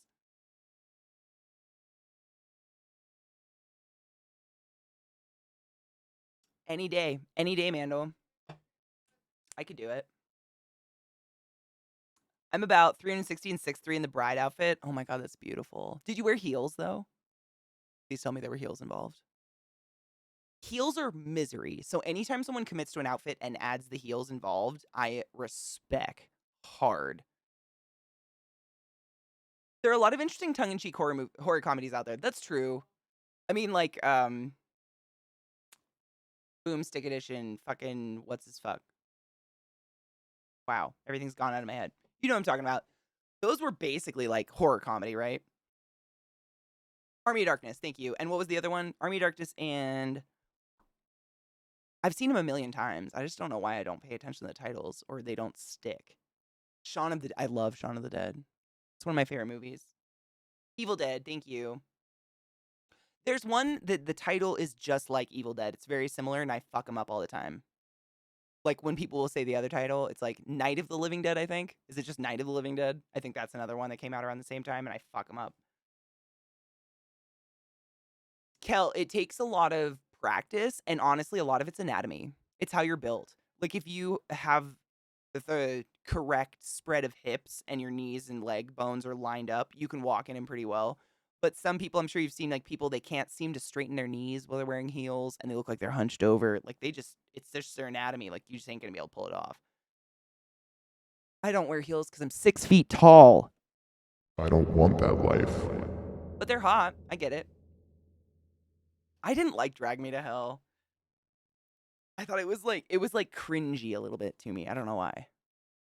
1968 and created both the modern concept of zombies and is the reason the MPAA exists. No shit, I didn't know that. I met that guy on accident one time because I was friends with his kid. That was a weird day.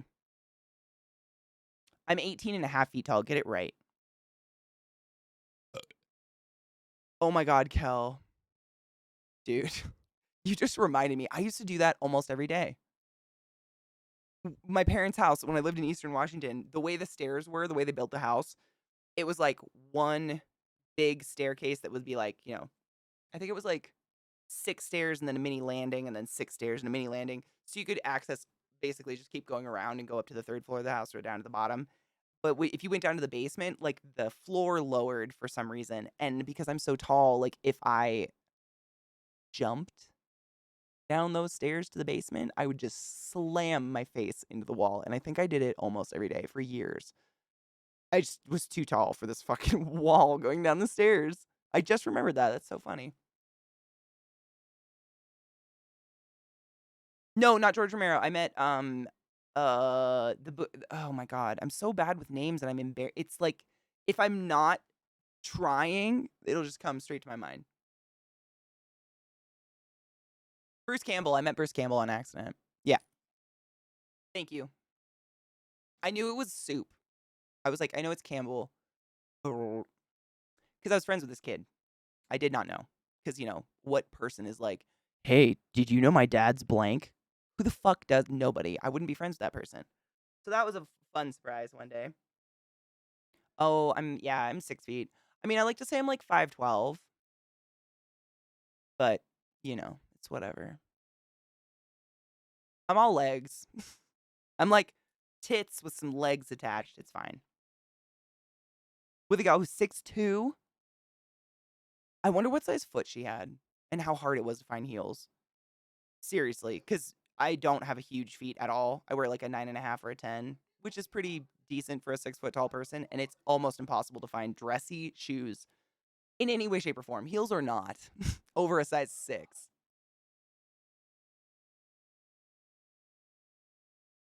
It snowed. Oh, my mom told me. I called my mom yesterday. She got snow all the way up in fucking Burlington, Mount Vernon area, all over. She said everything was white outside. It was crazy. The Hays Code was a self-censorship of the studios to avoid government censorship. But Night of the Living Dead was an independent film, so just showed whatever they wanted to show. So it had a lot of gore and blood that shocked audiences. Oh, my pussiness. Shocked audiences expecting the standard cheesy horror common in the 1960s, like teenagers chased by rubber suit monsters. Cry me a river. Most vagina-born people see more horror after they cross that puberty threshold than any horror movie could show us in a million years. So, is it just like a bunch of crying dicks? Blood.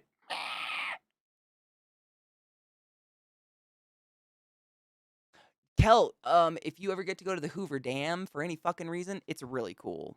If you ever get to go. I had to hunch the entire time because apparently the average height of people back then was 5'6". Like the average height of a full-grown man was 5'6". So all the tunnels are only like 5'8". I literally had to walk through the tunnels like this. It was a fun time.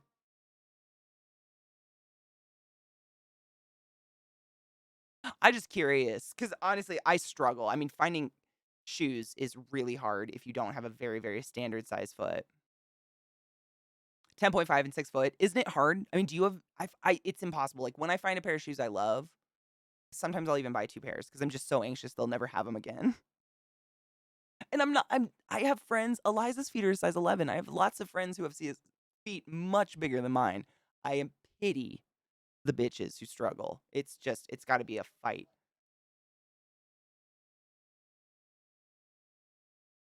The MPAA was formed to rate all films from that point forward. G for general audiences, PG for parental guidance, and R for restricted. And we all know how bullshit all that is. I watched a whole documentary on it. I need to be less wide and more tall. Why? Who said so? Who says? Let me at him. Let me at him. I'll show him what's up. I got tiny, sharp fists and knuckles. I've been told, allegedly, in my opinion. PG-13 came out because of Indiana Jones and the Temple of Doom and Gremlins being too violent and scary for PG, but not strong enough for an R rating. So they made a new rating of PG-13. I didn't realize it was so recent. That's kind of interesting. I don't pay attention to ratings, and my parents never did either. They knew they were bullshit from day one, but my parents are hippies. 13, 14, is it the same struggle? It's such bullshit. There can't, I mean, they have to know. Like, there's a reason the racks only have a 5 and a 6 left all the time. Because there are none. Like, stop it. Maybe supply the rest. I don't know. Weird. Vagina-born people only. I mean, the ones born with a vagina. Assigned female at birth, I should say. Assigned female at birth.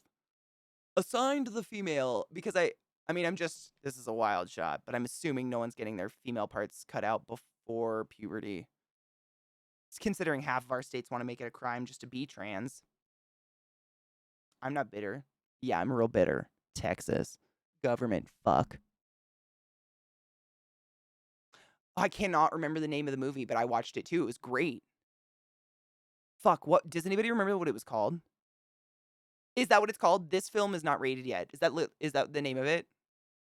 I saw it ages ago, but it was really well done and fucking enlightening. It also talks about all the award ceremonies and how they're just rigged. Gremlins 1 and 2 are pretty gross movies. I mean, they're gross, but it's pretty fantastical grossness, I guess. You know. Like weird, slimy egg. It's nothing more than Jurassic Park and the weird, slimy eggs birthing. In my opinion. I thought those were gross. Like, when he, like, cracks open the egg and the little dinosaur's like, I was like, ew, placenta. Even as a child, I knew that was gross. The fuck? I'm very bitter with Texas. I feel bad for all the Texans. Because it's just not fair. I know so many wonderful people in Texas that are like, oh, so that happened overnight. Nice. Kentucky Fried Movie? Which one's that one? I don't wear a size 11. Eliza does. I was just saying, like, I have a ridiculously hard time finding, like, fashionable shoes in my size. And I'm not the biggest shoe by far. Like, honestly, for a 6-foot person, I probably have small feet for a 6-foot woman. I'm sorry, Temp. I have so many friends there. I have a sister there, so many community members, and it's just like, I'm so sorry. I don't know what to do. It's just gross. Gremlins is totally a Christmas movie. I honestly, every time I try to watch Gremlins outside of Christmas, I turn it off because it's too Christmassy. Like, I think that's a pretty big sign. You know what's funny? Oh, I don't remember who said it. I was watching some interview of some fucking famous person on one of those late night shows recently. and they asked, "Is Die Hard a Christmas movie?" And the person responded, "No, because Christmas movies should be movies you can watch with the whole family." What a dumb response. Like, what about, the other half of the world that doesn't have small children in the house? Do I have to, like, stay PG forever? The fuck? It was weird.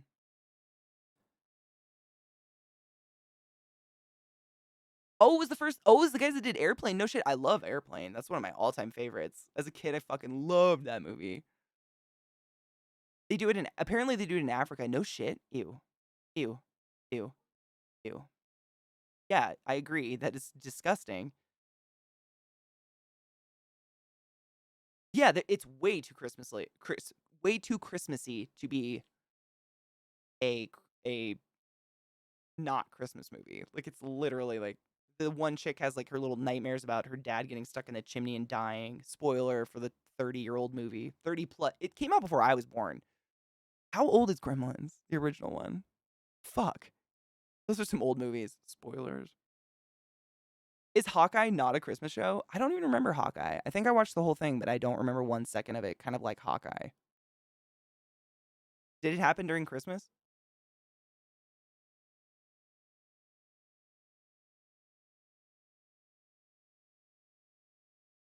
What do you mean? 84, yeah, I was born in 88, so they're older than me, man. I can't spoil that shit. That ain't happening. It did? Wow. I feel bad for Hawkeye. Such a strange creature to be in the Avengers. I mean, would you want to be in a team where literally everyone is more special and unique than you are? It's kind of sad. Also, has anyone watched Moon Knight?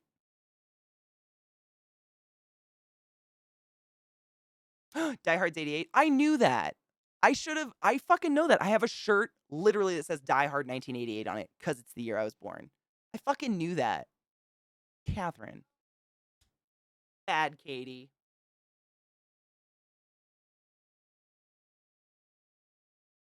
Done Peel. Go whole assed or no assed at all. There ain't no half asses here. Fuck that shit. You should watch it. I really like it so far. I just wanted to know your guys' opinion on the main character. Like, I think I'm just getting really bored of like the meek nerd trope. Because I don't know any meek nerds at all. Most of the nerds I know have anger problems, to be honest with you, and lift weights at this point in their life. Like the meek, like, I don't know.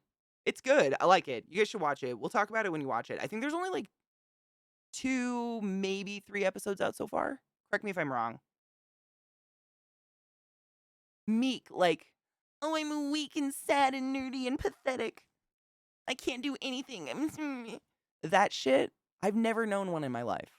And I grew up with nerds, went to school with engineering people. They listen to metal and like are furious people. Never in my life have I seen a meek nerd. And it's like, it's very perpetuated in the superhero universe. Like even Captain America, he's like sad and, sad and thin and small. And then he gets drugged up and now he's happy and big and bulky and it's just like, why do they always have to be so pathetic? And I guess what I'm getting to is, in my opinion, Moon Knight is really fucking pathetic. Like, annoyingly so, to the point where I wanted to punch my TV at one point. But I don't know if it's going somewhere. I didn't read the comics for Moon Knight. I am not familiar with the storyline in any way, shape, or form. I just wanted your guys' opinion. Spiffy, how are you feeling? I'm proud of you, but I hope you're feeling good. How? Dude, Kelty, did I ever tell you what I had a little girl say to me in the hospital? I don't remember how this happened, but I had a patient who was a tiny, tiny child, and I went in to check on her, and she goes, "Are you old?" And I was like, "I don't think so. Why? Do I look old?" Trying to be like friendly. I'm her respiratory therapist in the hospital. And she's like, "I know you're old because my mom told me you were born in the 1900s. And your nose ring's on the side instead of the middle, which means you're old." Kids are so wonderfully honest, aren't they? The 1900s. You kidding me? Go fuck yourself. I'm younger than your dad's sperm sack. Children. So honest.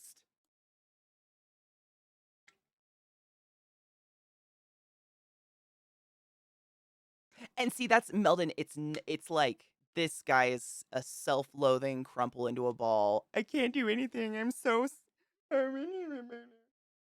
nothing. Like nothing. Which is I want some redeeming character qualities. I guess I'm just looking for him. I hope they happen. Like maybe he has like a button he goes off. I don't know. We're only 2 episodes in. No spoilers. It's good. In no way is anything I'm bitching about strong enough to ruin the show. The show's really good so far. And if you like Egyptian mythology and like that kind of shit, this is your wet dream. Watch it. Hello, Robin. How are you, love? Oh, yeah, it's great. You want to know what Scott's daughter told me the first time I ever met her? I think she was like 7 or 8 years old at the time. It's a couple years ago. And I went over to their house for the first time. And it was summer in Denver. So it's like 120 degrees. So I had shorts on and a tank top. And she goes, I know you're old because your thighs are fat and really big. Why does it always equate with old? And why me? Children. I love them. Sure do enjoy the little fucks. Oh my god, we missed 420. My 420. It's 426. Cheers. It really is 426. My 426. I can't believe. I'm not old, no, but to an 8-year-old, 34 is pretty fucking old. Like, that's retirement age to an 8-year-old. They have no concept of time. I love children, honestly, for their purity. Because neither of those children in any way, shape, or form meant malintent towards me. It was just pure, like, adults have big thighs. So that must mean she's an adult, which is old to me because I'm a fetus. Like, placenta smell is on my scalp still. You know what I'm saying? I get it. I appreciate it. I'd rather someone be honest than, like, you know, you have really thin thighs. I just know you're being a lying sack of shit. Like, I've lived with my thighs my whole life. Shut the fuck up. Come here, little girl. Tell me about my big thighs again. Cheers.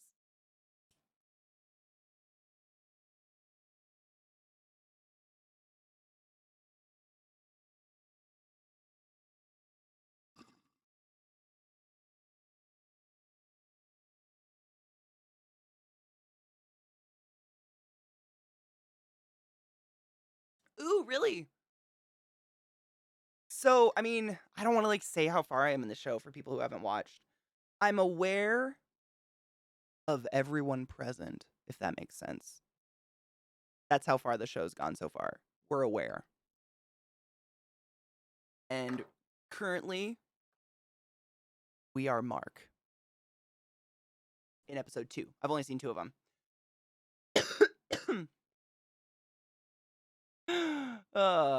On the DID. What's DID?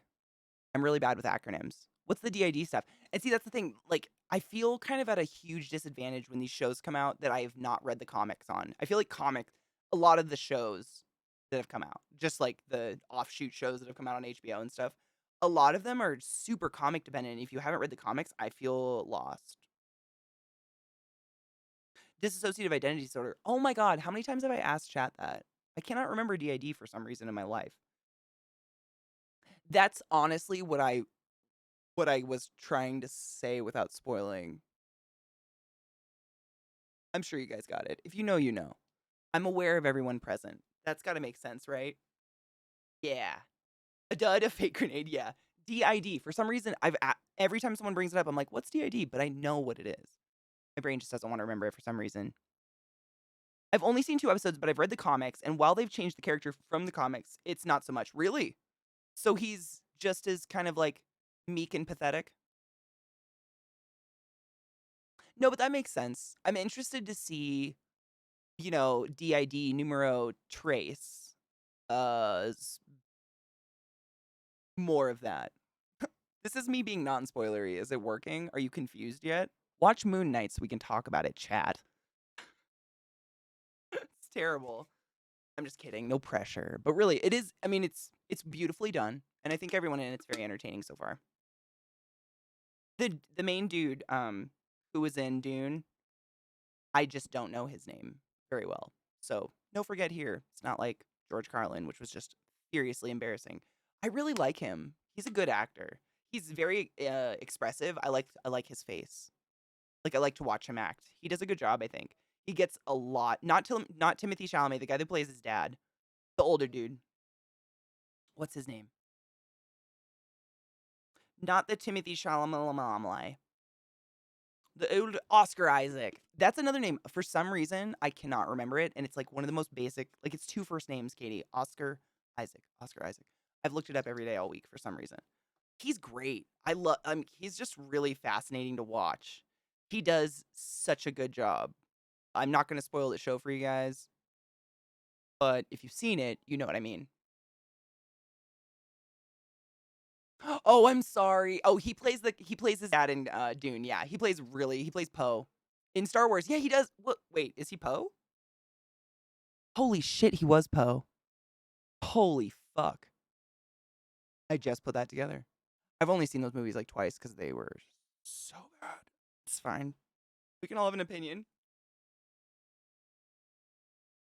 I think they come out Sunday nights, right? Oh, it's Disney. Yeah, I think it's Sunday nights for Disney Plus. I believe it's Sunday or Monday nights. Yeah, so I think there's only 2 out. Duke Leto II Atreides. Tuesday and Wednesday morning. Wow, I was so fucking off.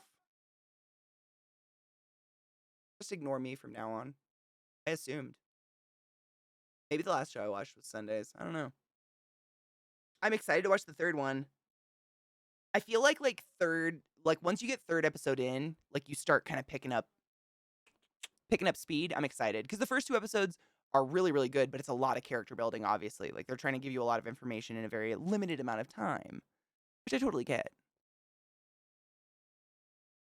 Oh, did they? What was the last one I watched? I watched Hawkeye, and want to know what's funny? That what humors me in the fact that I can't remember Hawkeye is that when it was announced that Hawkeye was coming out, immediately my sassy bitch self was like, "Why are they making a show about the least interesting Avenger ever?"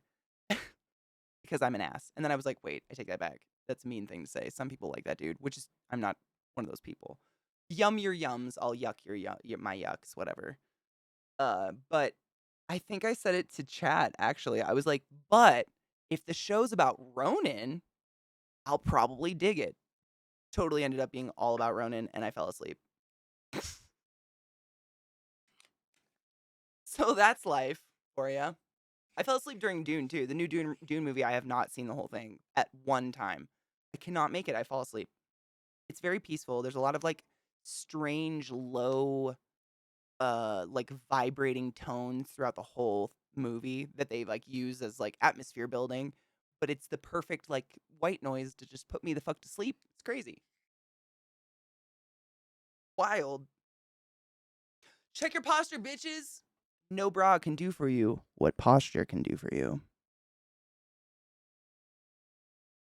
I'm packing a bowl. Ooh, and hydrate before you die straight. Give me 1 sec. I pack a bowl and then we hydrate together and then we must take break. It's been much while. I can't believe it is so late. What happened? Kate Bishop and Elaine are best girls. Hell yes. Dude, Moon Knight is good. I hope you guys are liking it. I really like it so far. I like Egyptian stuff though. I don't know a lot about it, which is also cool. Like I remember when Hades came out, of course I got obsessed about it, but I took a lot of Greek like mythology classes when I was in college because I had a lot of spare gaps in my schedule and I was like, fuck it. It's interesting. So I kind of already had a really good basis for it. But Egyptian stuff, like I really have not had any exposure to Egyptology or anything outside of The Mummy, which is, The Mummy. Great movie, not exactly educational. Look at that beautiful. It's a mix. It's some of that purple weed with the lilac diesel. It doesn't ever come up as pretty on stream. It's quite pretty. It's like crystally IRL. Probably because I don't have a light shining directly at my fucking face. They're making a show about the Doctor on MASH. Wait, what? Was he an asshole? Like IRL? Or you mean like in the show? Kino, that's another thing that bothered me is that Hawkeye was, and this is no fault of the actor, by the way, in my opinion, or that I know of. the comics, he was way more interesting. In the movies, they make him feel like the tag along sidekick that's just like always behind all the Avengers flying somewhere. They kind of wrote him shittily, I think. I don't think it's any fault of the actor. I love Lilac. Oh my god, Robin, there's another person in stream also smoking Lilac. Like, Lilac Diesel is the strain of the day. We actually looked it up. Do you want to hear? Oh my gosh. Just because you said that, and I still have it up, I'm going to read to you the description. We looked it up because my dispensary, if I get like the dispensaries weed, they don't really give you much information because they use all these recyclable containers, which is great, but also I don't have much information on the strain. So we looked it up on Leafly, and the description is just magical. Someone's paid to do this, and that's beautiful. Hold up. Here's my water. There it is. Hydrate, bitches.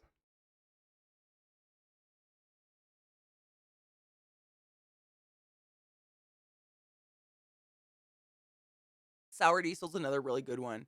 I like that strain too. I haven't seen anything about She-Hulk since it was announced or since it was like hinted at. Nothing. I've seen nothing. Okay, so this is what we read. So I looked it up on Leafly, which is a pretty established weed site. They've been around for ages before the legal stuff. So it says Lilac Diesel is a hybrid. It is 22% THC. The CBG percent is 3%. I don't know what CBG is. Anybody in chat that's a profesh, let us know. The terpene profile is terpenoline. And it says the flavor and aroma is lavender, and the top effect is uplifted. Sure. Bred by Ethos Genetics, Lilac Diesel crosses numerous genetics to bring an entirely new strain to the market. These are the parents. A silver lemon haze times crossed with forbidden fruit is crossed with NYC cherry pie and citral glue to bring out this flavorful Chemi strain. I don't know what the fuck Chemi is, but it says it's Chemi. Like, that's its flavor, apparently. Big buds have a complex terpene profile, including notes of citrus, sweet berries, earthy pine, and chem. Lilac Diesel is a great afternoon strain for a lackadaisical adventure. Oh. Fucking kills me. It doesn't smell gassy to me. I thought that too. I was like, maybe that's their term for diesel. You know, like the diesel part. Hold on, where is it? Hold up. To me, it smells like musty, herby. Like, they say it's supposed to smell like lavender. If it's lavender, it's like an old ass bundle of lavender at a craft store that smells kind of dusty too. To me, chem might be musk. It's a little musky. You know, like that kind of dank smell a little bit sometimes. It's got that. Definitely. It's got like a dankness. That I don't know if dank's even I don't know though. Like, if it gets me high, I really don't care. It's just fun to look up because I live in a legal place. Like, why not? They put the effort in. I'll read it.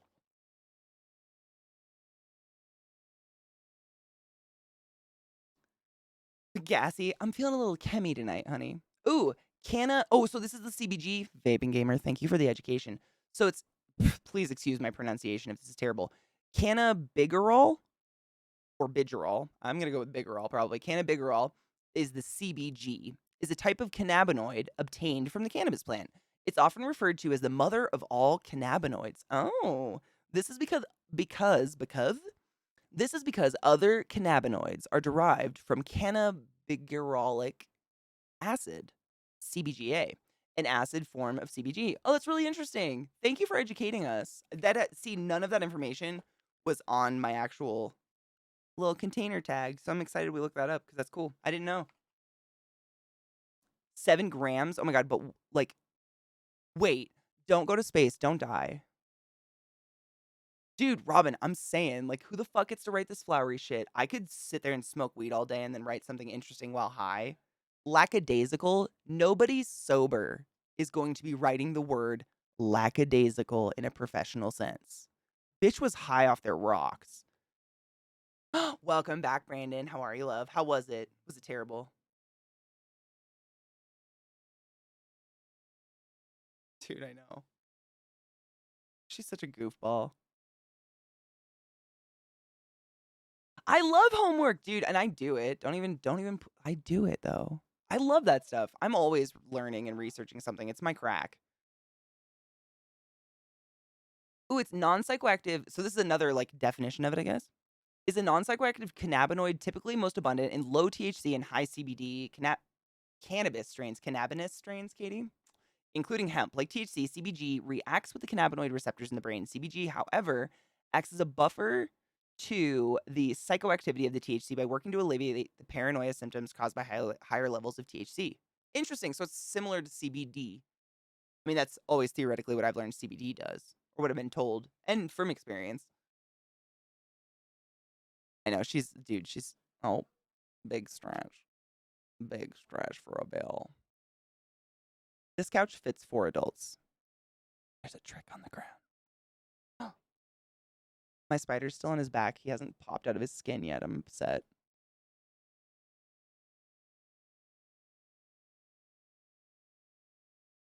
Do it, boo. Hey. I have faith in him. I hope he's got this. He's got this. It was Jeremy Renner running an asshole in interviews. Oh, being an asshole in interviews.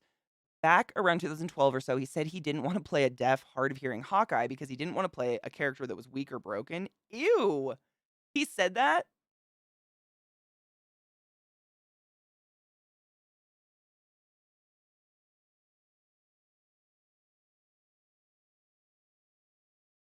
Maybe that was karma. I believe karma. Charlie Cox Daredevil? Wait. Is that the newest Daredevil series that came out that's apparently very good? Yeah, Xana, I'm feeling that's some hard karma for making fun of people. I mean, wow.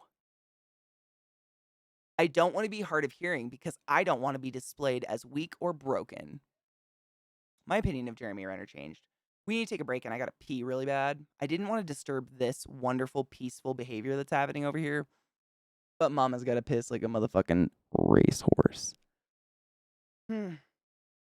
Let us stretch our bodies and commence with the walkings. Or whatever. I highly encourage you to stand up and stretch or do whatever. If you've stood up recently, drink some water. Do something healthy.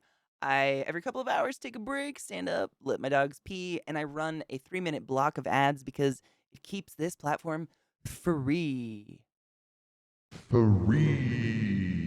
As it should stay, because what the fuck is this? I'm not Netflix. Stop it. Very grateful for everybody that's able to, like, tip and sub if they want to, but, like, you should never have to. Fuck that shit. And the way we stop it is by these little 3-minute chunks of ads. So I'll be back in a few. Load a bowl and do what you do. Take a poo. But wash your fucking hands. No rhyming is worth not washing your hands. Stop it. Disgusting. I'll be back. Brr. Brr. I think my body might be trying to go into hibernation. I'm trying to stop it. Brr. Fuck Burr. Burr. Burr.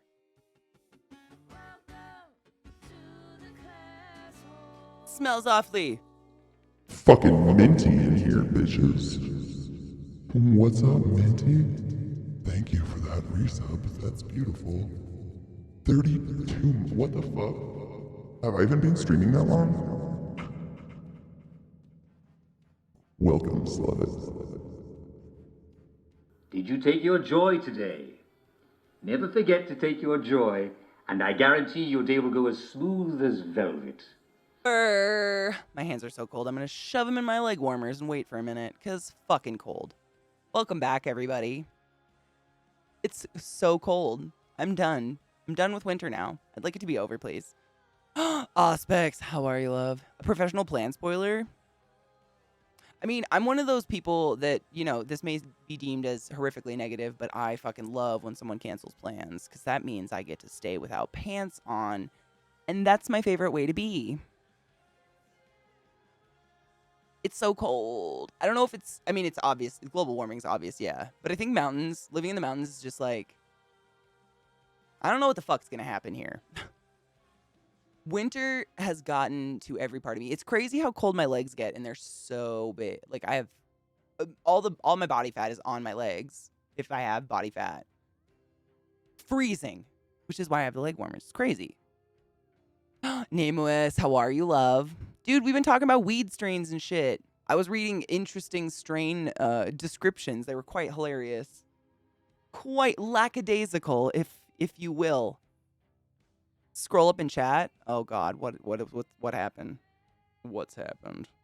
Auspex, you and Ragnarcon, you sneaky fuck twats.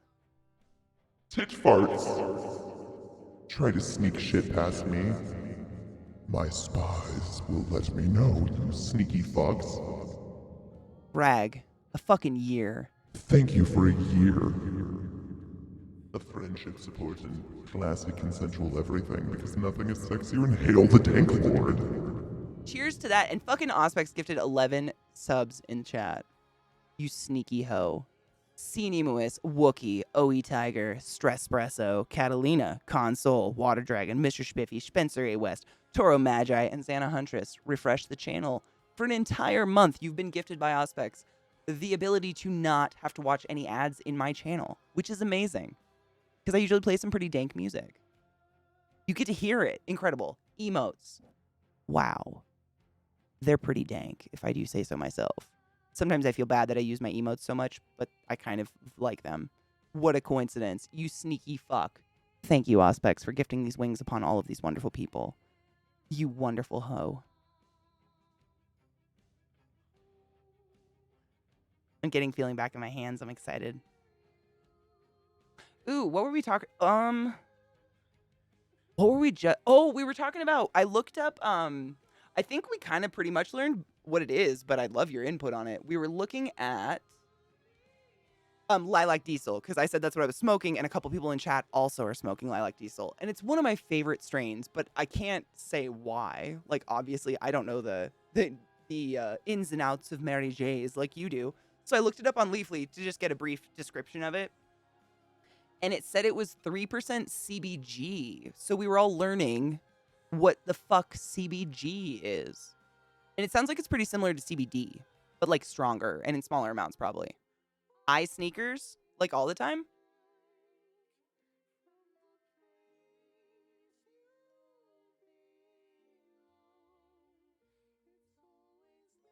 Eye sneakers, I guess. Yep. I agree. Ooh, and goddammit, I'm smashing things harder than a sex tape involving the Incredible Hulk.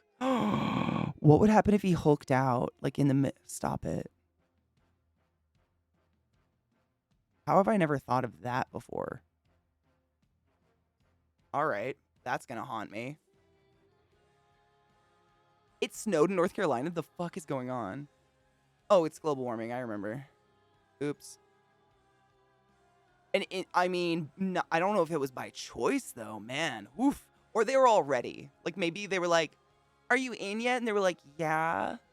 I don't feel anything, you small dick motherfucker. Is that small? Ah! You know what I'm saying?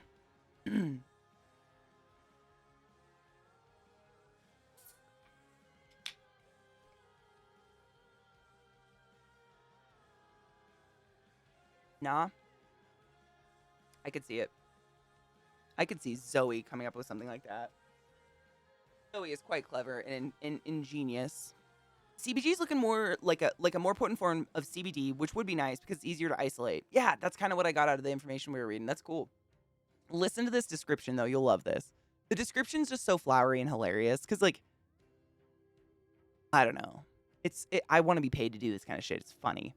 Bred by Ethos Genetics, Lilac Diesel crosses numerous genetics to bring an entirely new strain to the market. Entirely. A silver lemon crossed with forbidden fruit is then crossed with New York City cherry pie and citral glue to bring about this flavorful chemi strain.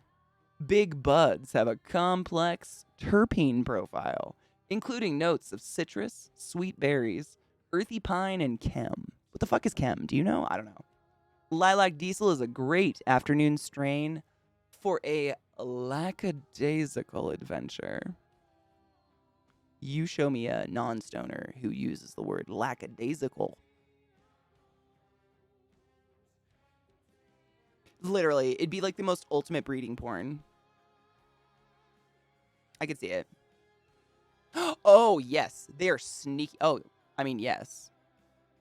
I mean, they know I think everybody that's been in my community for even just a couple days at this point knows how important it is for me to thank people that choose to support this channel. And when it gets past me, I get real sad about it.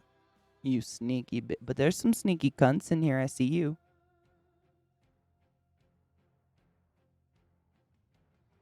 People like you and me write those strain expositions. Imagine getting as high as you can and then having to write the best description you can. Dude, that's literally, like, right after I read it, I'm like, I could see myself getting beyond stoned and writing these things.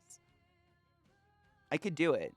A friend of mine, when I was in high school, we used to write notes back and forth in math class, similar to this. Not about weed, but we would just, because my teacher, we had a geometry teacher who was just kind of a cunt, and if she caught a note, she was like really old school. She would grab it and read it out loud, you know, like it's 1952 and she's gonna paddle us or something. And so we would write these notes where it would be like, Jupiter is stained by the eggplants Mars left behind. We would write this weird it was bizarre shit. I still have some of them in a box. I've found them throughout the years. I'm like, oh, what's that? Wow, put that away for later. Oh, she was totally a Karen. She was just so like, it was weird. I haven't had very many teachers like that, but every once in a while you get a teacher that's just got that greater than thou thing going on. And they're usually older. I don't know what it is. It's usually a woman. I'm sorry, it always is. I had a professor in college. She had just graduated. She was a brand new hire, a math teacher, and she wanted us to call her doctor. And I respect that you have your doctorate, but like she would wear like sweatpants and like a torn up t-shirt that looked like it had dog shit down it and asked me to call her doctor for like algebra. I can't do it. And she was like 25 or 26. It was weird. She was a weird chick. She also tried to flunk me out and say I cheated because I didn't show my work. Bitch. Support the channel from the shadows. Dude, I mean, you know as well as all the other lurkers, I have been like a queen of lurkers for many years because I talk too fucking much.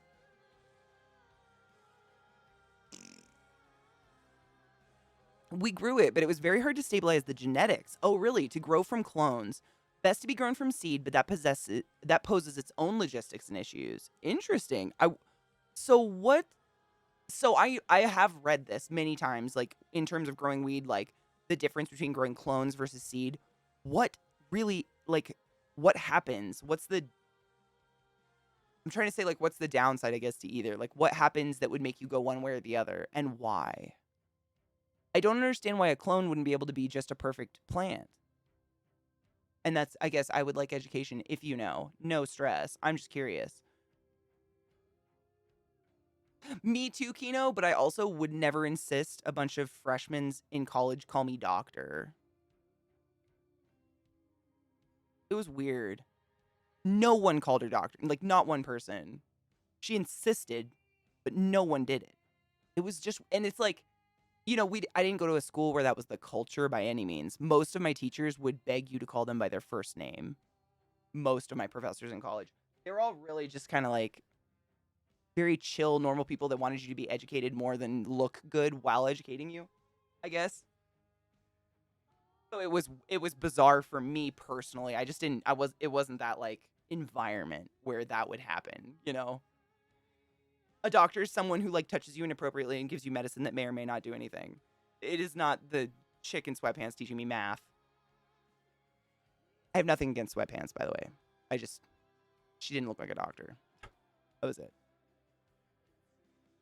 Call him doctor, and that's petty is a perfect word for it. She was very petty about it, and that's what made me like, you know, there are ways to approach that. Like, you can be like, hey guys, I know this is like not big news to you guys, but I just graduated with my doctorate, which is sick. So like, if you want to call me doctor, that'd be cool.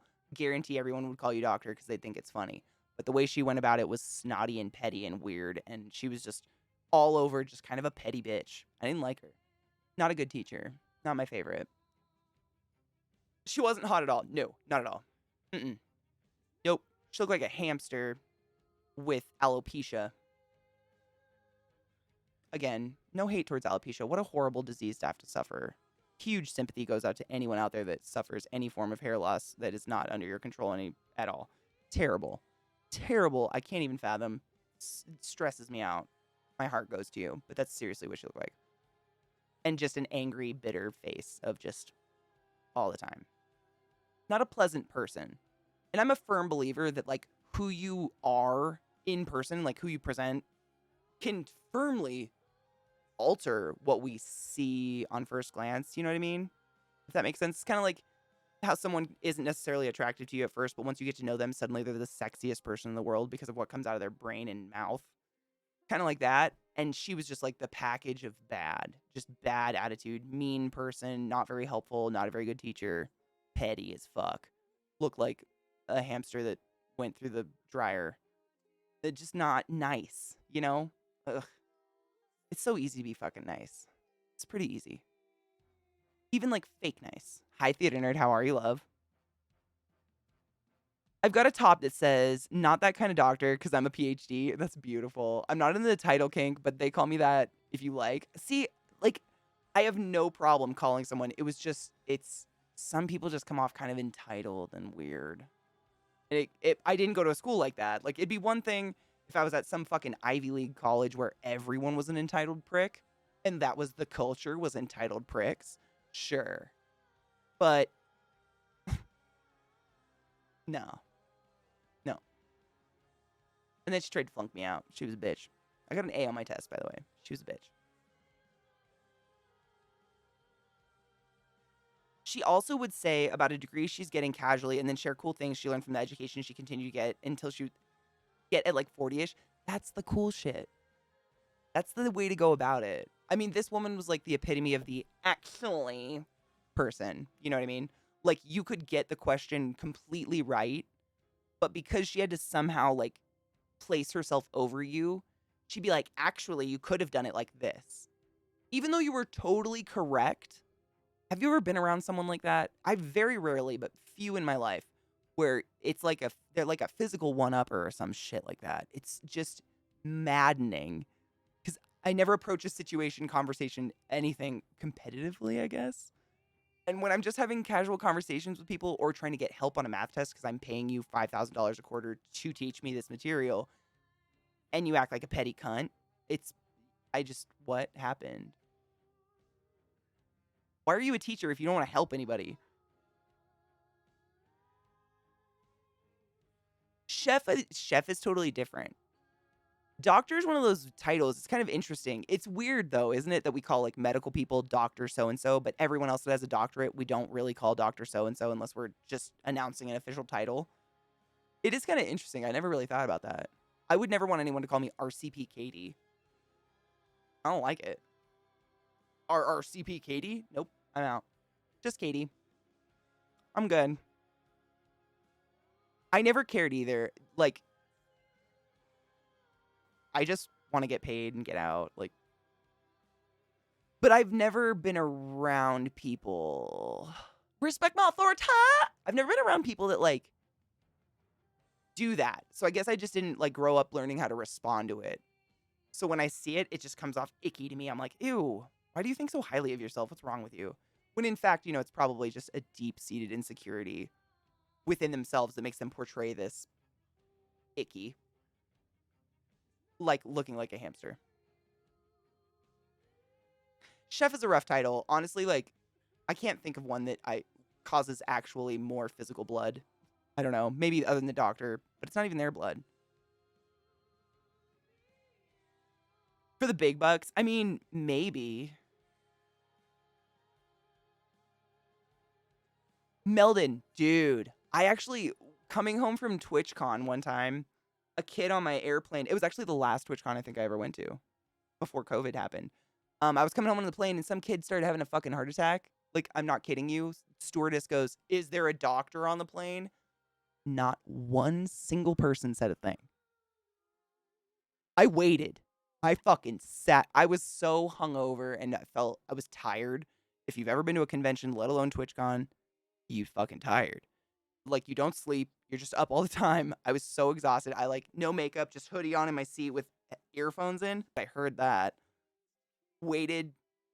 I don't even know. It felt like I waited 15 minutes. I probably waited 30 seconds. And I stood up and I goes, "I'm a respiratory therapist." Is there a nurse anywhere? Not one person stands up on the whole plane, and I'm screaming. I'm pretty fucking loud and 6 feet tall with blue hair. You can't really ignore me on an airplane. No one stands up. So I go up there, give them, like, sit down with the kid, fucking knock him in the chest, fix it, whatever. Like 10 minutes go by, and this thin, frail bitch walks up. Hi, I'm a doctor.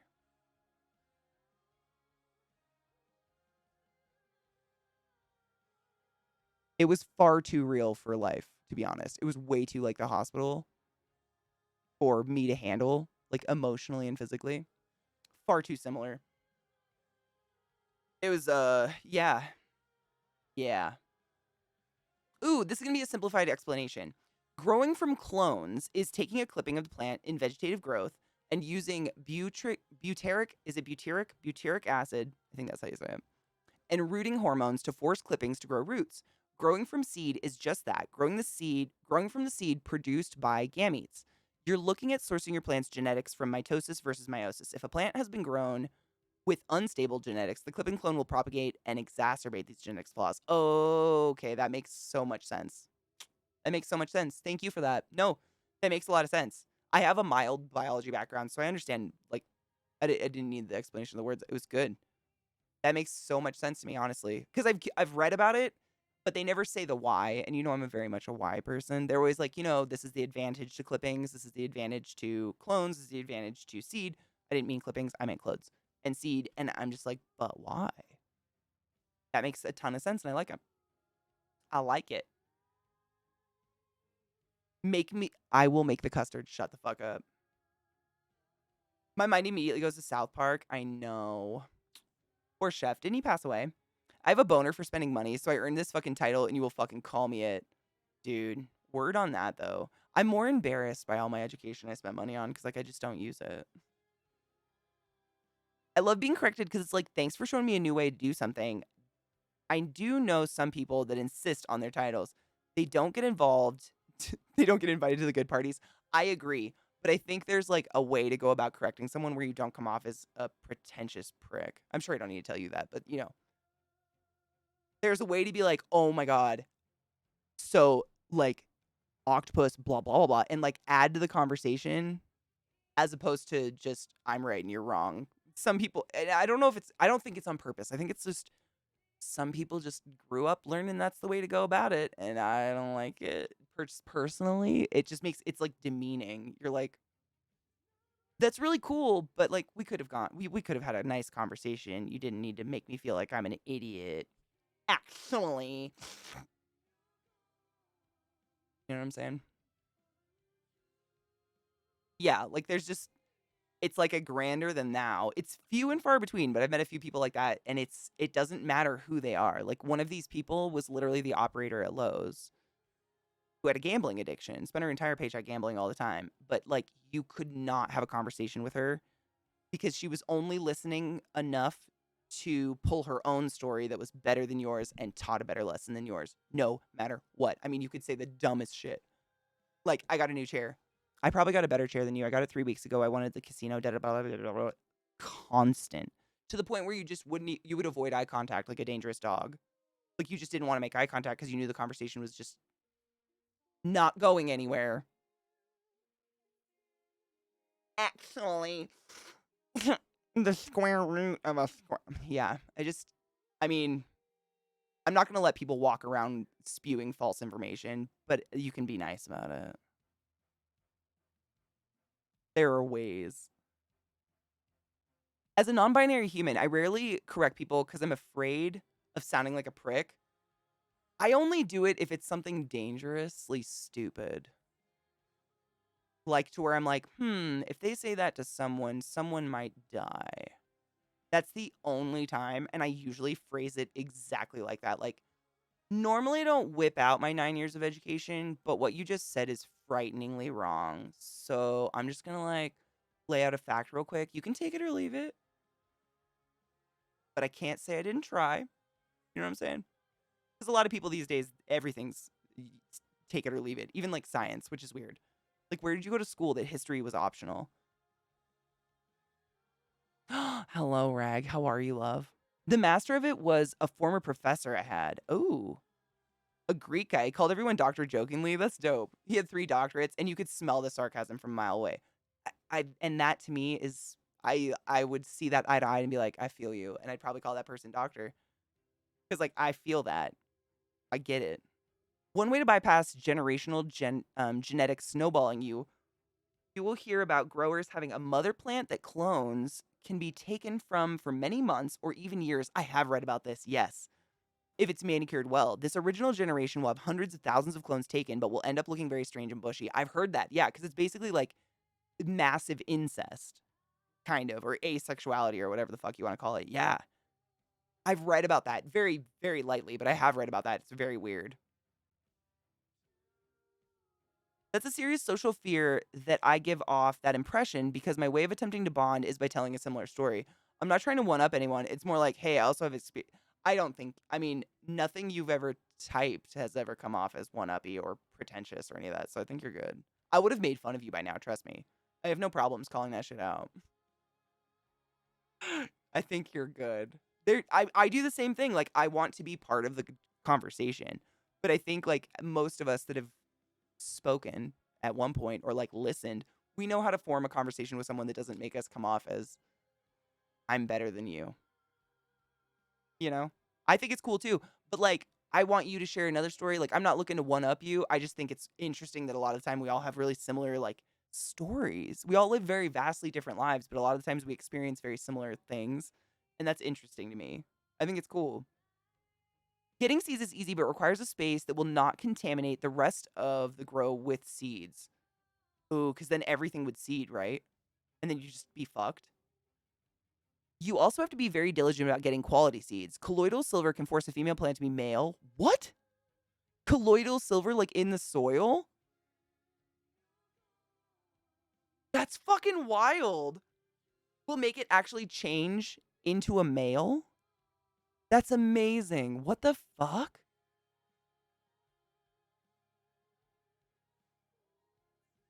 I'm deathly afraid of mansplaining.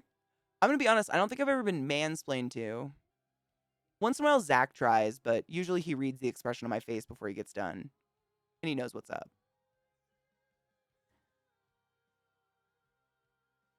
Honestly, I just don't surround myself with people like that, I don't think. I mean, it's pretty easy not to mansplain. Like if the person presents as female in front of you, like don't explain like uteruses or clits to them or anything like that. Like you're good.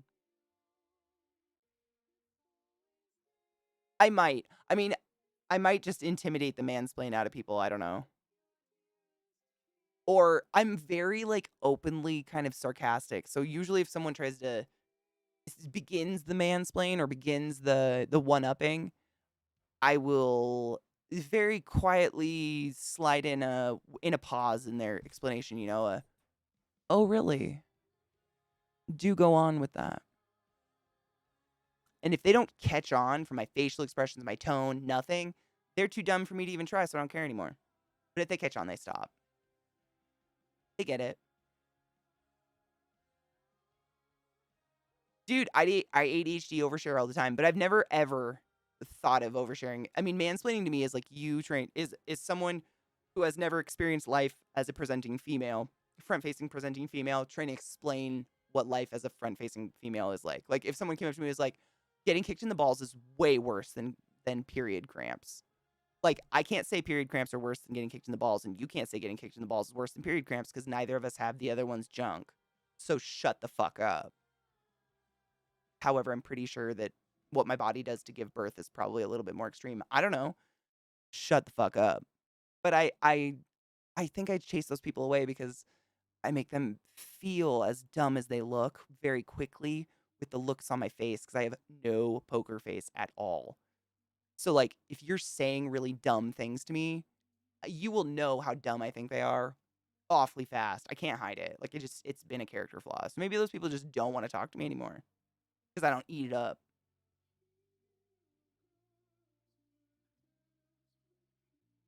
I've zoomed in on a few people, Minty. You are not the only one. I know I've done it at least 4 or 5 times. It happens. But like I don't fault someone for it. We all do it on accident. I'm sure I've been an actually pretentious bitch many times on accident. Well, actually, mansplaining happens every day. It is the explanation of something by a man, typically to a woman, to a manner regarded as condescending or patronizing. Interesting. I never thought of it that way. Maybe I just don't hang out with enough dumb people that want to mansplain at me. I just like to hang out with people who are interesting, who like, like all of us are saying the exact same thing. Like you guys are all, I'm really afraid because I ADHD overshare. Me too, and this is why we're friends. At no point have I ever thought of your guys' ADHD oversharing as mansplaining or any of that ever, because I do the same. I'm also very excited to talk. Never. I've never picked it up that way. And if I did, I would say something. Trust me.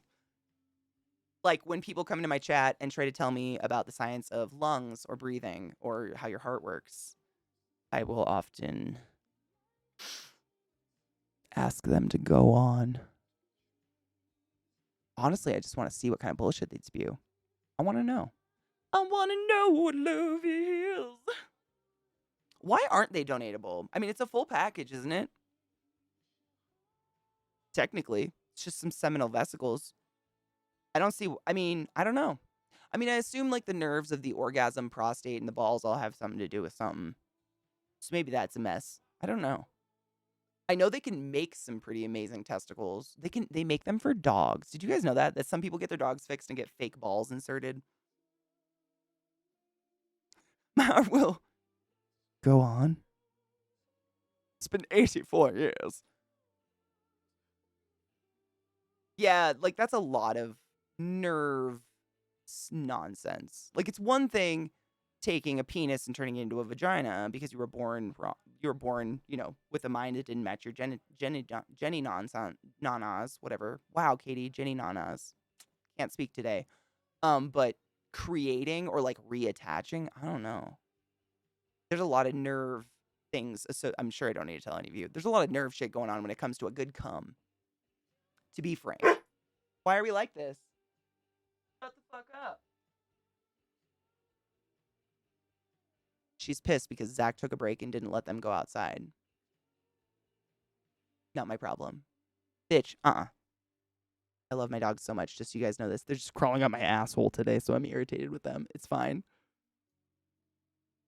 Judy, absolutely. 100%. The only thing is, like, I don't know if they could ever ring it up to actually, like, physically be activated by an orgasm. It'd have to be, like, I don't know. I don't know.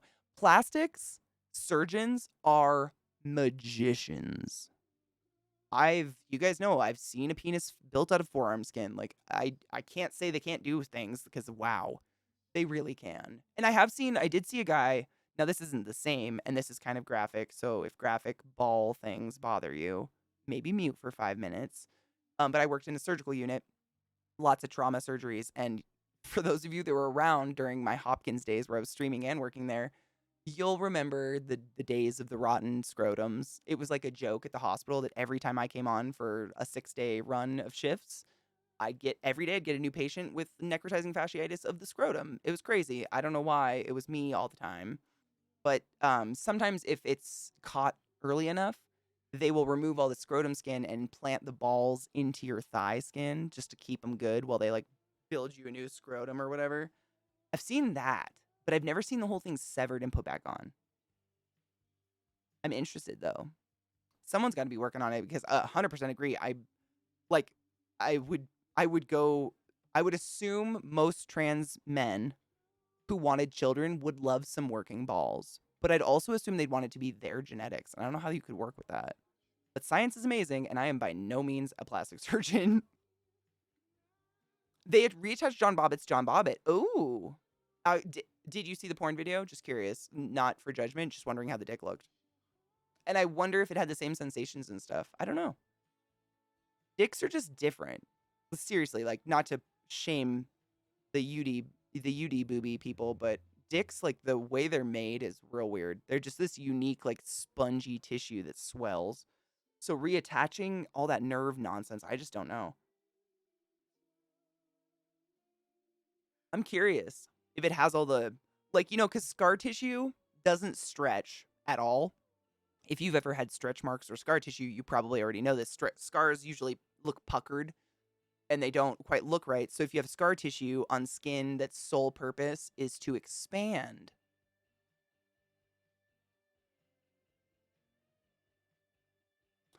Karma's a bitch is all I'm saying. He did rape his wife, which is totally possible, in case anyone was wondering. Necotesticromancy? Yeah, like, it could happen.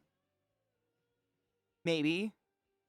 I hope they get balls. I mean, they're really the surgeries that I personally got to saw when I worked personally got to saw the surgeries that I personally got to see when I worked at Johns Hopkins in terms of transgender like gender reassignment, whatever word you want to use for it, gender, sex, blah blah blah. I'm confused on it because it changes all the time, so whatever. You becoming your truest self. I've seen fucking incredible things created. Like literally the most perfect dick I've ever seen in my life out of forearm skin. I believe they can do magic. They have the technology. Oh my god, we just missed 420 on the West Coast. Why am I like this? Spiffy, where were you 2 minutes ago? They can. Oh, really? The operation was only the third known transplant of this type. The first two were performed 40 years ago in St. Louis, also for identical twins. Interesting. Ooh, I'm going to click that and save that article. Interesting. I actually just got a new book I wanted to tell you guys about. What was it called? It's a new book that just came out. It's like a historical novel about surgery throughout the ages. It's called The Ice Pick Surgeon. Not a joke.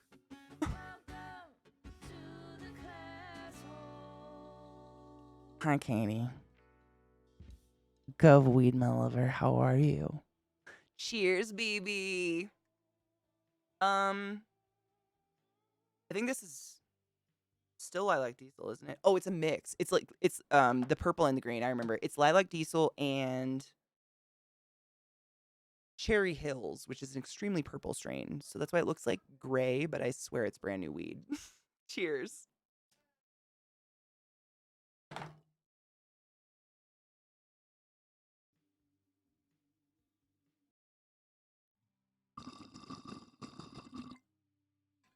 Smooth shit.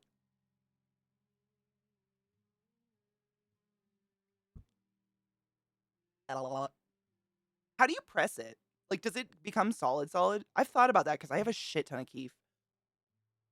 But I honestly don't know how I could actually press it without being worried there'd be moisture to mold it or something, you know? That was a big hit. Shit.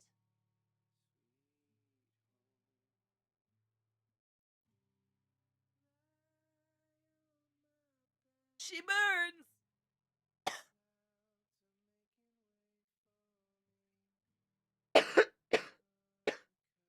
I'm doing fine. Must be over here.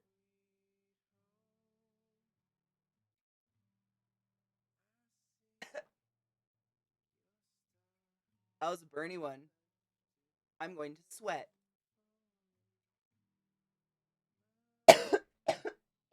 Piss. It's just all the keef that got squished and rubbed. Oh, shit. I know what you mean. Let me show you mine. I checked it the other day. It's dumb full. So this is my, like, long term. So if you don't smoke weed, you probably have no idea what we're talking about, which is totally fine. Allow me to educate you on something you don't care about. So the way a grinder's made, this is like your average grinder. So you'd put your bud in the top where these are grind. And then you've got a middle place where your ground up weed goes. But then the pollen, the very, very fine, dusty particles, fall down to a secret little third level that a lot of people don't know about. And it's glorious. Keefy. And you just get this beautiful pile of like pure unadulterated THC nonsense in it. But let me show you my keef thing. It's just so much, like, at this point, I'm like, I will never smoke all this because it's just so much, like, this would fry me. I keep my keef in, like, this little container that I got at the container store. It's like a helmet display box. I named it Kiefer Smokerland. Because I'm a child. But that's where I dump my keef when I get lots. It's weed, the weed pollen, man. It's the good shit. Like, if you've ever bought weed called caviar or moon rocks or whatever, where it's like dipped in the terp and then rolled in keef, this is what they're rolling it in. but I've just saved it. I empty my grinder every once in a while and save it in this. So I've just got like, this is probably like 4 or 5 months worth of keef from millions of strains. Who knows? It's a lot. I haven't weighed it. I could though. I do have a drug scale. I use it for art, but I have a drug scale. Oh God. Allow me to educate you on something you don't care about. If only every stoner knew that. Oh, I'm so aware. Highly, highly aware. Highly, highly, highly aware. Highly aware. The only reason I like tell you guys here is because you're kind of a trapped, captivated audience. A little bit. I don't know what I do with the butter because I'm not a huge fan of edibles. Just simply because I don't have like the micro control over my high like I do smoking. I kind of never know when they're going to kick in, how strong it's going to be, and when they're going to wear off. And that's fun if I'm like camping, but outside of camping, not really a fan. Ooh, how many though? What are you eating? What kind? Tell me.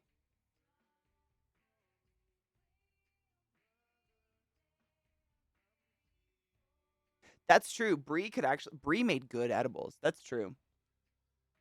I mean, it's a good amount of keef.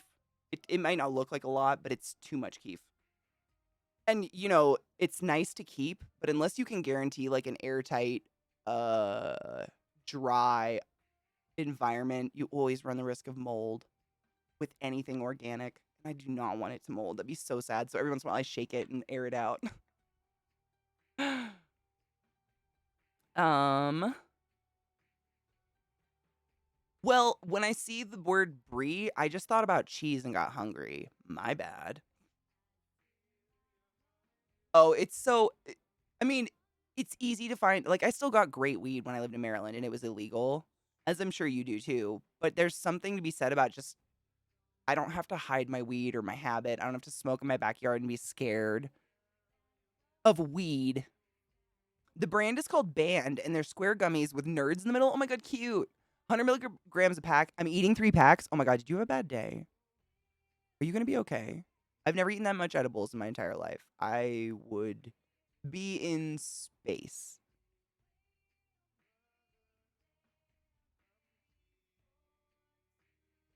I mean, think of how many people have made brie cheese jokes in her life. The poor woman. I wouldn't be surprised if she swore. Actually, I don't think she can eat cheese. I think she's allergic. Like dairy and stuff. Her and the kids are dairy sensitive, so fuck cheese, right? I don't do pot and I like baking, and I was raised in the South, which means I feel weird showing up to a party without bringing food or something. Dude, I wasn't raised in the South, but I was always raised to show up with something. I'm like appalled when someone insists I don't bring anything. I'm like, I'm going to bring something. Either you tell me what to do or I'm gonna guess. But my mom taught me that too. I don't know. But not even like directly. It was just something she did. And I feel like if I don't have oven mitts on when I show up at your house, like I did something wrong. I'm broken inside in that way. It's weird. It's like a guaranteed smile though, because no one's unhappy if you show up with food at their door, like decent food. Like no one's sad about it. So they might not like you, but they're gonna eat your tasty food. Maybe. Maybe? Maybe. I live in the desert too, dude. High desert. It's great. Having a great time.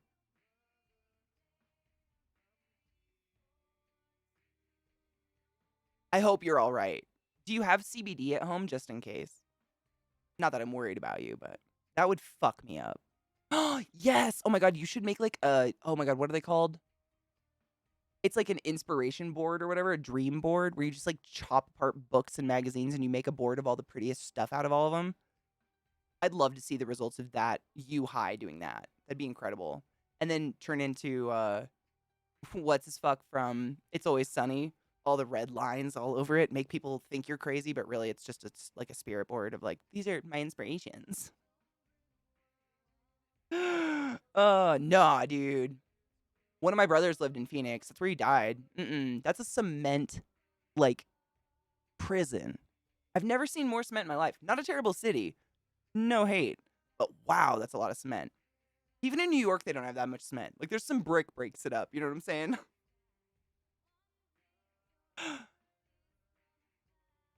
They were mad at my cookies for only having chocolate chips in them, then they weren't true stoners. No stoner would be upset that you brought them a chocolate chip cookie. My mouth is sweating thinking about someone bringing me a chocolate chip cookie right now. Are you kidding? Was this like one of those moments where they had like one joint among 10 people and they were all going to sit in a circle and giggle like they're 13 smoking it? Was it one of those kind of moments? Because maybe those people might be upset. Also, fuck them. Drugs are expensive. You expect me to bring homemade edibles to your house? Pitch in, bitch. Unless some fucking special occasion. Drugs are, especially if you're making edibles. Like I said, this is probably 3 or 4 months of keef buildup, which means this is easily, I mean, I could calculate. It's a lot of money. This is a lot of money of keef. Like a lot of money of keef.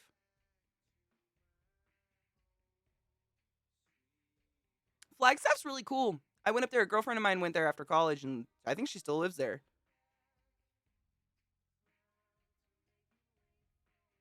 Dude, what weird fucking stoners to be unhappy about a homemade chocolate chip cookie? Are you fucking with me? You have to be. I have done filthy, filthy things for a homemade chocolate chip cookie. Like go home and visit family. What is chantilly cream? Chantilly lace, got a pretty face. Weigh it. I'm trying to think. Actually, I think my little scale's right behind me. Hold up. Saw it recently. It's in this cart.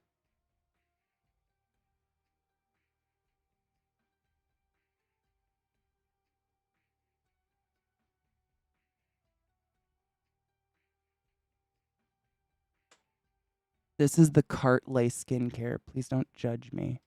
It's really fucking dry here.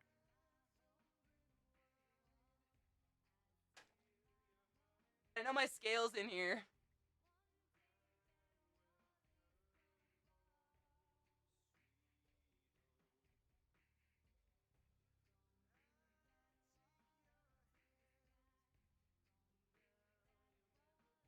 Aha! Do it!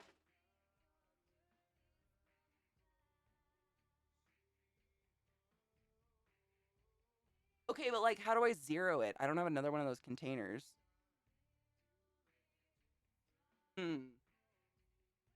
How would I? It's gonna be a mess.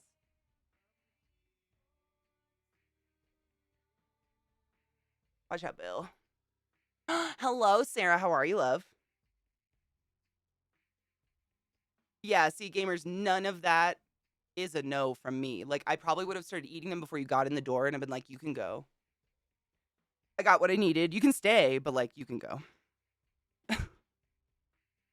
That's the perfect food. People are stupid. Blueberry, any kind of muffin, especially if it's from from Costco. I will literally get down on a Costco muffin in a nasty way. Shit's fucking delicious. So moist. So moist.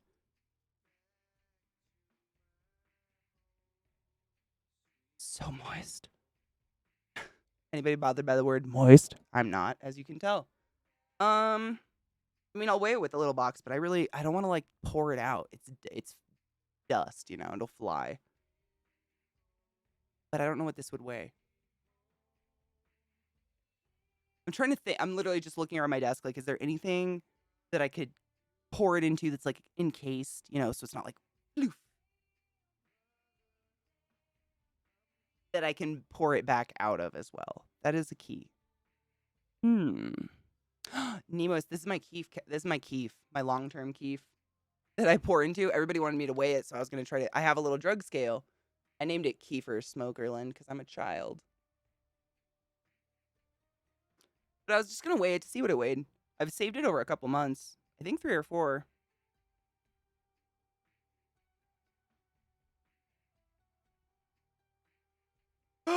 Nemo is, dude.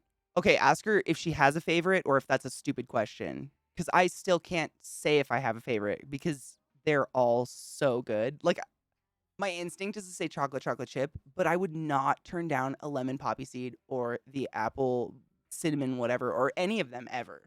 I don't think they make one I don't like. I don't know. I don't remember. Oh, chantilly cream is cooked in whipped cream. Oh, it's a cooked in whipped cream. Okay. Usually using vanilla beans. Sometimes people use it for filling donuts. Oh, sick. I think I've had it before. I just had no idea what it was, and I knew you were a chef, so I figured I'd ask. Ooh, parchment paper. I had a roll at my desk, and I got rid of it. Damn it. I think I used it last time I made cookies. Fuck. What else do I have that could be parchment paper? I don't even... wax paper would be a bad idea. This is scary. Let me weigh it in the box. So with the box is 24.6 grams. I don't know what the box weighs, though, so we're kind of fucked there. Doesn't really matter.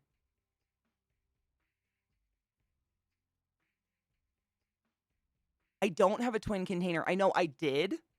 I have the lid for it, but for the life of me, I can't find the base, so I can't weigh it. Damn. I could do the grinder. That's actually a good idea. You're a smart thinker. That's probably the safest idea. Pour it into the grinder, and then I can get it back out with a little scoop. It's not bad. What a fort smeller, my dad would say. Shoot me. It's fine. But yeah, there's barely any keef in here, so I can knock this off into there, and we can measure it. A pollen press? That's literally what we were talking about. That's why I whipped this out. I was saying, like, I've thought about pressing it because I've just got so much and I don't want it to mold and go bad because it's good shit. It's great for a rainy-ass day. But I don't think, like, with anything that I just own at home that I could press it and feel safe about it, you know? I'd need, like, an official press where I know it's pressing out all the moisture and stuff, so it's not going to be gross. Because I don't know if you guys have ever read articles, but some dispensaries literally get shut down because their weed molds overnight. It's crazy.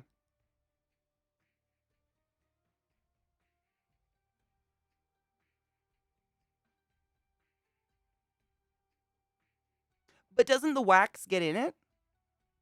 Will it go hash like if you press it with heat, or is it not concentrated enough? I don't... Is hash heat treated? Or is hash not? I don't know if hash is heat treated. Because I think heat starts to degrade THC levels no matter what. So I think they try to avoid heat when it comes to actually doing stuff. I don't know, though. C. Nemois would be the one. C. Nemois, weigh in. Oh, man. Did you get smacked in the face by some giant-ass balls? Because I could imagine that. It'd be funny. I mean, horrific, but funny. Really? Maybe your history teacher got a talking to, like, hey, be a teacher. What a thought.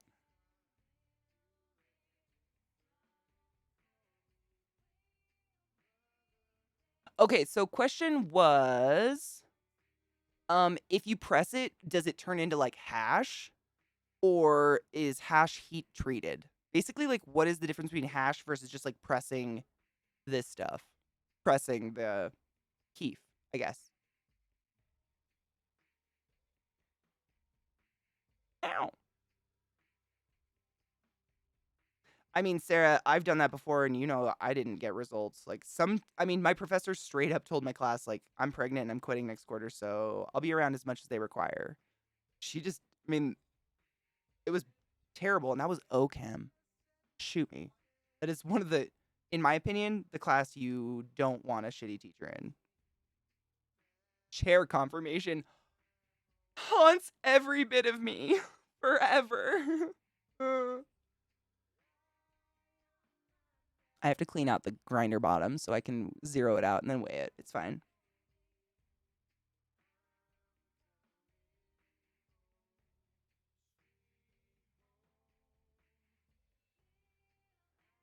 Man, I wish...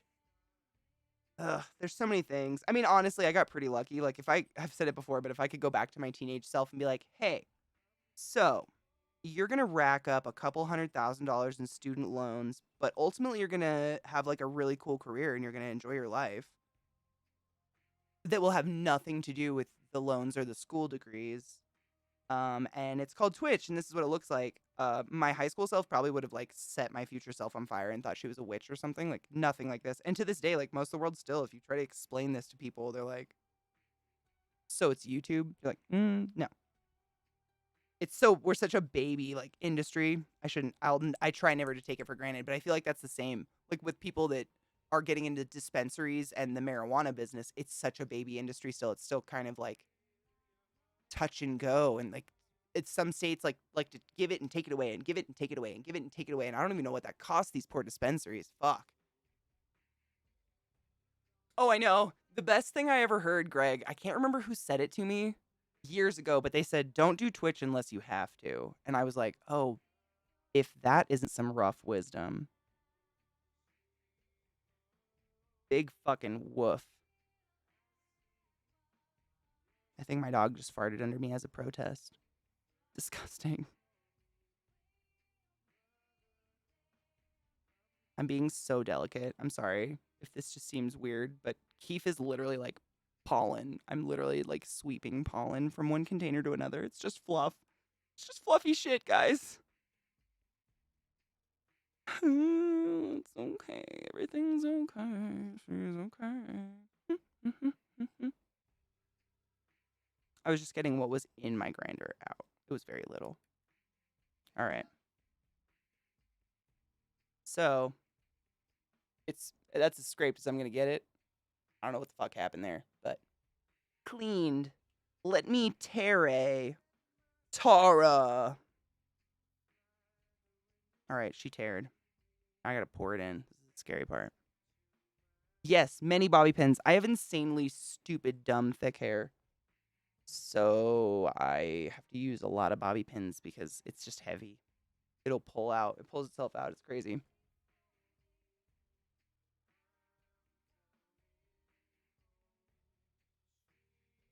The provost forwarded my email to the head of the department that emailed me and said she would talk to him anonymously. I'm glad. Well, it's a lot easier too when other people are writing in letters, and I'm sure they did. When you use a pollen press, the temperature can rise dramatically because of the compression. Does it degrade the THC content or like quality at all? Because I was under the impression that like any exposure to heat would do that. A friend of mine talked me into watching Man back in JTV. Oh, the Justin TV days. Man, literally joined the moment they turned Twitch. It was crazy. I remember thinking, this is not bad, but watching this dude plays games is dumb. Then I fucked off until 2018. No shit. What made you come back? Did you just like think of it one day? Like you couldn't find any good porns? You're like, fuck it, I'll check out this website. Oh, did I miss something? Hold up. Wrong mouse. Catherine.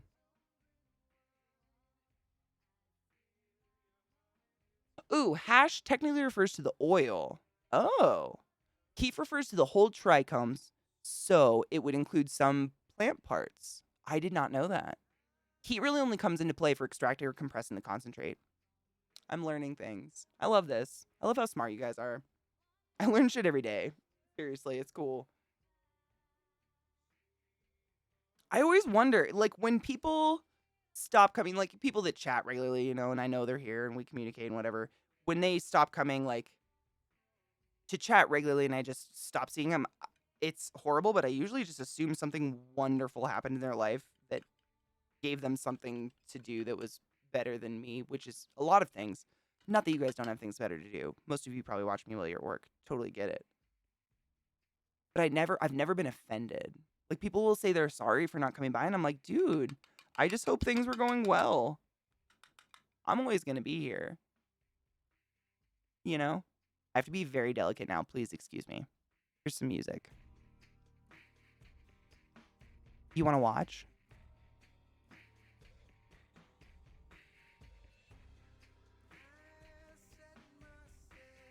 We're mobile, bitches.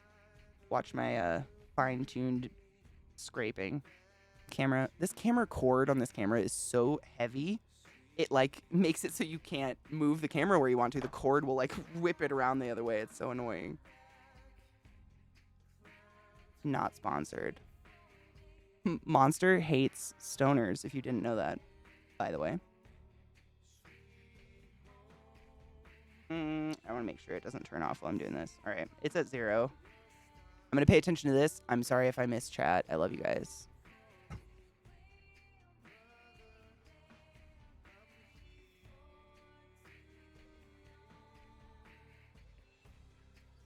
It weighs 0 so far. That's not a good sign. I think that means that the thing is too, like the grinder's too heavy, right? It literally weighs 0, and that is not 0. You can see the heap. Fuck.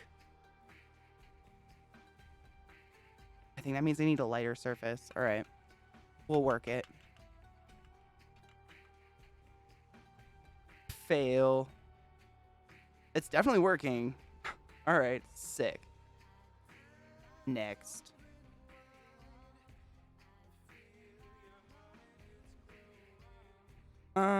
I guess well, it's gonna go in there anyways. Sorry, this takes so much of my attention, my dudes, but this is like a lot of very high potent, wonderful THC. It's like, it's the treasure. It's the gold, you know?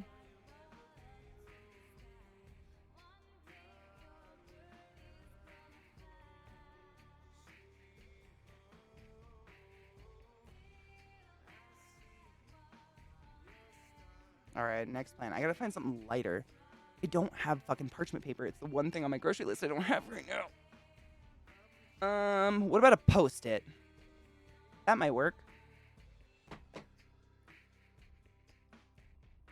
Oh, you like the Post-it? Thank you. The positive mess. Oh, you can even see my cute. There you go. My rainbow. The lid from the container, I think, is too small. It's pretty darn, because it's like a rectangle, you know? I think it might be too small, just for my nerves.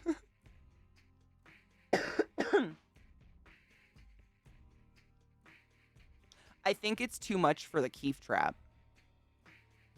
It would like heap over. I'm really just scared of putting it in anything it might heap over, because this mat is a very porous like silicone mat. It'll just be gone.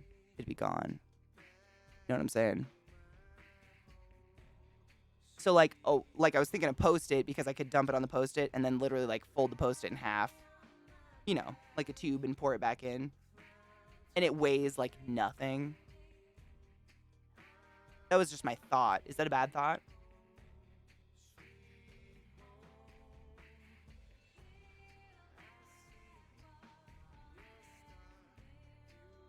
How do you fold a piece of paper into a box? That sounds like a lot of tiny ass corners where keef can slide into and get missing forever. If I'm being honest with my paranoid self, you know what I mean?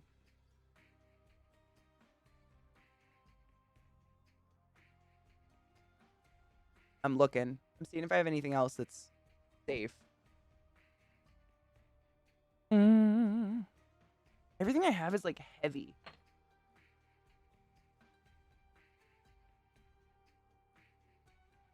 Heavy.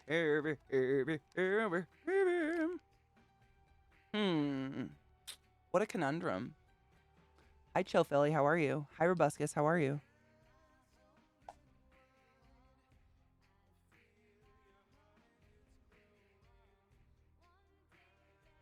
Bitch, I have an idea. Hold up. Where'd it go? Motherfucker. There it is. Let me see how much this weighs. Hold up. Yeah, we're weighing my keef trap. This is Kiefer Smokerlin. My keef trap. Well, not the keef trap, obviously, but my container I pour it into when my keef trap's full. And I wanted to, like, chat was like, let's fucking weigh it. So I was like, dude, I may or may not have a drug scale. Let's weigh it. So we're weighing it.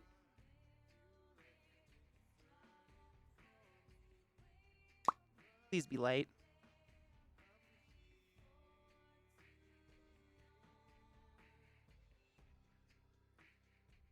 I'm scared. Ugh. My heart starts fucking beating. All right. I'm just going to pour a little bit on and see if it weighs it or not. I have to... Oh, God, I'm nervous. It's fine. Thank fuck for being left-handed, right?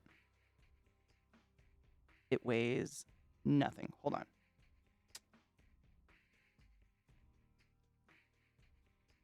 Yeah, it's literally... Even if I was changing the units to see if it was just that, but it says it weighs literally nothing at this point. That's 0.4 grams. Oh, I don't think it goes to the decimal. It doesn't go to a 0.00. That's why. It's not a very good drug scale. 1 gram. 1.3 grams. 1.8 grams. Oh my god, I need to flatten it out. Hold up. It's too much. I was going for the theatrics. It's too much. It's too much. I'm anxious. Scoot. Dude, so much more than I thought it was. It's fine. All right, that's 1.9 grams.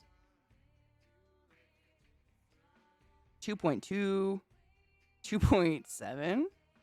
Oh shit, am I gonna hit 3 grams? Come on, do it. Do it, you cunt. Oh my god, it's 2.9 grams. Go fuck yourself. Really? Come on. Come on. That was so close. Does that look like that much, you guys think? I'm real bad at visually, like, judging volumes or densities or what the fuck ever. Weights. You think? I don't know what this much keef would look like, to be honest. I don't have, like, a reference. I didn't know. Oh my god, Greg. One time I had my grinder open on my desk, and I came over here with, like, a canned air and just blew... I went to dust my desk. Entire grinder gone. Seriously, I'll show you. 2.9 grams. You think that's more? I really would have no fucking idea. Is that more? It was a really sad day. Yeah, it was a rough one for me. I did not feel good. To be honest. I felt so stupid. Like, it was 1 second, and I just watched it happen and then died. I'm giving you guys a 3D view of the mound. I really don't know. I mean, it's pollen, my dudes. It doesn't have a lot of mass to this shit.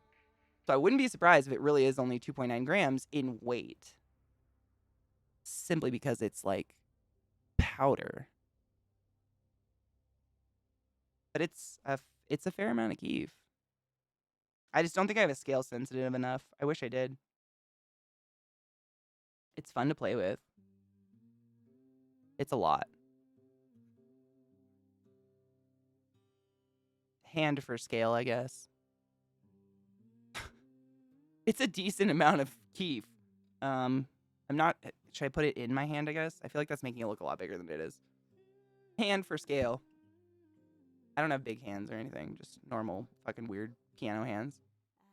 It's a decent amount of keef. I just put it in the lid of like a Q-tip thing I had. It was really lightweight plastic.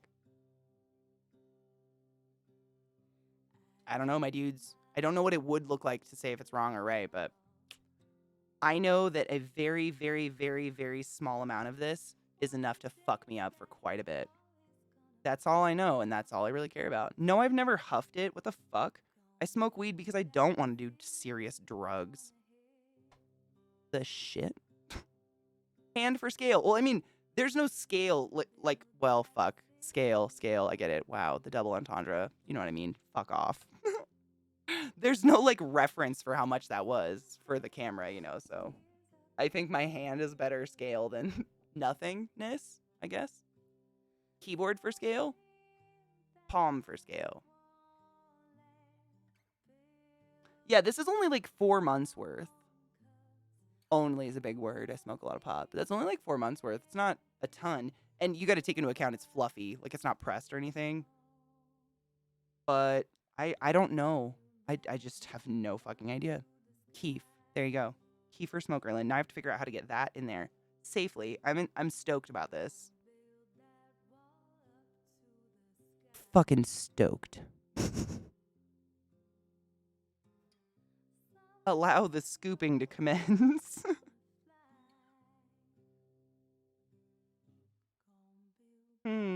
So how y'all doing? I really hope life's going well. Fuck, it's gonna go over the edge on this side. Not today, motherfucker. I see you, bitch. Shaking that sass. It's kind of fun to slice through. It's so light you can't feel it though, which is bizarre.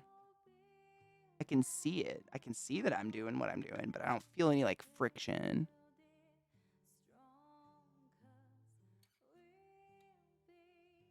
You know? I guess that's pollen for you. Fun story. If I touch this shit and touch my nose, I sneeze for 17 days straight and die, and then I'm resurrected. Ever read the Bible?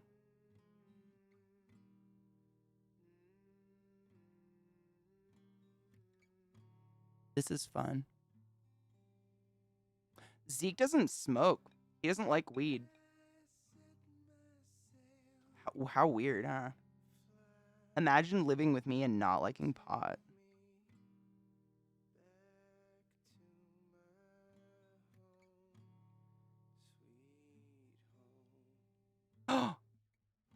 Snorted powdered sugar? Oh my god, was he okay? I don't even know what that would do, like gum up in your sinuses and turn into gooey ass sugar mess.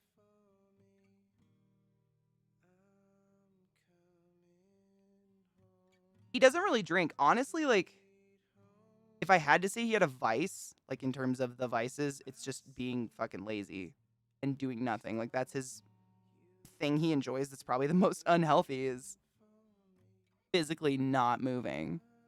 Not in any judgmental way. I fucking love being lazy.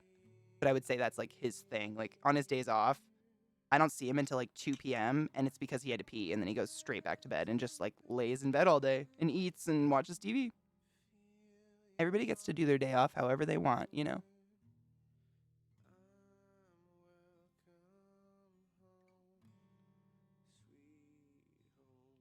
Some of us like drugs though. And that's fine too. I physically, like, I would honestly, if I could, like, physically bring myself to lay in bed for any time that isn't sleeping, I would love to. I just can't.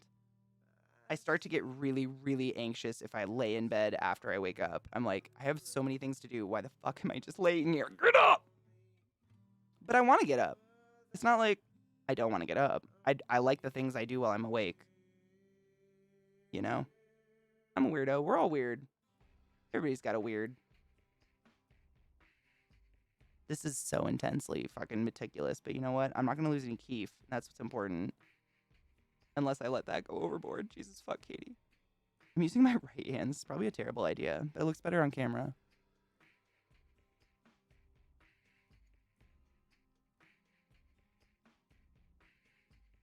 Chill Philly, right? And like, no shame.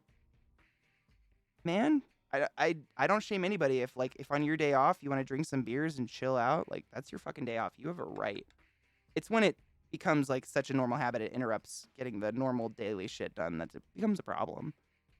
But I don't need to preach to you guys, you know that. This is some meticulous shit. Oh my fucking god. I'm so excited for it to be almost done. What was it, like 2.9, I guess? I'll have to order like a legit drug scale. They're super cheap on Amazon. I could probably get one in a couple days. We'll weigh it with that and see if it was real or not. I bet it was. Who knows though? I have no idea. No clue. Wait, how do we do it? Here we go. Kiefer Smokerland, y'all. The mountain.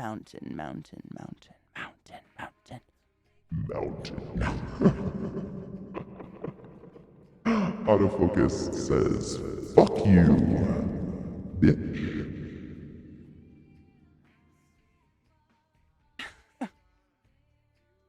I mean, Greg, it wasn't an off base idea, and honestly, I'd love to know what it weighs. Just curious.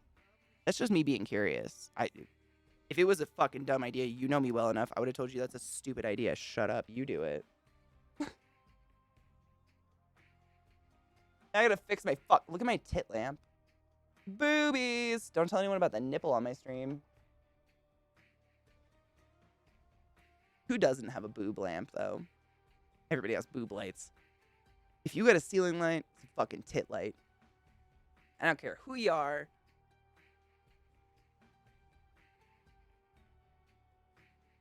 Everybody loves a tit lamp. Mine's textured, though. Like, something's wrong. Some very symmetrical cancer. Something's weird going on with that tit. Food scale. I know. Isn't Amazon the best? Like, you can buy bongs on Amazon, but they call them tobacco water pipes. It's hilarious. I love it so much.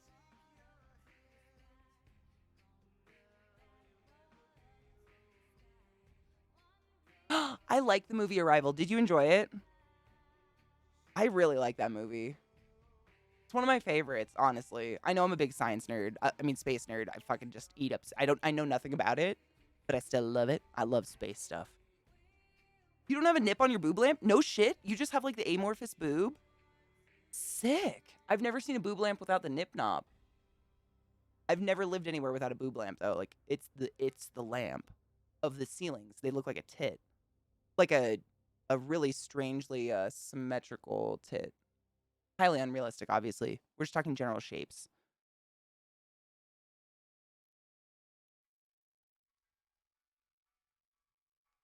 Under vases, yes. Yep, I've seen tobacco vases or shit, or it was like incense. Not incense. What is? Did they call it something different? Shut up. Is this like? Oh no, it's still bashing. You know the incense that's like a little triangle. I think they might call it something different, but they called it something like that. And it like showed the bowl. I'm not kidding you. Like the bowl of the bong had like that little triangle thing of incense in it, and I was like, if you make people smoke incense, that's on your dumb asses. Like, the fuck? Someone's gonna smoke incense in their bong. It's gonna happen now. You saw it twice in theaters? Oh my god. I'm so fucking jealous of you. Wasn't incredible? I got to see it way later in theaters simply because there was a re-showing at a local theater in my college town. So I got to go see it and it was incredible. But the first time in a theater would have killed me. That would have been incredible. So amazing. Oh my gosh, I'm jealous. Was it amazing? No, I wouldn't put incense in a bong. I don't think we should smoke it. Nope, I wouldn't. I smoke incest in my mom too. Did I say incense or incest? They're quite close. Shut the fuck up.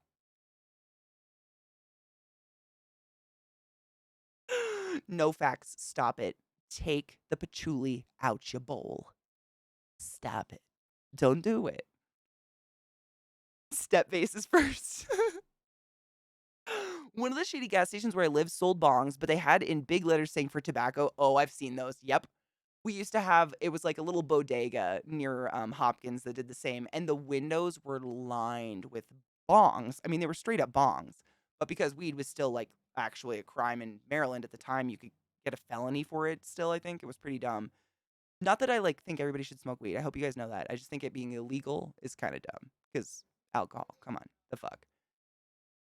But I mean, they all of it was like for tobacco use only. Okay. I mean, you don't have to smoke pot to know that that's a bunch of shit. Hi, Casper. How are you, love? No facts. Stop it. Even the essential oils got to go. I've known people to put essential oils in the bong water, but not in the weed. Stop it. Should we cheers? Please tell a fun smoking story from your past. Fun people or place or event or moment.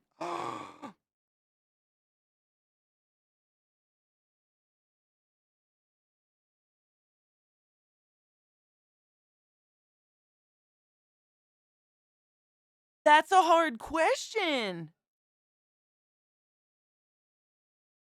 Fuck. Let's cheers. Let me think. Where's my lid? There it is. Okay, just kidding. We're cool. If anybody... Oh my god, Casper, thank you so much for your Prime sub. Give me them Bezos bucks! I'm going to buy drugs with them, and I appreciate you. He makes like $8 million a minute, and I don't. If you guys have an Amazon Prime account, did you know you can sub to any streamer on Twitch that has a subscription button completely for free? Like, you're already paying for it. If you're not using it, you're just throwing money at Bezos' greasy G-strings. Stop it.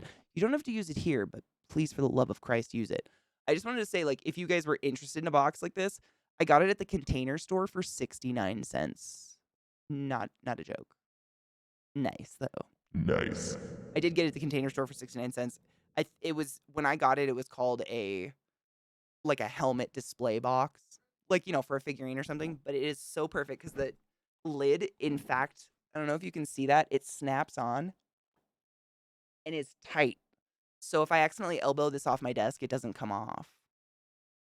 Not that you should experiment, but safety first, am I right? Cheers.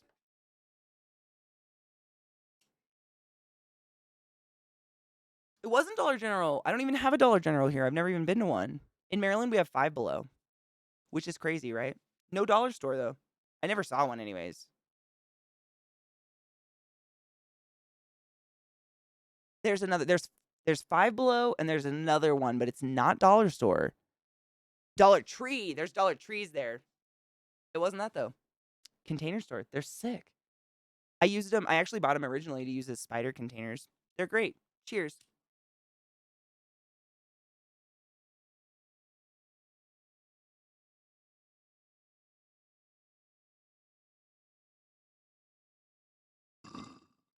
You should write to them, Edgar. That's too long.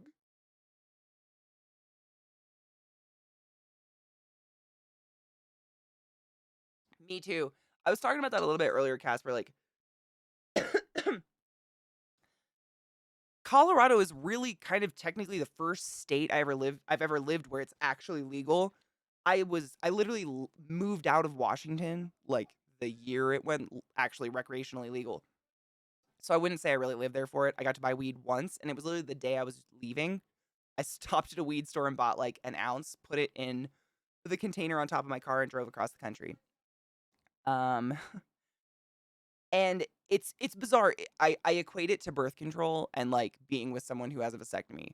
Even if like if I was in a sexual relationship with someone who did not have a vasectomy and we were having sex, but I was on every form of hormonal birth control and an IUD and plastic wrapped my entire body, no matter what, there's always that anxiety ticking in the back of your head, like, what if I got pregnant? All the time, like 24/7 until you get your period. And somehow you're like excited you got your period, but also you're like, God damn it, this sucks. Why am I excited for this?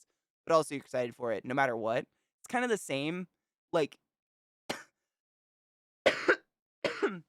the chances of me getting in trouble for weed as a very privileged white female, I'm aware of it and I hate it, but it's real. The likelihood of me getting in trouble for a marijuana charge is really low, but it's there. And so it's always in the back of my head. It was always, no matter what, no matter what.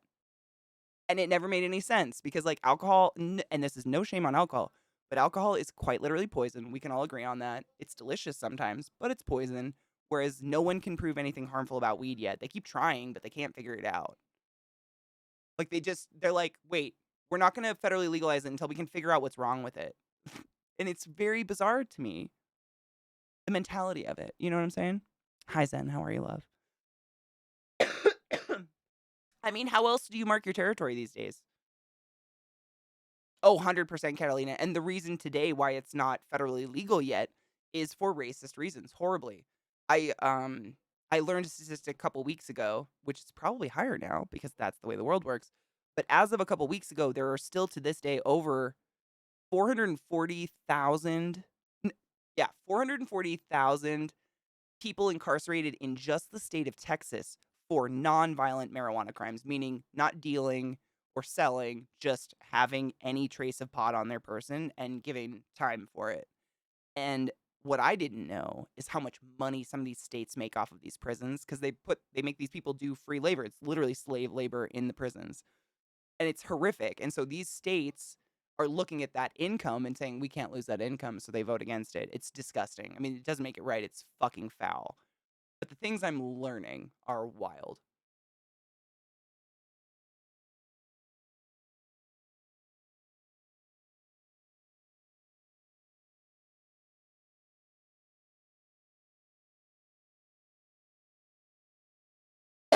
Does anyone still sell Jolt or like RC Cola? That was good shit too.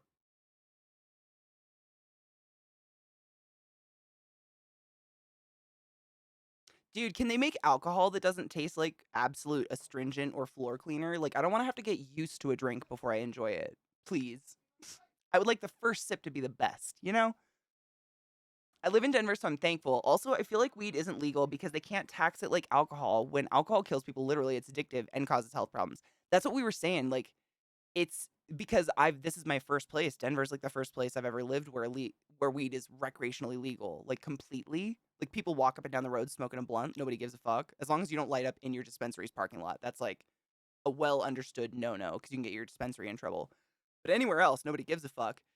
And it's interesting because I could drive over a state line where there's no one watching me, and suddenly it's a felony and I can go to prison for 20 years for the same shit I'm doing here, like completely legally.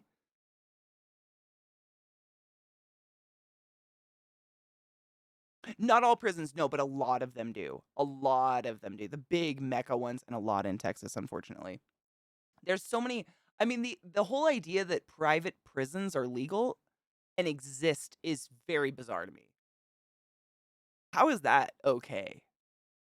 Or chill, I guess.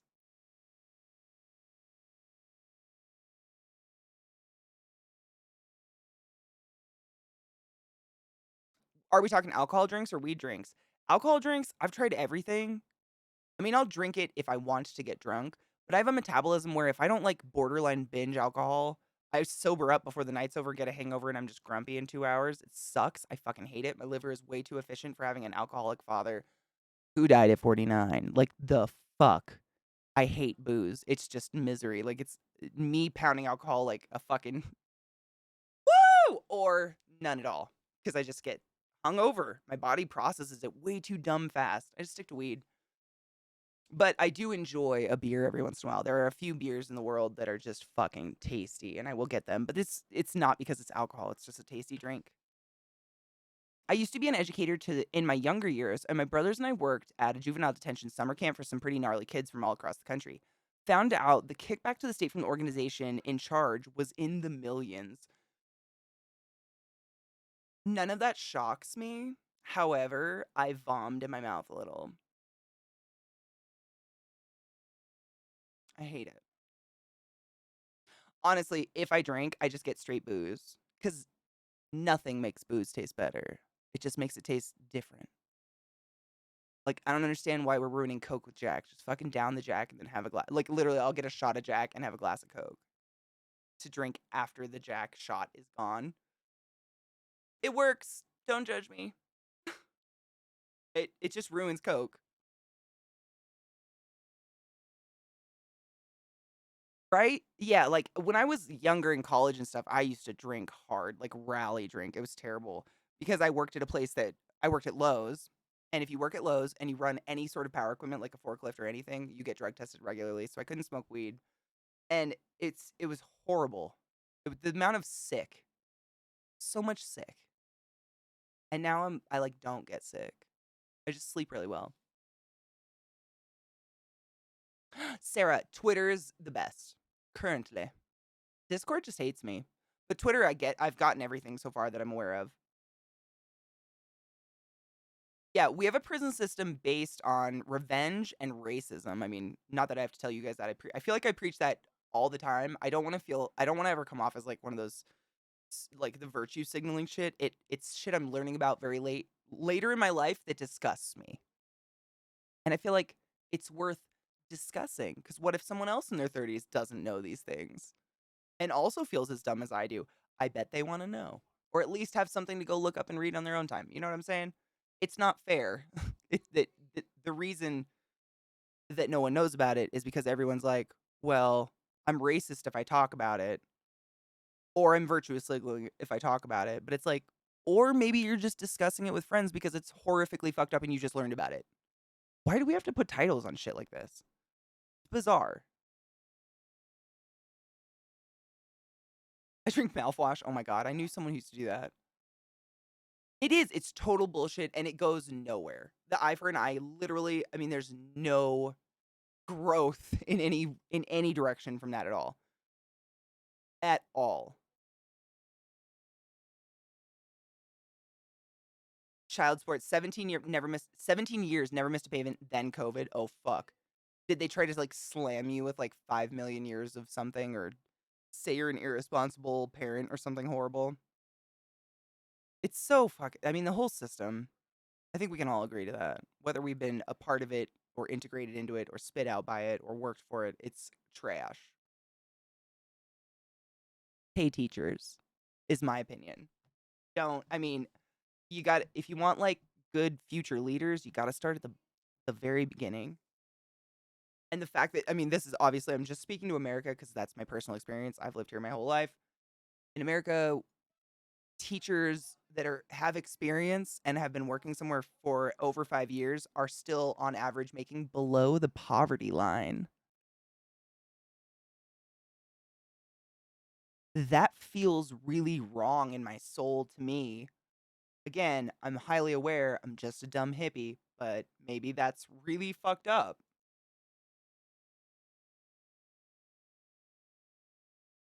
$3K? Oh my god. What? Is that how much they're trying to hit you for? Fuck off. Oh, I'm so sorry, honey. Thank you, Sarah.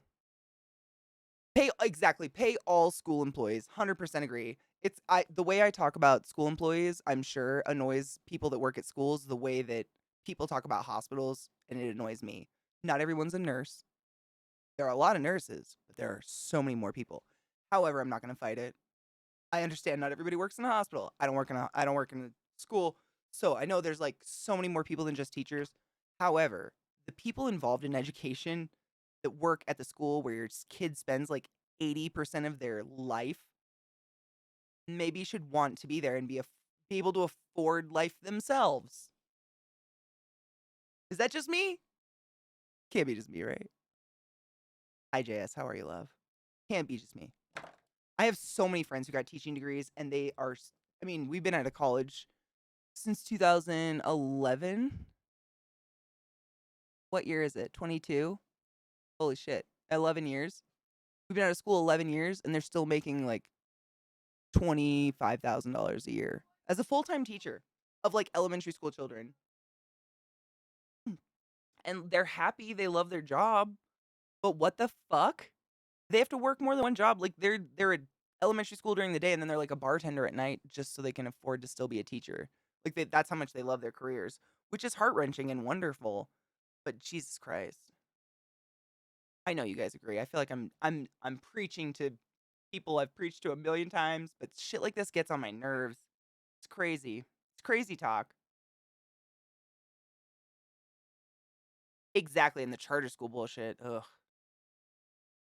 My mom and sister are teachers, but I mean, I don't know your mom and sister, but I'd put money down that they're probably two of the most warm-hearted, like, selfless human beings you've ever known. Even if they weren't your mom and sister, would you say that? Everyone I know that is a teacher just bleeds for children and, like, the world. And they are arguably and I'm talking, like, school staff when I say teachers, just so everyone knows. I mean everyone that's there. Everyone involved in education, period, end of story. They're treated like garbage, like disposable. Did you know that a teacher usually goes to school for 8 years of college before they're allowed to teach, like, 2nd grade pasting? The fuck? I don't know. It seems wrong, but I don't know what to do about it. I wish there was something I could do. Or someone I could just, like, threaten physically or emotionally. Or a magical wand. Dude, let's hit it. I'm actually trying to find someone to host so I can take my dogs outside before the sun goes down. I just realized what fucking time it is. But you guys got me on a tangent about my wonderful, lovely teachers. I know so many teachers personally and not personally from our community and otherwise who are the best people I've ever known. And they're just like swept under a carpet and forgotten about. And it's crazy. And the schools always put it on the teachers like, well, if you want us to provide good education materials, you need to stop asking for raises. If you get a raise, we can't educate your children. And it's like, how dare you? How fucking dare you put that on a child or their parents? Public school's public school for a reason. Go fuck yourself. I have a fuzz on my face. I can feel it. One of Trick's hairs just flew from the ether and landed on my nose or something. I'll be back tomorrow. I will be back tomorrow. I cleaned up my PC after all those updates this morning. Like, cleaned the fuck out of it. So it's good. My lighting's good. What's tomorrow? Thursday? I'll be here. Come hang out tomorrow. Hopefully earlier. And not just sitting at my desk being an anxious mess. But you know, that's hopeful. It's wishful thinking. I think I'm like the villain of my own story, but I haven't figured it out yet. Like I haven't had that reveal. Like one day it will reveal itself that I'm waking up in the middle of the night and destroying my own electronics and then going back to sleep. Like someone's slipping me Ambien. I don't know. It's me. I mean, I'm convinced of that part because no one else deals with it. It's just me. I'm a curse. She's a curse. You're a curse. And ooh, I really want to see this game. All right, I found a host.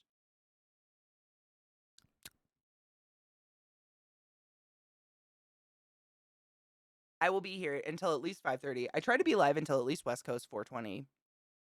It's becoming summertime, so it's not like I'm losing light to take the dogs out. And, you know, it's the last 4:20 we get to do until, like, fucking Hawaii, and when is that? 5 hours later? Fuck that. I got shit to do. Sorry, Hawaii. But honestly, who the fuck from Hawaii is sitting on their computer watching me go outside? It's beautiful. Cheers, bitches. Take your joy if you haven't. If you're an evening joy taker, it's time to take your joy, and remember to take water with it. And eat something if you need to, because ulcers are no fucking joke.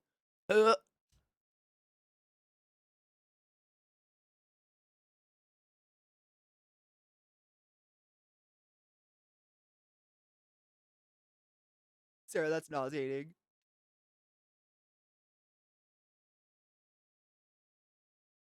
It's always a pleasure hanging out with you guys. I look forward to hanging out with you every fucking day. And without you, my day is incomplete, full of anxiety, and very sad. And usually because of this piece of electronics that gives me nightmares. But it should be fine now. Cross your fucking dicks, man. I don't know. I'm kidding. It should be totally fine. I had like weird fucking, not weird updates, just too many this morning, like forced on me because I probably didn't check them for a very long time because I don't give a fuck. It's too many updates. They always fuck me over.